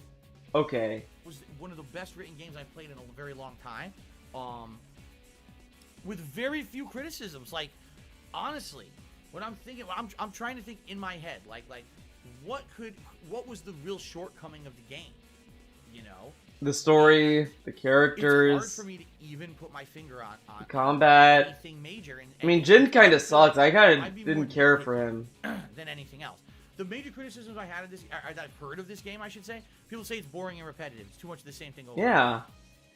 I never felt that way. I seriously never felt that way. I've played many games like that. Like I said, Far Cry is like the real example of that, where it's so much of the same shit. You get bored over time. I never once felt bad playing this game. I thought that it was outstanding. Oh, you know. Oh, and by the way, the loading times on PlayStation 4, not PS5, PlayStation 4, the loading times were nearly non-existent. I have no idea how they pulled that off, because no other game developing studio did what Sucker Punch did with this game.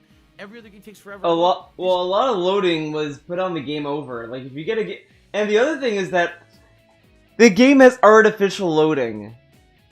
They added that because they want to give you some tips on how to play the game, so they made fake loading screens. Guys, you could either put tips in the HUD or in a pause menu. You don't need to make fake loading screens. This game was like, wait 10 seconds, you reloaded the entire fucking world. I don't know how they did it. That's some magic shit. Of course, now all the games run well on PS5 because it's on SSD, a solid state drive, but I don't know how they pulled that shit off on PS4. Okay? So Ghost of Tsushima. Beautiful game. The best of all the combat engines you would want slammed into one. Essentially what you wish Assassin's Creed had become instead of becoming Witcher 3. Outstanding plot. Great side characters. Tons of content. It's everything you would want in an excellent game. Okay? An excellent open world combat action hybrid game. There you go. There you go.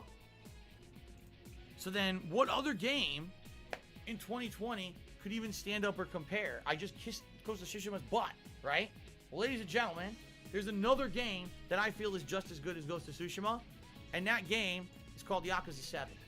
Yakuza 7 He blew me away. Psycho, Because dude. Yakuza Psycho's cool, and he like game franchise where you Inspector, wandered through dude. Japan, usually Tokyo, Kamurocho, Tokyo. Yakuza 7 What? blew me away because What? Yakuza up to this point has been a game franchise where you've wandered through Japan, usually Tokyo, Kamurocho, Tokyo. Kamurocho, Tokyo. Does DSP think Kamurocho's a real place? And Yakuza has been in other locations too. Like there's Okinawa, there's well maybe just like Okinawa. Oh, and Sotenbori. Sotenbori is one too. And you're beating up thugs in the street with a combat engine. You're running around Combat mashing engine. buttons. You're doing combos. The combat engine. Combat style. You do another combo, and you do that like I'm not even kidding, 70% of the game. Okay? It's a beat 'em up. Yakuza is also known for its robust story. The fact that not only does this game usually have a story that's really well written and very dramatic with twists and turns, but also having a ton of side content. You'll run into the most silly people in the streets of Kamurocho. Okay, what? Only does this game usually have a story that's really well written and very dramatic with twists and turns. Yeah, but it's also like a having soap ton opera. of side It content. probably had a lot of You'll different run into the areas. most Yeah, silly people yeah, in it did Kamurocho. actually. I Learn their story. I haven't you beat help it them yet out, though. and But by doing that, you learn upgrades and you get all kinds of fun stuff unlocked for your characters. Okay, but there's always this overwhelming, underlying, very serious, dramatic plot line. Yeah, because it's a of soap Yakuza opera. kind of a deal. Yakuza's a soap opera. So when they announced, It's literally just a after soap opera, 6 dude. iterations plus Yakuza 0, so technically I guess that would be 7 iterations of Yakuza, that they were going to change the style from being running around and doing action-based combat and turn it into turn-based combat like a typical JRPG like Dragon Quest. I think a lot of people were skeptical. By the way, guys, we should give DSP props, okay? He did not say that Yakuza's like Persona 5. You know, we're gonna do the Bugdom soundtrack. Bugdom soundtrack. That'll be our background music. Because the Bugdom soundtrack is honestly it's just that good. Okay, we're doing level 10, level 4. Level 4 sounds badass. I don't know about you guys. You know what? Level 4 must be where the shit hits the fan. The bug dude. Oh man, he must be like going crazy. This stage, he probably gets really mad. Dude, the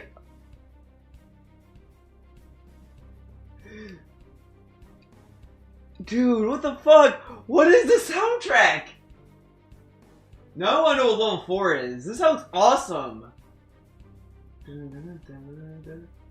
Bugdom. Why does this level sound badass?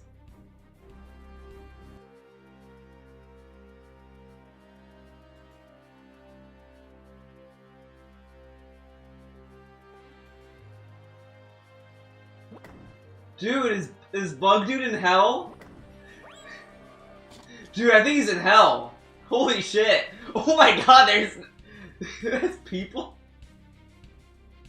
Dude.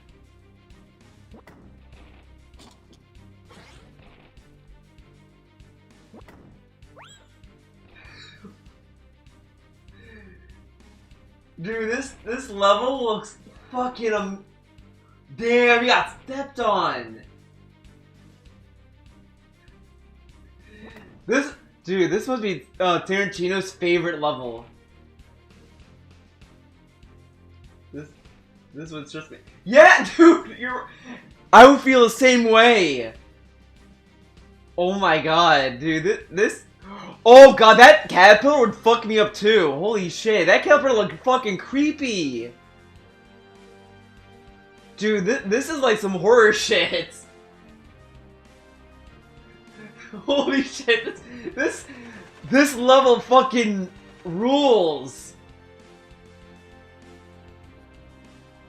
I'm glad I took this derail. Someone's gonna be mad at me in the comments, but they don't understand. This shit rules.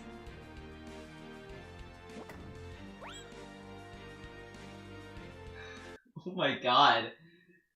Why does the Bugdom soundtrack fucking slap? Why? I just want to know, like, why the fuck? Like, who did the soundtrack to Bugdom? Who?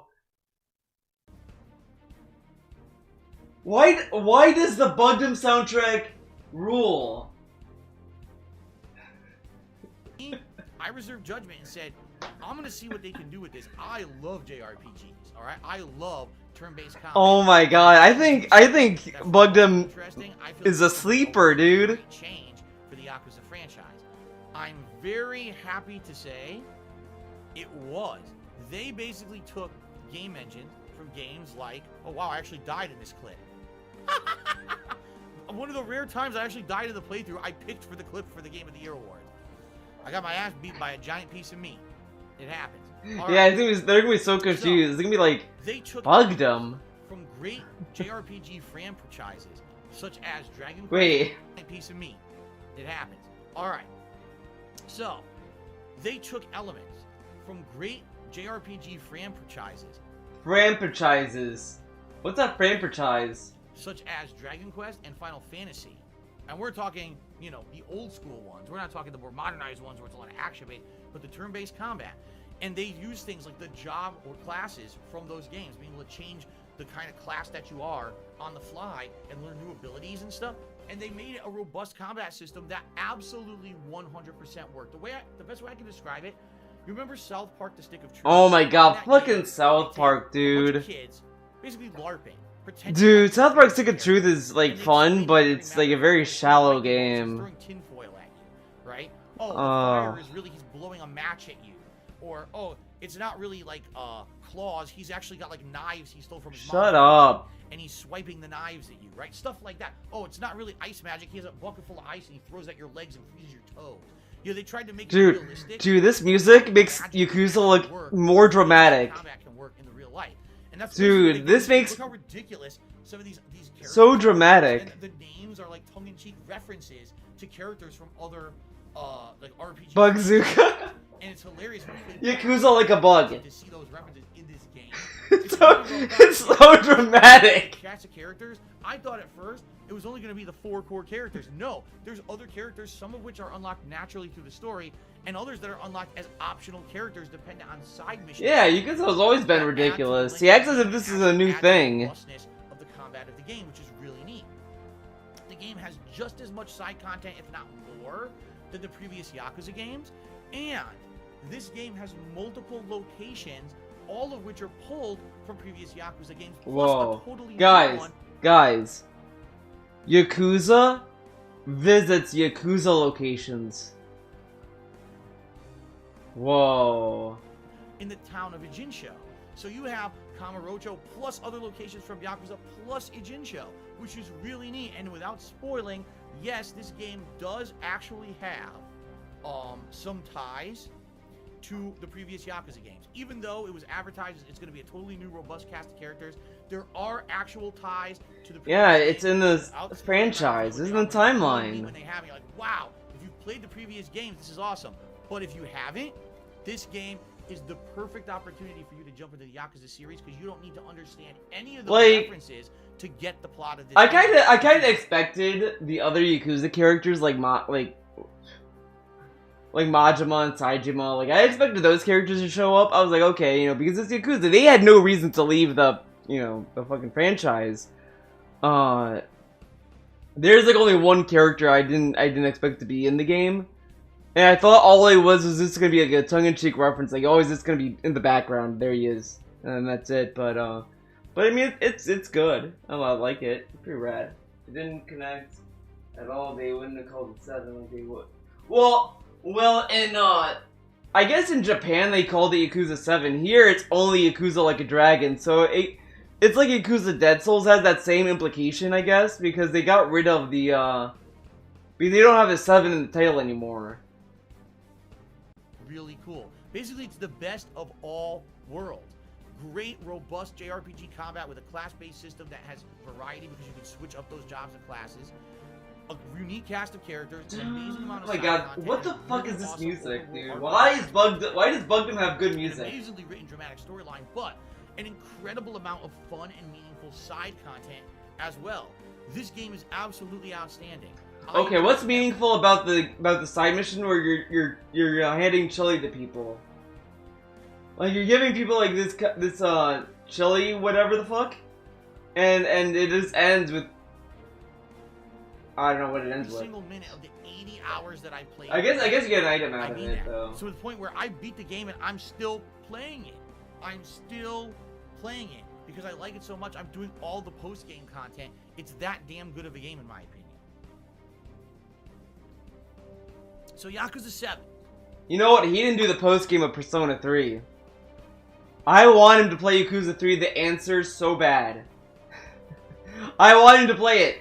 It's whenever like he allows JRPGs to return to the to viewer's choice, I want people to like get Persona 3 the answer to win.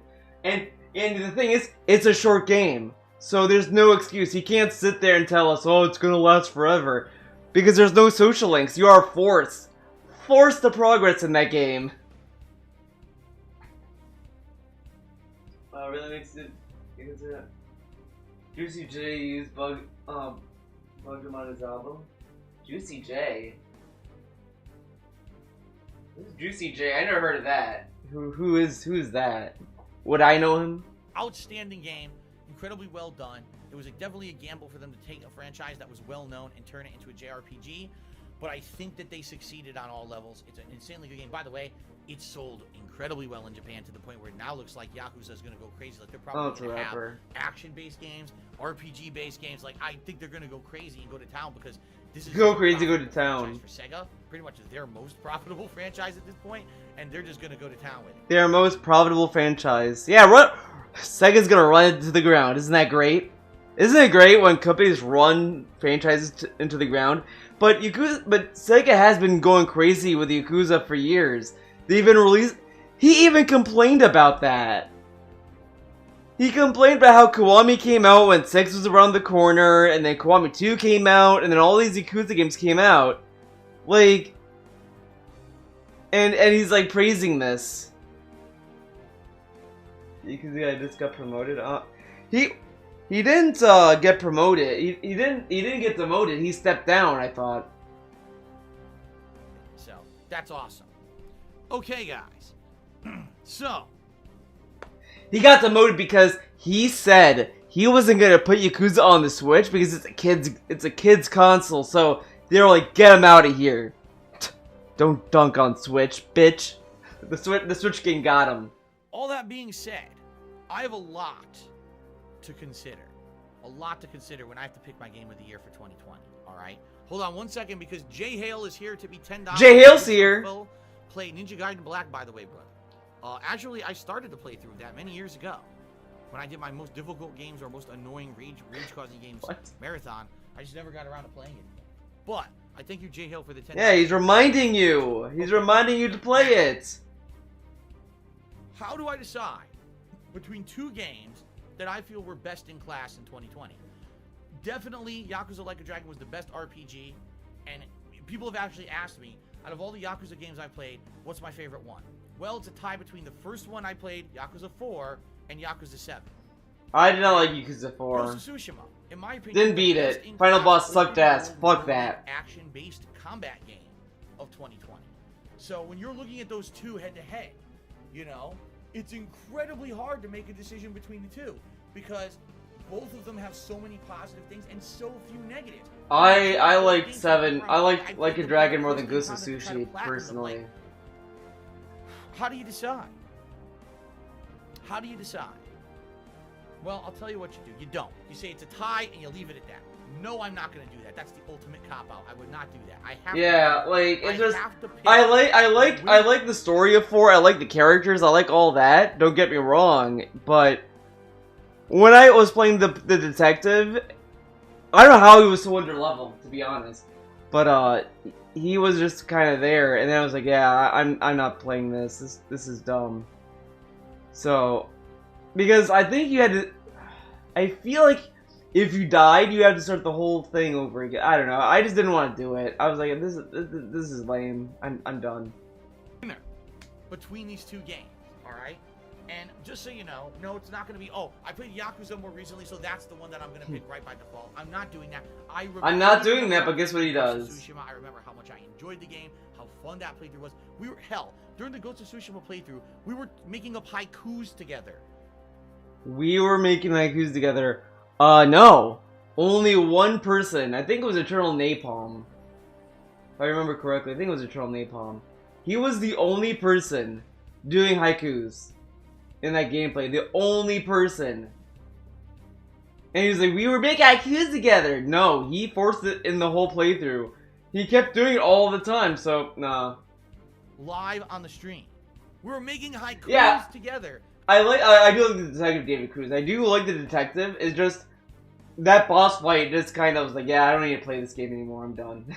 Because we liked the game so much. But during Yakuza, we were talking about Japanese culture and how the game ties into real life stuff in Japan, and I was learning things about Japanese culture. I didn't get that far. I didn't just get to, but I'm playing as Haruka. I just saw Akiyama in 5. I just met him. Like, Haruka talked to Akiyama. And now we're solving a murder case. We're figuring it out. So that's where I'm at right now. I like the dance segment though. I do like Haruka. That whole campaign surprised me how much I liked it. It's pretty cool. First time, which was remarkable. That's the true key to a great game. When you have a fun, organic experience on a stream, and you're having all these fun interactions that are memorable, not only just for the game, but because of what we talked about during the playthroughs. That's how I know those are the best games of the year. Take a look at everything we talked about during Ghost of Tsushima and Yakuza 7, and then look at what we talked about when we played Last of Us 2, and you tell me what was the better game. Yeah, because this entire chat hated Last of Us 2. But hey, he did shit on his date then. Seriously, I mean that. That's really the sign of a robust and interesting game. How enjoyment level of someone who's both playing and I think guys, we have been enjoying the fuck out of this soundtrack. Like, seriously. We have found more enjoyment out of this music than DSP content. That's a factual statement. People were going nuts when I even played the footage of the level. All of you were like saying, wow, dude, the bug is ripping and tearing. So, Bugdom is pretty robust, obviously. Right? So this is a really tough call for me. This is a really fucking Bugdom. But I gotta go with my gut, and I gotta go with my personal preference. All right, and admittedly, the kind of gamer I am, the games that I grew up playing, when it goes to ultimate enjoyment factor, I've got to go with Yakuza 7 as my game of the year. Time to play the same clip. I have to. Reason being, even though I think both games are best in class, I think I like JRPG slightly better. I don't actually think it's the quality of Wow, the game dude. that has allowed me to pick Yakuza, but the fact that I like JRPGs better. It had to be a subjective decision instead of an objective decision, because on paper, objectively, both Ghost of Tsushima and Yakuza 7 are best in class for 2020. I couldn't tell you that one game is better than the other. They're that fucking good. Nah, but I when could. you look at what I Objectively, Yakuza's enjoy better than more, Ghost of Tsushima, dude. I think I like JRPGs more than the open world combat. So for that reason alone, I think I have to pick Yakuza 7. Now, there's some people who are very happy with that decision, and some people who are very upset because people were using the wager system on Twitch tonight to wager their channel points, and a lot of people are like, I'm angry, I lost a bunch of channel points. But, wow, 2.2 million channel points wagered and won. Holy crap, that's a lot of channel points, okay? Holy crap, dude. So, Holy moly. Ladies and gentlemen, my favorite game, the best game of 2020 in my opinion, was Yakuza 7, but that was insanely narrow between it and Ghost of Tsushima. I really feel it could have been either game. Which do you know, like as more? my pick, but I I like 5 objective a little means- bit or more excuse so me, far. subjective So far, means I'm liking 5 a lot I don't more. even know how to make the discerning between the two. Fair enough? Alright. Well, Torikil I like 0 a little bit more. Kwami's good, but I like 0. which is the top cheer of the night. So first of all, let's get him on the leaderboard. He actually says something very meaningful here that I want to read here as part of this. Yeah, his channel points rewards Makes a lot of sense. are shit. Mine are way better. 300 bits. He said, You can get me to draw with my left hand. You can get me to work out. You can get me to do all kinds of stuff. It's Way amazing better. that the quality is still so high. Judgment was released just last year. It's a totally different game, but it's still so good. I completely agree with you. Like, this studio is pumping out hit after hit, and I think it's funny because you used to say Naughty Dog or I don't know. Naughty Dog didn't hit all the time. or you know, like we had these. Uncharted 3 exists, DSP. It kind of sucks. This studio that makes the Yakuza and Judgment games is one of the best studios in the world right now. I don't care. I don't No, know. you're full of shit.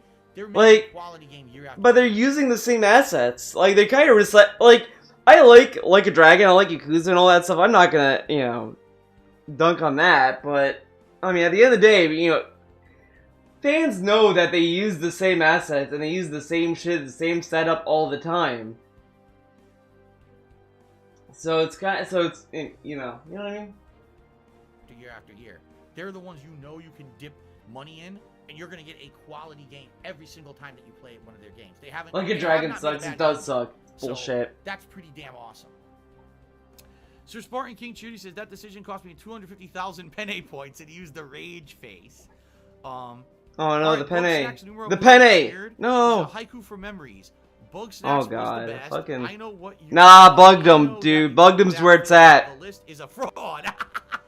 Nah, but It fit the haiku. That's amazing. It actually fit the haiku. That was pretty damned awesome. Timbo Slice Cheery said this was rigged like the 2020 presidential election. I demand a recount. Well, that recount No went politics. just as well as the real life one did. So sorry, Timbo. It is what it is. Yakuza 7, game of the year for me, bro. All right, ladies and gentlemen, that is it. yeah, but he has so little faith in his fans. He thinks that they can't do shit. Apologize that it took so long. But his fans are pretty dumb, so I don't blame hope that you them. enjoyed this video, and I hope that you enjoyed this live stream. Thank you for your support throughout 2020. It was Is there an begging in amazing this? year, and here's to another awesome one coming up in 2021. Peace out. Now, it's totally up to you. You know, if you just want to hang out and just Stiggy Dinks, Donkey Kong 64 absolutely was my most painful opinion. I think they're on the way out anyway. But what Google Stadia announced today is they had an internal game. Gaming. I'll see you all on Wednesday. Okay, there's no point. There is one more clip I want to watch. This to kind of make up for the abrupt end in the last thing. But I do agree. I do think, to me, Yakuza Like a Dragon is my number one for 2020. I do like that game a lot. But I want to do one more clip and then we're out of here. Then we're outie 5,000. Not this one, but let's play this Rob one the anyway. Gamer God cheered and asked if my wife brags about me to her coworkers. Well, Rob the Gamer God, hold on a second. I think I need to do something. Here Hold we go. up. Okay. Rob the Gamer God, I'd like to speak directly to you right now. Okay? I would. I'd like to speak directly to you on this one. I do not work where my wife works. I'm not there when she talks to her coworkers. I actually don't know what she talks to them about. I don't ask her. She tells me about her day at work. That's great. Sometimes she vents about a bad day at work. That's great. Just like when she comes home from work, I don't tell her about every single thing that I did on a stream because I don't feel it would be very. All right, cool. You know, we're gonna take a break from this. I mean, this is now it's getting crazy. Let's play this one, Heartfelt Cry, dude. This song rules. I like the song. It's pretty cool. Let's do this one. You're trying to derail the stream with Jasper shitting in the hallway, and I talk about Wings of Redemption. You're obviously trolling. So you're cruising for a bruising, my friend. Now I don't know this drama that DSP was in. Samuel Richard Jordan McGravy's V6 Mustang shop. Wings of Dissension. Where's Wings of Redemption? Oh, I should do that too. All these wings, but they don't have the Wings of Redemption. What is this? What kind of game is this? You missed a big opportunity. What a cash-in that would have been for Wings to have a fucking a promotional tie-in with the game. You could have promoted it. They didn't have. Where's the Wings of Redemption? Come on. You know, you're saying wings. I don't know. How the hell would I dress up as wings? I guess I have a bald cap. I need a bald cap. And I could sit here. What I could do that morning, I'll go out and I'll get a cup of Wendy's chili. And some chicken nuggies. Chicken nuggets. And I'll sit here eating chicken or dipping the chicken nuggets in Wendy's chili as I stream. And I'll just ban everyone from stream chat. Oh my god, that laugh. Oh my god. Oh my god. Now everyone's going nuts. So okay, now yes, put a big pillow under your shirt to buff up your Oh my god. You guys are evil. You guys are pretty fucked up, man. That's right. I need a salvage Mustang title. What I'll do, I'll frame a title from a salvage Mustang. And yeah, this dude is wild. This wait intervisions. It gets this video gets better. Oh my god. You guys are vicious. Hold on, you guys are so mean to Wings. Seriously, man. You guys are mean, dude. No, that's bullshit, Gary Shiggles. That's complete bullshit. He just said DSP and Wings won't collab because they think mentioning a collab is trolling. There you go. In reality, we have a lot of the same trolls, but a lot of the same support. Don't worry. No. I know intervisions. I know He's a liar. Dude. And he's that's why I made a mod. About me saying that I did things and shit that I did not do. He claimed he sent me an email because he wanted to co-op with me that he never fucking sent. Then he lied to his viewers about it for a while, making them come in here and constantly question me. Why didn't I respond to the email? What's going on? Because I'm like, I didn't get any fucking email. I don't know what the hell you're talking about. But it could be sent to your. He tells everyone, anyone that emails him, hey, did you get my email? No, I went to the spam, dude. But then he never checks it. He never checks the spam filter, dude. Months later, he admitted he never sent the email. This is also a guy who invited me on his podcast. Now, what if, guys, Theo theory, right? What if Wing said he never sent the email just to help to stop the drama? Because DSP kept saying, well, it could have been sent to my spam filter, and he never checked the spam filter for some reason. Imagine using emails for anything but test answers. Hey, those emails are important. I was trying to get my intelligence up to be with fucking Mitsuru. If you don't understand the importance of emails to get to that point, I feel sorry for you, okay? Mitsuru is the best character in Persona, period. No other character can close to Mitsuru. Mitsuru is just like S tier. Yet you can't tell me another character is better than her. It's just impossible. You know, I'm playing Persona 4. I like beef. Whoa! And they have Yukiko who's like, I like fans and wow. And then you have Rise who sings a lot. Who cares about that? Then you got like Persona 5. Persona 5 got some better characters like Tai Takimi, Sai Nijima, all that shit, but you know, Mitsuru all the way. Gotta go with Mitsuru. Very sick when I was supposed to appear. So I told him, you know, please let me know when you hold a podcast and I'll consider appearing later on. He never contacted me again about it. And then later on went on his podcast and acted like I blew him off and never wanted to be on the show and never contacted him again. So that's why I don't collab with Wings. Not because, I'm afraid of trolls and shit. Because there's no reason to do it. The guy's a serial liar when it comes to me. He's done nothing to ever, you know, do something nice or anything towards me. I get Mitsuru and Yukari then. Bada bing, bada boom. I'm not gonna fucking do anything with someone who lies about me like that. I'm sorry. He's a liar. Get him out of You want to be here. a fucking liar and make shit up? Well, then you go do shit by yourself. I don't want to have anything to do with you if you're gonna be like that.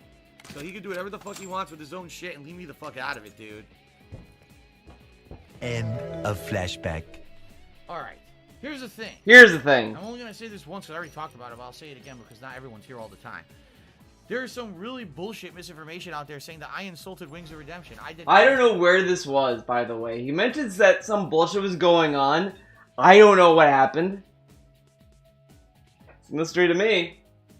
They're both all, neither of them are interviewers. This would never happen. They're both just awkward dorks who need to be corralled into doing anything of their comfort, outside their comfort zone. Yeah. Well, like, it's just rough. It's all Wings of Redemption. The people came out to the stream here and we're talking about him for the umpteenth time. They don't do... Yeah, but I'm saying, like this, isn't this old, though? I thought this was old. But, okay, I'm gonna read this. I'm gonna do my DSP impression, guys. They don't do shit in Wings Chat because that is a toxic-ass stream? The guy embraces trolls as the only people he'll get to watch because he's a fucking mess of a human? Oh god. Oh. He lies and does fucked up stuff constantly, and that's why people troll his ass? So he thinks it's good people troll in his chat, or something. It's complete ass backwards logic. Wait, what? Fucked up stuff, he lies and does fucked up stuff, that's why people troll his ass, so he thinks it's good people troll in his... Okay. So fuck that guy and his trolls. My stream is not toxic, and I actually have legit longtime fans, and we're gonna out a nice chill stream for them. They don't deserve assholes harassing them, me or anyone.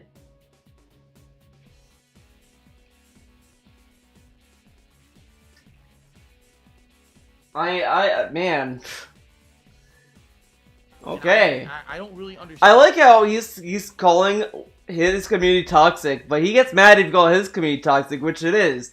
Mariah Masaki is a fucking toxic piece of shit, and Nanamouse is another toxic piece of shit. Like, okay. And the guy's situation because I don't follow his stuff. Hold on, I'm gonna turn on the lights. It's getting dark. It's getting dark in here.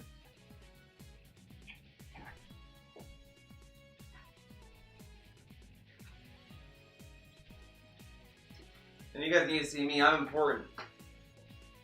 I'm like the main character here. The ones you're reading aren't from Monday. Yeah, I thought these were from something else.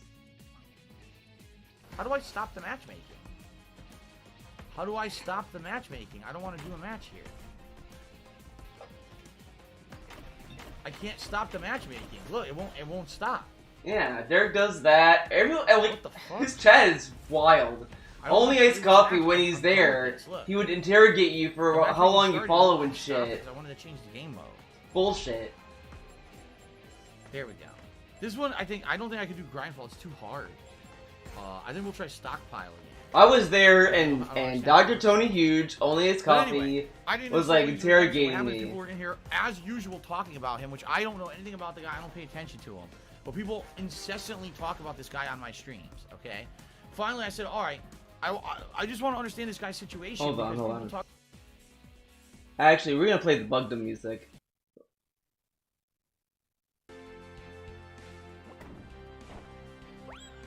Well, for soundtrack.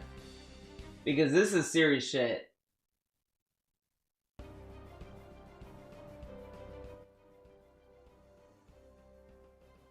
Talk about him constantly, and everyone says stuff. I don't know what's real and what's fake. And basically, people gave me general knowledge about the guy, about how he's had weight problems, really general bad knowledge. He went and got surgery, but then after. Now, if people gave people general knowledge of DSP, he'd hate that. Oh, you know, DSP asked milked to like $1,000 to reveal a cat. surgery. Apparently, he still has weight problems, and he got married. But people say that basically his wife's kind of an enabler and stuff. Now this I don't know. Is it? What is that? Is it true that his wife is like ruining his lifestyle or some shit? Like that seems a little too like ridiculous, and it's kind of shitty too to spread an accusation on someone else's wife like that. Like imagine if someone said, "Well, I think DSP's wife is enabling his bad spending habits and all that kind of stuff." Does that, like, would he be happy with that? Like, I think it's kind of fucked up to kind of bring up his wife if you don't have any proof of this. His wife has been more positive for him. Yeah, like, I went to one stream, and the wife seemed chill. Like, I mean, she didn't sound, like, it was whatever, but it didn't sound like that she was like, alright, Wings, eat some McDonald's, bitch. Here's some Big Macs. I bought some Big Macs for you. Eat that. Here you go. So I mean, I don't know their personal life. I don't know how she cooks for him. I don't know the food situation. But if Wings is like serious about his weight problem and he wants to like eat healthy, he should be driving it himself. Like you can't really blame everyone else for that situation. You can only go so far. You can only go so far to blame other people for what happened. I don't know if any of this is true. I don't watch the guy's stuff. I don't know anything about him. But I'm just commenting off of commenting on what I'm being told. In which case, I'm like, dude, this is just sad. That's a sad story. The guy, that's real depressing to hear that this is happening to the guy. What the guy basically needs in his life is people who are going to support him in the right ways, not enablers who are going to get him fast food and stuff all the time if he's overweight. That's messed up, you know? Ultimately, here's the thing. Someone like that, ultimately, if that's the real case, there's no way you can make them help themselves. Yeah, I think that's kind of I agree, Emily. I think that's just fucked up to do that. I wouldn't like I don't know his wife, like clearly. And then he gets mad if other people bring up his wife. Like, "Oh, what about your wife? Don't talk about my wife." Like even in the latest clip when someone asks him, "Do you think Kat brags to her coworkers about your job?" He's like, "I don't talk about my wife, man. Don't talk about this." But he went straight to Wings' wife and just propagates an accusation of what she does, and that's not really fair for her because, like, why propagate that? He yelled at the end of that clip. Yeah, I watched it earlier, but I didn't play it the rest of this. It helps when you have people around you who are supportive in the right ways. Okay, so all I know is from what people are telling me is that this guy basically has a really sad life because of all his weight issues and stuff. So I'm basically just commenting. This dude acts as if like Wings goes on stream every day and cries. Like he's like, hey guys, I'm so fat, and everyone like gives me fast food, and everyone's enabling me, and it's like, no, that probably doesn't happen. It's probably just like Wings, you know, rants and yells and shit, but like I don't think he cries every day. Like. He usually makes it sound as if like Wings is like a little baby, and he's like on the edge of suicide or something. It's like, I'm like, you know, that's depressing. And I'm the kind of person. For example, they have those TV shows that follow these people around in a reality TV setting, like My 600-Pound Life or whatever it's called. I could never watch those shows. I couldn't. That shit is like so depressing to me that like I can't watch it. Like it actually hurts me to follow that kind of stuff. I've never watched reality TV in that way. The only reality TV I watch is like talent shows or like Hell's Kitchen. But I could never watch some shows where it's like following people around who have messed up lives, right? And it's funny because as people were talking about this in my stream chat, they're like, "Well, that's kind of why we follow Wings because he's like." Yeah, so it did get really plump. I'm like, dude, that's not something DSP, to follow or support or like that's fucked up. Like this guy needs help. If what you're telling me okay, is true, get him help then, DSP. DSP. Needs help from people who like what? Support him and try to help him in life. He doesn't need people laughing about him and egging him on in these behaviors and stuff. Like this is really messed up. What you guys are telling me.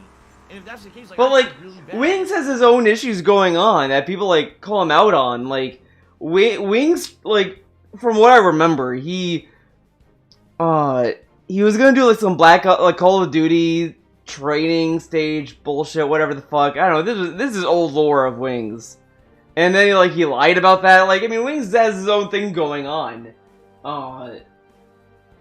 I apparently was wrong about the surgery thing. I thought he asked money for surgery and then he never did it.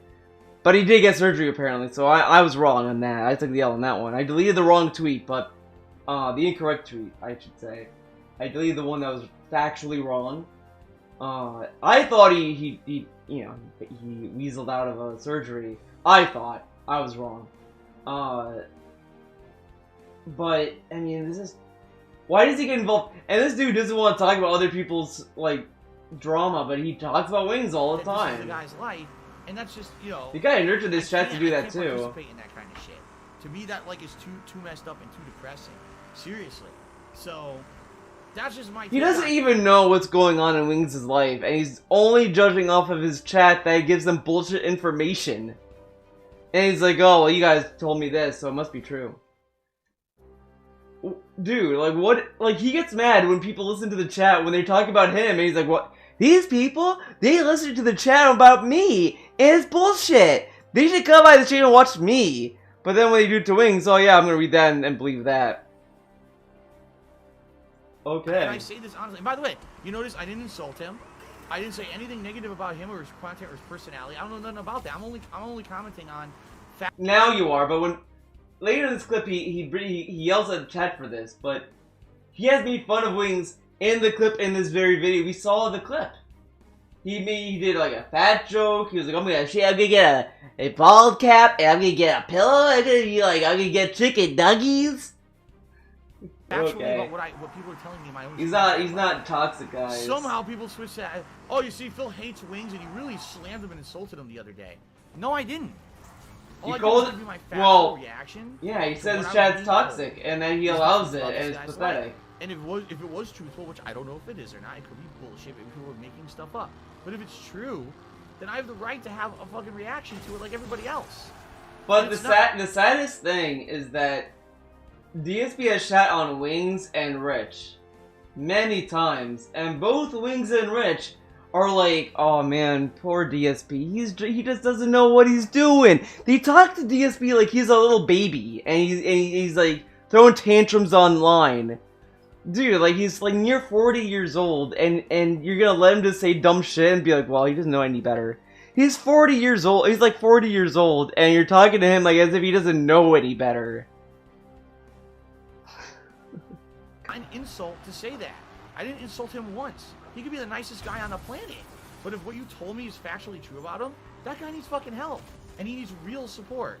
Not people who are gonna buy him fast food and do fucked up things like that. You know what I mean? Like, I like how buying fast food is fucked up to him. Like, he makes it sound as if, like, let's say that we believe in DSP land where Wings' wife is buying him fast food. He's acting as if the wife is like, okay, honey, I got you some fucking Big Macs and you're gonna eat them. And Wings is like, no, honey, I don't want Big Macs. You're gonna get them. And she starts like force-feeding Big Macs. It's like in Misery, okay? It's like DSP thinks Wings lives in the movie Misery.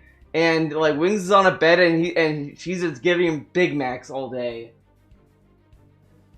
So sick in my head that the people would do that to a guy like that, and instead of trying to help him. But like I said, ultimately in life you have to want to help yourself. It's the only way you're ever going to get help is to actually do things for yourself as well as others trying to help you. You know what I mean? So it goes hand in hand. I just don't like that he's just talking this in detail about Wings' life. I don't like Wings either. It's the same thing even with Bad Bunny. I don't like Bad Bunny, but there's a lot of double standards with his chat and with him about Bad Bunny. Like, he mocks her about her complaining about not making $5 in subs or whatever. Like, oh, no one's subbing, it's only $5. But this guy has railed and begged and yelled at his chat about giving him $100 to put on a vest. And it's like, you're really gonna dog on Bad Bunny for yelling about $5 when you're crying about $100?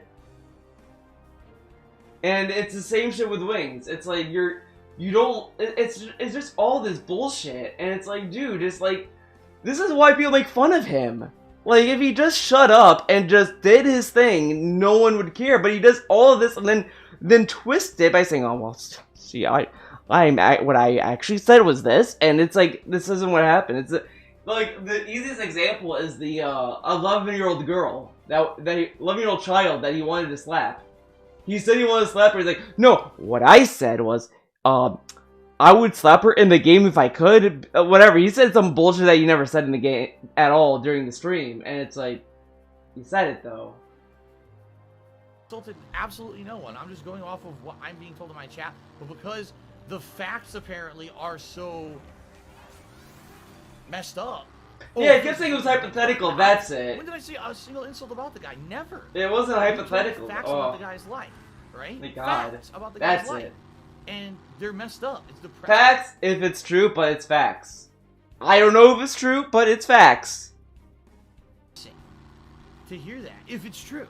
If it's true, but and facts. I'm hating on someone because I'm commentating facts. This is my reaction to that. This is like that lady in 2017 that told a news channel that they have alternative facts. Like what? It's alternative facts, guys. Okay. And it's truthful. Like I would never watch a reality show that follows stuff like that. That is like too messed up to me. Like I understand there's messed up stuff in life. I don't need to follow it and hear every detail about it. I hate to say it, but I think that people who follow that kind of stuff, like those TV shows, it's because they want to feel better about themselves. Like in a messed up way, they feel like following someone whose life is so messed up makes them feel better about themselves because their life isn't that messed up or something. But that's fucked up. Like, get a life of your own. Like, seriously, get a life of your fucking own and stop trying to hate on other people's lives, you know? And the truth is, I just don't want people to talk about Wings at all in my chat. I would rather have it that I'm never told about this guy. I would rather just go on with my own life and only follow my own content and my own viewers. And I don't care about this guy. But people are always fucking in here talking about him. I'm tired of it. Tired of it? Then ban them. Ban them. Ban them. The fact that he's, you know, is so ban them. I don't care. I don't care. I don't want to hear it. I don't want to hear it. I don't want to hear it. I don't want to be an asshole and blanket ban people talking about Wings. But if the reason you're making fun of him is because he has maybe time them out and not ban them, then I don't know what to tell you. Come on. You're just as fucked up. Like you shouldn't have a life where you get your rocks off, making rocks fun of off. others and how messed up their lives are. Man, he really loves like, that saying lately. You're just a fucked up individual. If rocks off, dude. It's not. It's fuck. You're just as fucked up. That shows our Wings fans. Yeah. That's my take on it. Like, no, I don't. In 2018, I think it was 2018. There was like this big crossover with Wings and DSP, and that's where a lot of his whales have now come from too. Like a lot of whales that whaled up for Wings have been whaling up for DSP. I hate the guy. I don't dislike the guy. I'm not slamming him. I'm not slamming his wife. I'm not slamming anyone. I'm factually saying like, this is how I feel about a situation like that, and people took offense because I guess they're fans of Wings. Oh, how could you say? I didn't, dude. Take off the rose-colored glasses for one fucking. That's not even the right saying for rose-colored. If what I was told is true, rose-colored glasses is for nostalgia. Stop it. The guy needs help if that's the truth. And what you do on his streams and shit, all you're doing is enabling more fucked up behavior. You know, it's not right. You know what? I'm gonna see. Is he streaming right now? I know DSP is streaming. I'm not asking about that. But is Wings streaming? I don't think he is though. I don't think he is.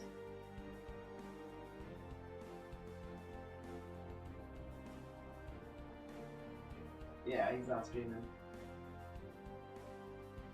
Dude, he got the vest. Big ups, he got it.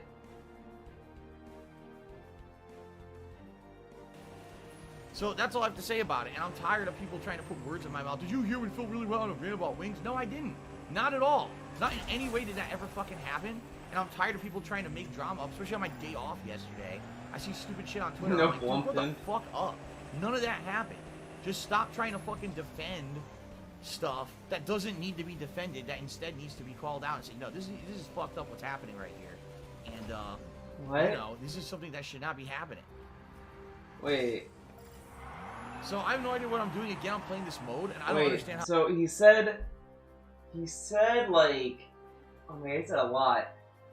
People are calling him out for shitting on Wings. He's not shitting on Wings.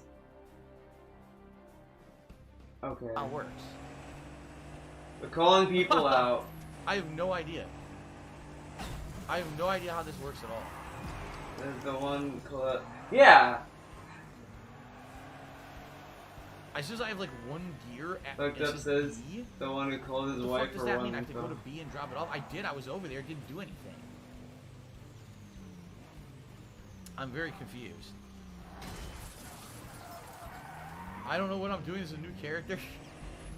This mode certainly isn't about wrecking. Wait, streams on YouTube now? Right? What the hell?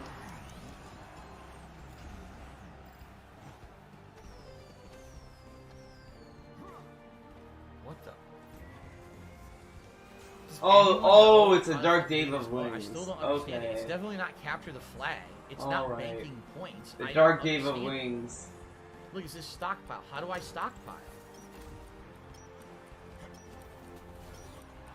I killed myself. I don't know what's going on. You have to get out of the car. I sure love that all of his chat is being so misogynistic. AOC is such a dumb woman. Chat is too fast today. Like all of this stuff that's like, man. What? Cool. What? Capture the points.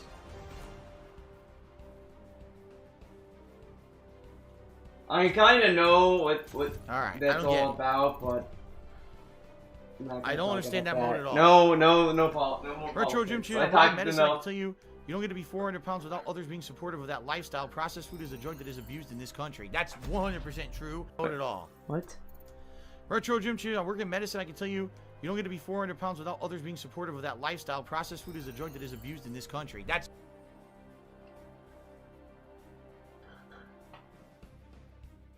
Okay. 100% true. Processed food, fatty, fast food, processed food, insanely unhealthy food is an epidemic in this country. Not eating healthy home-cooked meals is a terrible, terrible... I was second place? I was second place on my team. This I didn't know dude how to play. has I not generated cooked for 12 himself years at and all. 0. You know what that And means? then they say how like, oh, well, you don't get to be 400 pounds. It's probably people who just refuse to learn how to cook. And then they just resort to eating fast food because they're just impatient or whatever the fuck. Like, it's on their own. Like, come on. How to play that mode. No one knows what the fuck's going on in that mode at all. It's all in the portions. Yeah, like, Clue how to play it. I think you could cut down on fast food. I mean, I think it's just that, like, you just have to, like, eat what you can. Like, you know, obviously you're not gonna get, like, if you eat once, you know, once a month or once a week or whatever, that's one thing. But, like, you know, if you're eating, like, for, like, 2-course meals, like, oh, I'm gonna have it for lunch and dinner, it's like, oh, that's a little too much. Come down. All I feel is shitty because you only get one life, and you die too quickly, and stockpile, I don't think anyone understands it at all. So... Alright, well, we're gonna take a break. When I come back. We're gonna do some more stuff. I don't know what we're gonna do. I don't know if we want to try the modes like Mayhem and Carnado more, and you guys want to do wagers on it, or I mean, people say try the offline modes. I mean, I could, but I think the whole point of the game is the online modes, right? So, all right, guys. Well, let's take a break. Frozen We'll take food. about a 20-minute break. When I come back, it'll be roughly an hour left here, and we'll see what else we can see. I mean, I'll be honest with you guys. So far, I'm really not too impressed with the game at all. If I do play it again, I would do it as like a late night stream, but there's no way I would do it. If I do it There's no again. content in this game, you know what I mean? Like, there's really not much to it. So, okay. All right. Yes, saying that something is disgusting and depressing is not an insult. That's a factual reaction. You fucking idiot. You see? So the Wings fanboys are coming in and trying to insult me. If something that's disgusting and depressing, that story. Did I insult anyone in that story? DSP's life is depressing, guys. I'm just stating a fact, but people told me about him. Like, they told me that, like, he needs to get $100 every stream to pay bills, and he has all these chargebacks, and he doesn't get paid by Twitch until the 15th. Man, it's pretty depressing and disgusting. So I think that's what I think about his life. And he's bankrupt. And he went bankrupt. So that is pretty depressing. So I'm just stating an observation of the fact that my chat has been telling me. So, you know. No, I made a factual observation about it. There's no fucking insult there, stupid. Okay, let's take a break. I'll be back with more. Okay, guys, thanks. See you after the break. All right.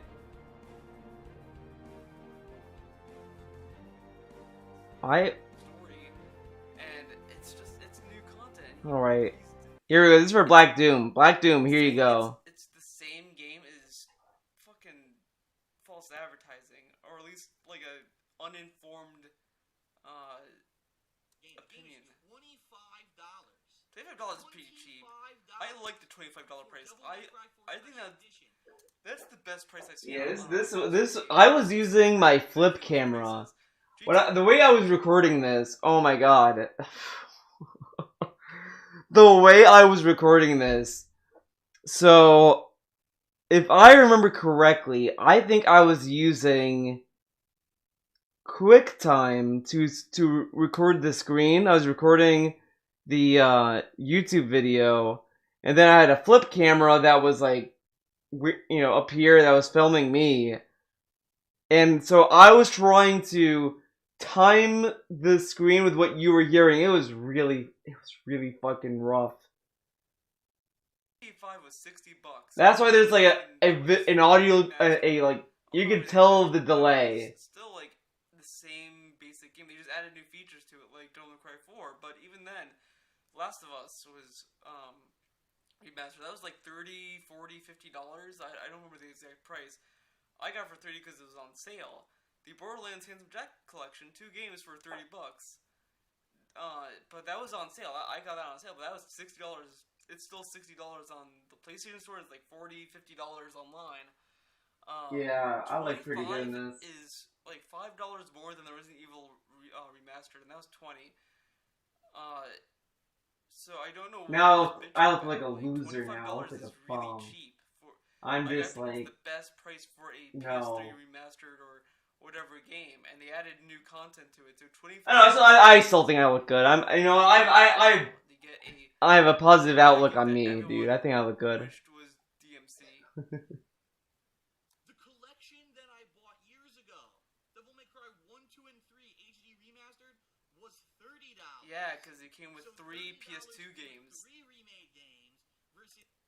And they weren't even remade. Yeah, that's a weird comparison he made. He was like, "Oh yeah, this game came with 3 games. They're PS2 games, and one of them no one really plays." The Devil May Cry HD collection, they were just upscaled. Just needed trim and it gets. Consoles. They weren't remade. I can kind of gel this hair if I want, but I think I am due for a haircut though. So. The game on a But you know how it is. Disc, and then they went in and upscaled the graphics so it would look nice on an HD TV. That's all they did. That's the amount of work they put into that. They did it. It's not a new game. It's not remade or anything. This game has a little bit more stuff going in with it. It's not. I mean, it's not exactly a new game either, but they at least For the tweaked fun it a stuff. lot. I hope Did you are stuff to too. it more than the Devil May Cry HD collection. So you paid $30 for this. Dude, his love seat looks way more action packed. Look at that love seat. It has the NES pillow. It has the Astros. It has other pillows. New content, and he's bitching about that. Then I could go for a trim day. It will get me doing the clippers to my noggin. No, I don't know what you mean. I'm gonna finish it. Don't get me wrong. I'm not gonna. He's not gonna fucking finish it. He's lying. He's just saying this. He's saying it because he doesn't want his viewers to call him out and say you're a fucking shit. He's gonna hope that he takes forever for him to beat it, or he's gonna play it less. So by the time like a major game release comes out, he won't have to play it again. That used to be a tactic DSP used to do a lot.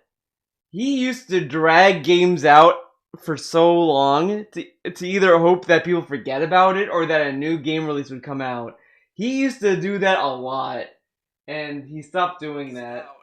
That's probably what he's gonna do. He's gonna phase the game out because he doesn't want to play it because it's getting low. Look at how fat I used to be! Oh my god! He hadn't played Yakuza 4 in a while. Wait, hold on. He beat it recently, but he forgot. I'm gonna move my face cam there. there. Where he was because he didn't play it for a long ass time. But at the You time get, he was like- playing it, he got the DOS and swatted. But he was able to play Batman Arkham Knight off stream, but not Yakuza 4. I'm not enjoying it. I wish that I was, because He's not enjoying it, yeah. I He's liked not Devil enjoying May the Cry views. 1, although it was archaic and annoying. Devil May Cry 3, I saw the progression of the series, and I was like, man, this is good. I like the improvements they made to it. This is really Again, I really he's like just this game. I giving played us 4, and I'm like, opinions. where did the fun factor go of this game? There's There you fun go. factor in Devil May Cry 4. Don't listen to this guy. This guy doesn't know what he's talking about. There you go. Now you get like the full experience. You get to compare me with me. Yeah, his honest opinion. But see, he's hiding behind. Now let me talk about Rambo. Let me tell you about Rambo and how we were so cool together. Minute or so video about Arkham Knight. He bitched about the GameSpot review not being saying that it's not an opinion, it's a fact. You need to talk about facts, and it's fucking stupid. And he called The Theo paradox. It's my opinion as pussies, and just What? insulted anyone who has an opinion. Oh yeah, I remember. He still kind of does this. When people say it's my opinion, he hates when people do that, but he does that all the time.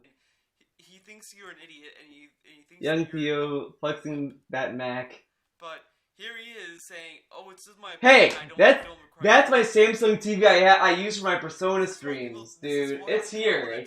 I still have that TV. It's right here, buddy. In a nutshell, because he's so full of shit. The Red Button would be willing to draw Rama, Saotomi on the whiteboard.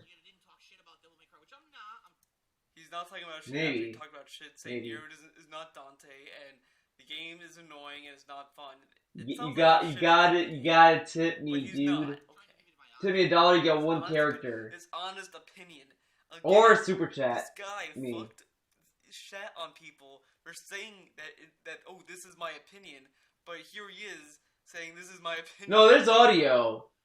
There's audio. There's a massive delay between what the video DSP is doing and the audio, so there's a huge delay. This was intentional. This was... I saw a playthrough of him playing that game, and man, he had to use a golden orb. A golden orb, pretty much like as soon as Watching you die, YouTube, no audio it is fine as resurrects you. fuck. How He had to handmade use it on a it is. platform It is, that yeah. was ridiculously easy with Nero. Like, dude, he wasted his health on so many things. Like, he burns through his health so fast in between boss fights that, like, wow. And I saw him fight Dante, and man, Dante was taunting him at the right moments. At the right moment. Wait a second, I want to see... Fights that, My Mac! like, Dude, wow, and I saw that Dante, my old man. Mac screen, dude. Man, Dante was taunting him at the right moment. Oh, dude, look at... Oh, I know that wallpaper. So used to took this whole, what was it? The, Portable Ops cutscenes, and they put them all in this little montage. It's pretty rad. Wow, I still used my, Gurren Lagann Chrome theme. Curl Painter was cool for a while, but it kind of sucked. After a certain update, there was a massive delay with the tablet. I bought Illustrator. That was the last time you were able to buy an Adobe product. I should have saved up for Photoshop. I kind of hate myself for doing that, but now I use Clip Studio Paint, which is way better. The two towers of art books. Oh yeah, dude.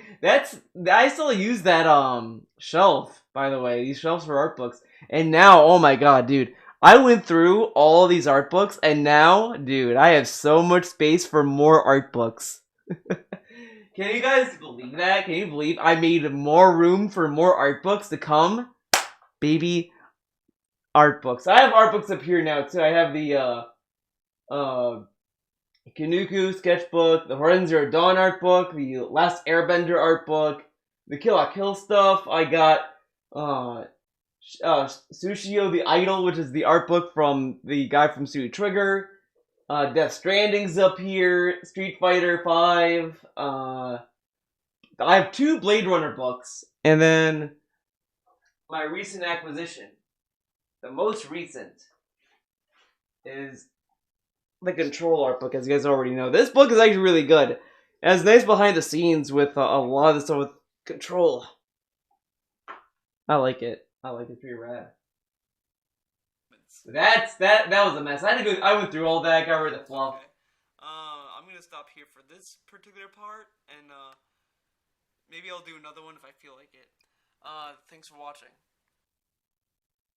I think I must have used iMovie.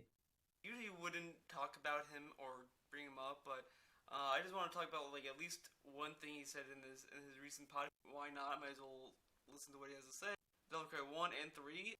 Major fans of the series are gonna disagree. You know, I want to see something. I want to see my very first DSP video.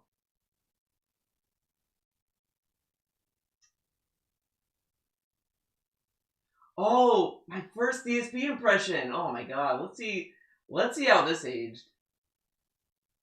We're the first layer. This will be the background layer, okay? This will be the outline layer. So we're gonna lower the opacity, okay? And now we're gonna drag the lines you want to keep, okay? So first we want to keep this line, okay? This line's the best line right here, alright? Wow, this is... You know what this reminds me of? If you go to old Todd and Aaron skits that Mega 64 did, like the very first one, they are super tame. It's like, best game of the year. This game. Rama Satome Girl. Thoughts on Bates Motel? I saw a little bit of Bates Motel. Kind of. I didn't like it. Like, thanks to the $2 tip. $2 super chat. Excuse me. I will draw that. But thank you. What is that from? Ooh. Alright, he's my. But yeah, this is like really tame compared to what I do now with this character. Over the face. They'll draw. I like the Gendy tartar sauce Clone Wars. I like that way more. The 3D one I didn't watch because I was so turned off by the movie, so I didn't really care. It's like a modern update of the Mario character. And we're gonna draw a nostril because Nintendo, for some reason, hates nostrils. Let's see. And look, we're making him look even cooler than Nintendo ever would. Nintendo, hire me as the character designer. And then we're gonna draw his eyes. Is it? I'm gonna find a good pick. His eyebrows, dude. Since his head goes over his face, we're not gonna see the full eyebrow, okay? We're not gonna see the full thing. Is it this character?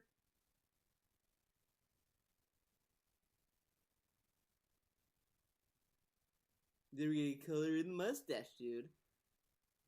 Actually, we should do that later.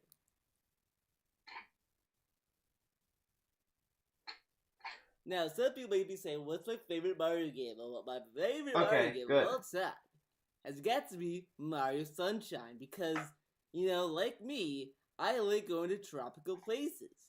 And that's what makes that game real cool, okay? A lot of people hate that game because they say, oh, they don't want to clean. Fuck cleaning. Hold on, guys. I gotta take a sip of my water.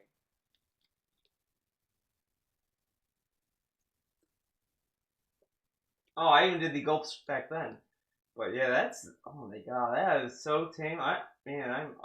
Oof. Oh man.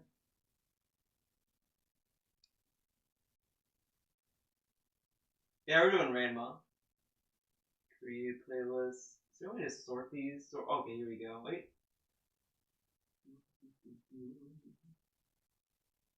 There is DSP vids. I think I made a playlist for that. Maybe I didn't. Unboxing Ring. Unboxing Ring was good. I like that skit series.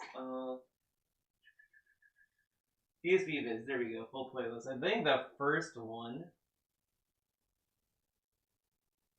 Let's see. This was August 16th. Oh. This was August 8th. They're here to show you. I'm just saying I'm this must be the playing with some first. ideas.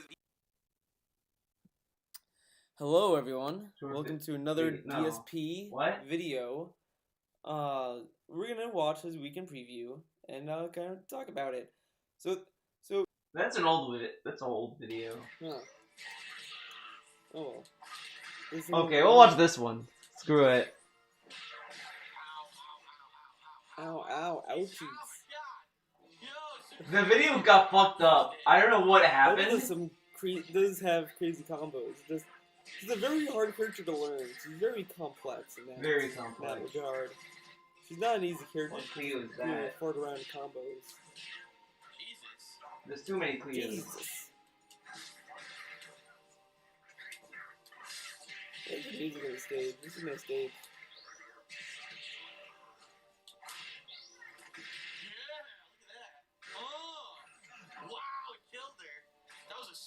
Oh man, that More Cleo. frame right there. You can do more that Cleo. frame, that thing is crazy. Air juggle into a fucking super cancel into an air. Technically, there's nothing going on because the video got fucked up. The craziest fight in the world. Well, let's put bets. How much do you want to bet that Marie beats Phil? Phil beats Marie in one video. I don't think so. There you go. Let's keep this. I don't know why the It's video is like this. I don't know how I mastered this. Oh, sorry. It's interesting that he's fought Marie, you know, for a while now, and he still gets destroyed by her. Yeah, that's kind of funny.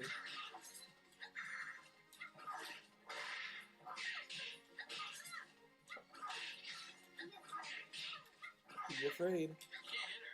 Should be afraid. Maria was a cool boss fight.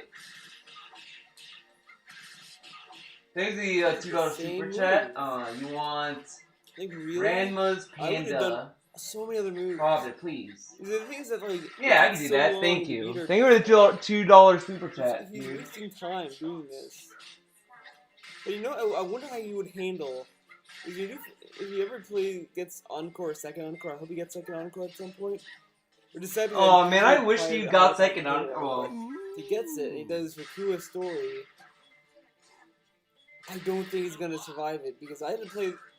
Because like killing his bot on Fukua's story is ridiculous. They gave her 5. Did anyone even comment on this video? From the start, level 5 supers from the start. Yeah. With no time limit. No one liked this video. 10 people liked it. 10 people liked this video. Like, Why? Dude, I would really like to see Phil go against that because I had to bump the difficulty down just to beat that story because I couldn't do it. Like and that's what I like about that boss is that it's rewarding when you do a combo on her, but man, like I might go back to Fukua's story to do that. To be honest, I did beat Fukua's story. I do want to make that clear. I did beat it. Did beat it. And he should also do Marie 300%. Marie 300% is also a bitch. Marie 300% is way more challenging than this Marie, for obvious reasons. But I think she's also like she has more like skull moves too in 300%. I don't know. I feel like that her moves are way more vicious in 300% than this. Nothing like the last time I fought her. Yeah, because the bots change, dude. Like, the bots don't play the same. Just because they're bots, it doesn't mean that they're programmed to play the exact same from previous matches. I mean, it's like, you know, when you play, you don't play the same when you play other people, but here you are playing the same when you play Marie, you know, so it's... Dude, like Phil doesn't learn.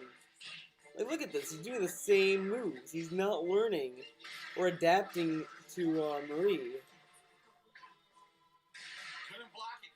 Like, look, when I played this game, when I played Skullgirls, and when I still play this game, when I go to Marie, and I die, I think about it, and I try to either be more defensive, or I try to be more offensive, or I try to do both.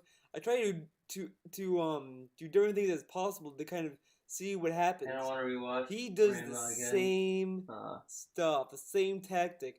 Sure, there might be a time where he might do a different move, but then he'll just use that same move over and over and over. And then when he dies again, he'll do that same move over and over and over again. So he doesn't really learn. Just saying. Fucking bullshit. God damn it. Fucking bullshit. Goddamn bullshit, dude. God, this boss is fucking cheap. Boss ain't cheap, dude. You just suck. That was actually one of my favorite boss characters. So yeah, I still like. Was this when he was doing the final boss? I think he was doing again, since the audio fucked up. I think he's doing Philia's story. He's doing Philia's story, so he's at the end. He's fighting Marie, so it's the final boss for Marie's. Can't do anything. For Philia's story. I think I ended up watching the whole video, but dude, I don't know what the fuck happened. I recorded it and it's stuck on like, I don't know why it's like this. He's on Marie, but the game is the video is stuck on him fighting Fortune. Oh yeah, Marie is rough. I agree. And like aerial attacks are, to me, way more effective with this version of Marie. This I think was me being kind of harsh on DSP for no reason, because well, I'm a troll, but could win. I play 200% Marie. That's hard. That's rough. Of course. I don't like this drawing, but dude, there's 10 minutes of him failing. I'm gonna rage so hard on this. Rage, dude. This is awful. This is awful. I don't know why I decided to do this to myself.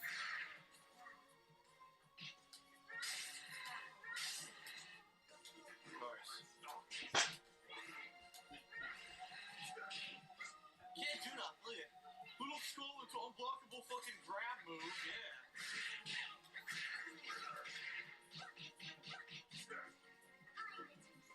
it's more rough for the viewers for this reason than it was for me watching. Now that I'm looking at this, it's like, yeah, I don't know how 10 people like this. You know, maybe I should record myself fighting Marie and then saying like, this is how you do fight Marie. I don't know. I have matches. And we're playing Skill Girls Online, so you can kind of see where my skill's at. I mean, I'm not the best player at this game, but I'm not the worst. Like, I'm actually really good in this game. Like, actually, this is probably one of my better fighting games that I play. I mean, again, I'm no tournament level player, but I mean, I'm no scroll. Maybe I am a tournament level player. You saw you had potential. And I wouldn't cheese these final boss. Back then they did. Now it's like, I kind of cheese when it's this form because it's an aerial fucking hitbox. Whatever.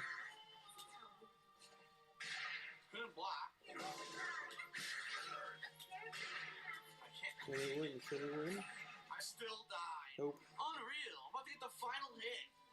So fucking cheap. Is this how the story ends? So cheap. Ladies and gentlemen, it's showtime.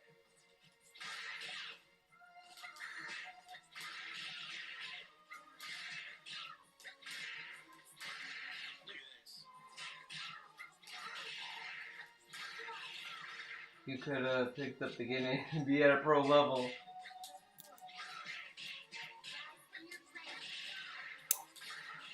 Look at this. Really? This is fun. He really likes the treatment forms. Here we go. Oh yeah, big ass combo. Come on.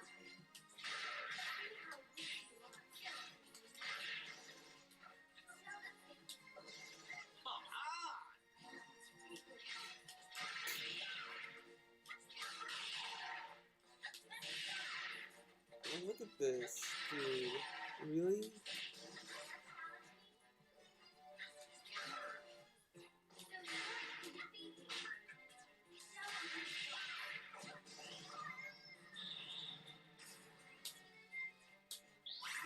You hear him hitting the buttons. He could win. He could win. Nope. Couldn't Couldn't do do anything. anything. I tried to air dash and it wouldn't air dash. You can't give up now. This is so fucking annoying. Jesus Christ. Ladies and gentlemen, it's showtime. Oh,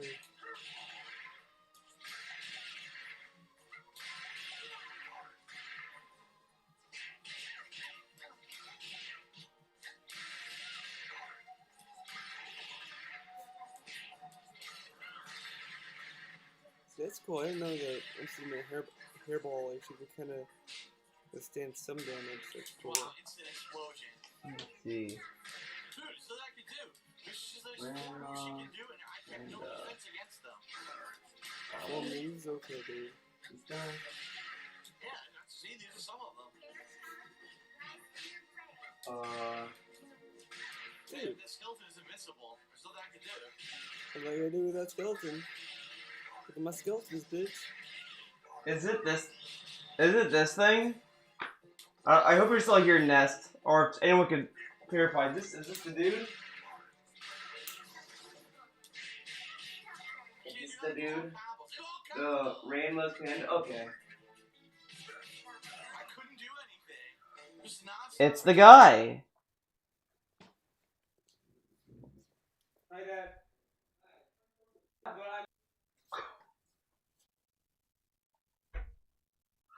I didn't know he was.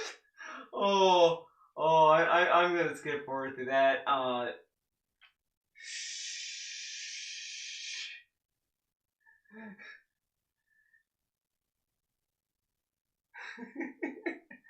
And hopefully no random. I don't know what I don't know what that was. That never happened. Don't. My dad wanted to say hello. He was like, Theo, what the fuck are you doing down there? I think that's probably what it was. He was probably seeing. He probably heard me talking. Like he's like, Theo, I'm hearing voices. Like how I used to play, and I'm like, I'm doing a video. He's kind of just Jeez. around. You weren't hit it. Come on. He was sitting there. Yeah, I don't know how that got in. I could have sworn I edited that out. I like your kicks. Your kicks are ridiculous. Do you think about? I've never seen that show. I don't know what. I don't even understand this show, dude. Wow, dude. Halo's just flying around.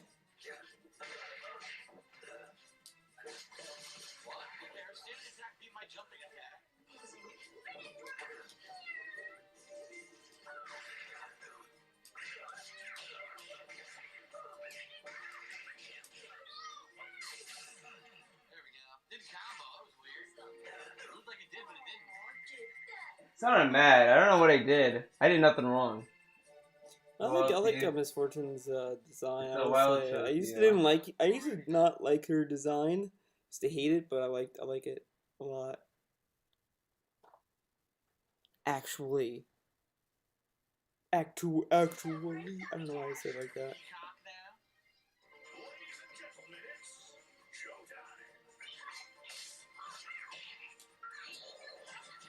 Dude, like Peacock's a bitch.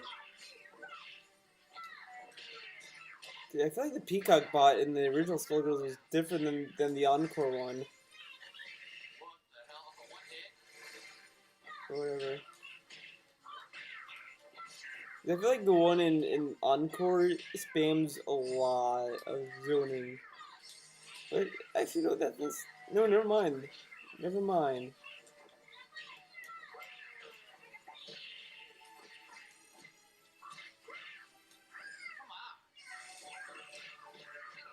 Now imagine fighting online against the Peacock. Peacock players online are the worst. I hate them. Like, they just kill my motivation to play. To be honest.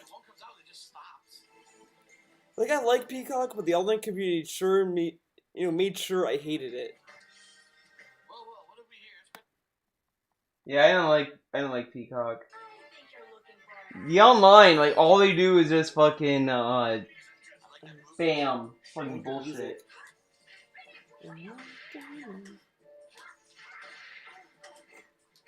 Dude, the same move. Oh man, I know I was gonna play the Marie fight now.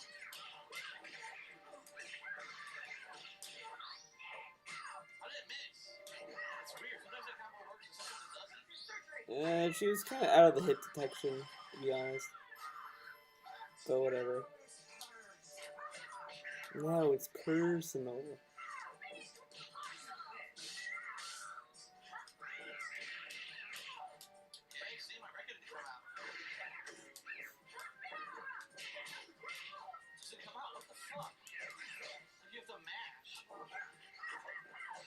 Smash and smash.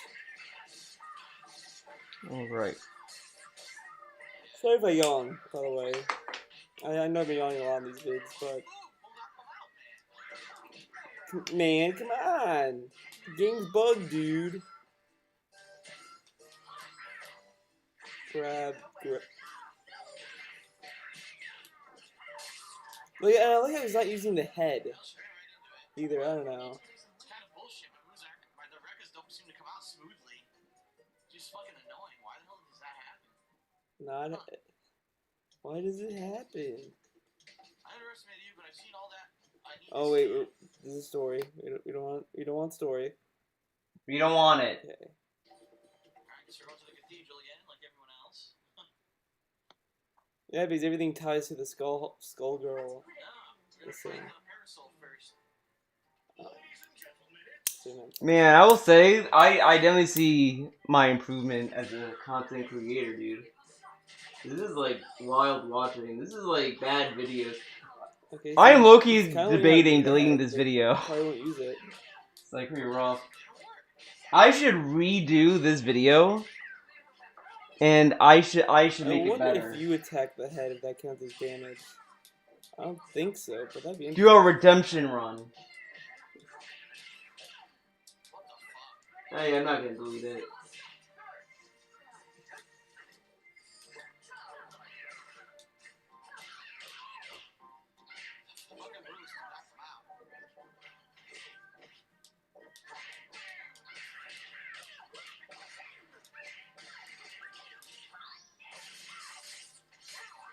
I like how she says that, but she doesn't. But the head doesn't.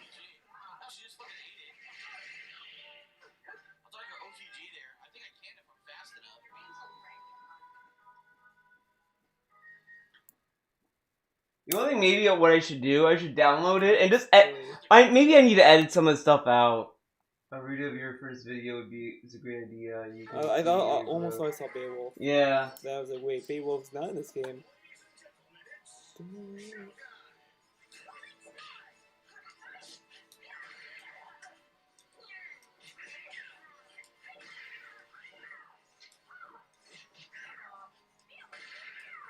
Heal. Like, I would think of just recording this on my own and not stream it. That way it'd be authentic. Dude, I can already tell Rory's gonna be boring. Alright. What? Where am I? Where's that? But even this isn't really that entertaining either. He doesn't really do any combos. Like, I did more combos with the Skullgirls, and, you know, this game didn't have a combo list. Oh my god, where but I did better than Phil did.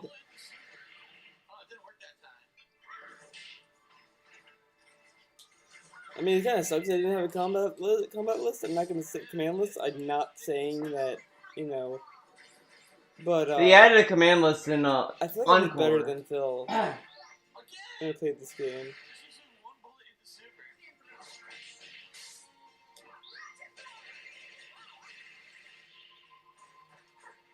And you know, if I redo it, I won't have, like, my dad be like, yo, what's up? I didn't know my dad had a cameo. That was, like... Well, he didn't have a cameo. It was more like a voiceover. You heard him in the background. I kind of didn't want to hear what he said, but... I don't know if he said anything, like, personal, though. That's the only thing, like, I don't want, like, any, like... You know, I don't want stuff to, like, come out and be like, oh my god. Are you kidding me, Phil? I don't think anything important. I think if I remember correctly, he was probably just saying, "What am I doing so late?" Because okay, I used to record these videos at like 1, 2 in the morning. I mean, these used to be I used to do these like really late at night. So I feel like that when I did this, he was probably just like, "What are you doing? Why are you talking so loud?" Because I talk loud. I'm a loud talker. So I'm thinking that's probably what it is. On hard. Like... Playing as Eliza, going against Marie, didn't go so well. But it was fun. And I'll tell you the difference between my experience with Hard Marie and Phil's experience. Yeah, you know, it really depends. Like, you know, always do so that makes you feel comfy. Oh, cat puns. Yeah, because you shouldn't rely on supers in this boss fight. The only supers I would rely on are ranged supers, like Peacock, Big Band. But in this particular game, Peacock, I actually think she's the only one with the range attack. Well, I mean, yeah, Valentine has one too, but wow, really, dude? Okay, never mind.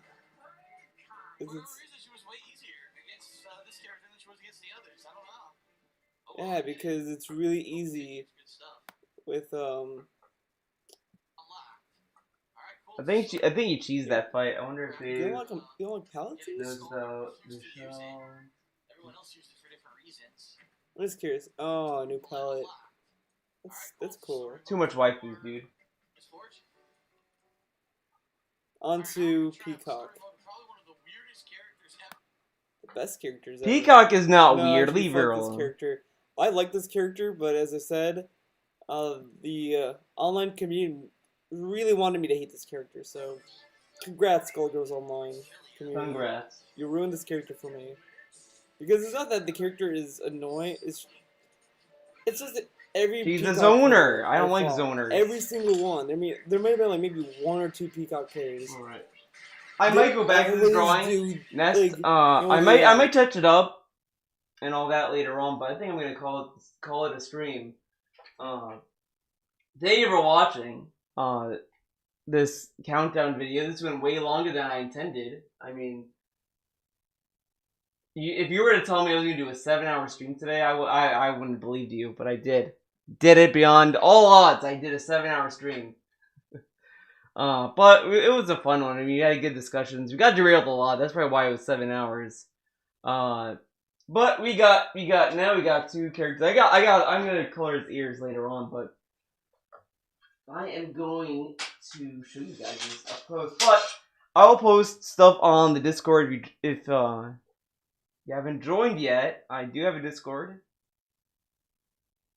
Should be a bot command, hopefully. But it is in the description as well. Here we go. This is what we got so far. We got the bear, the panda, the girl, Ranam, and this other woman. I already forgot who she is.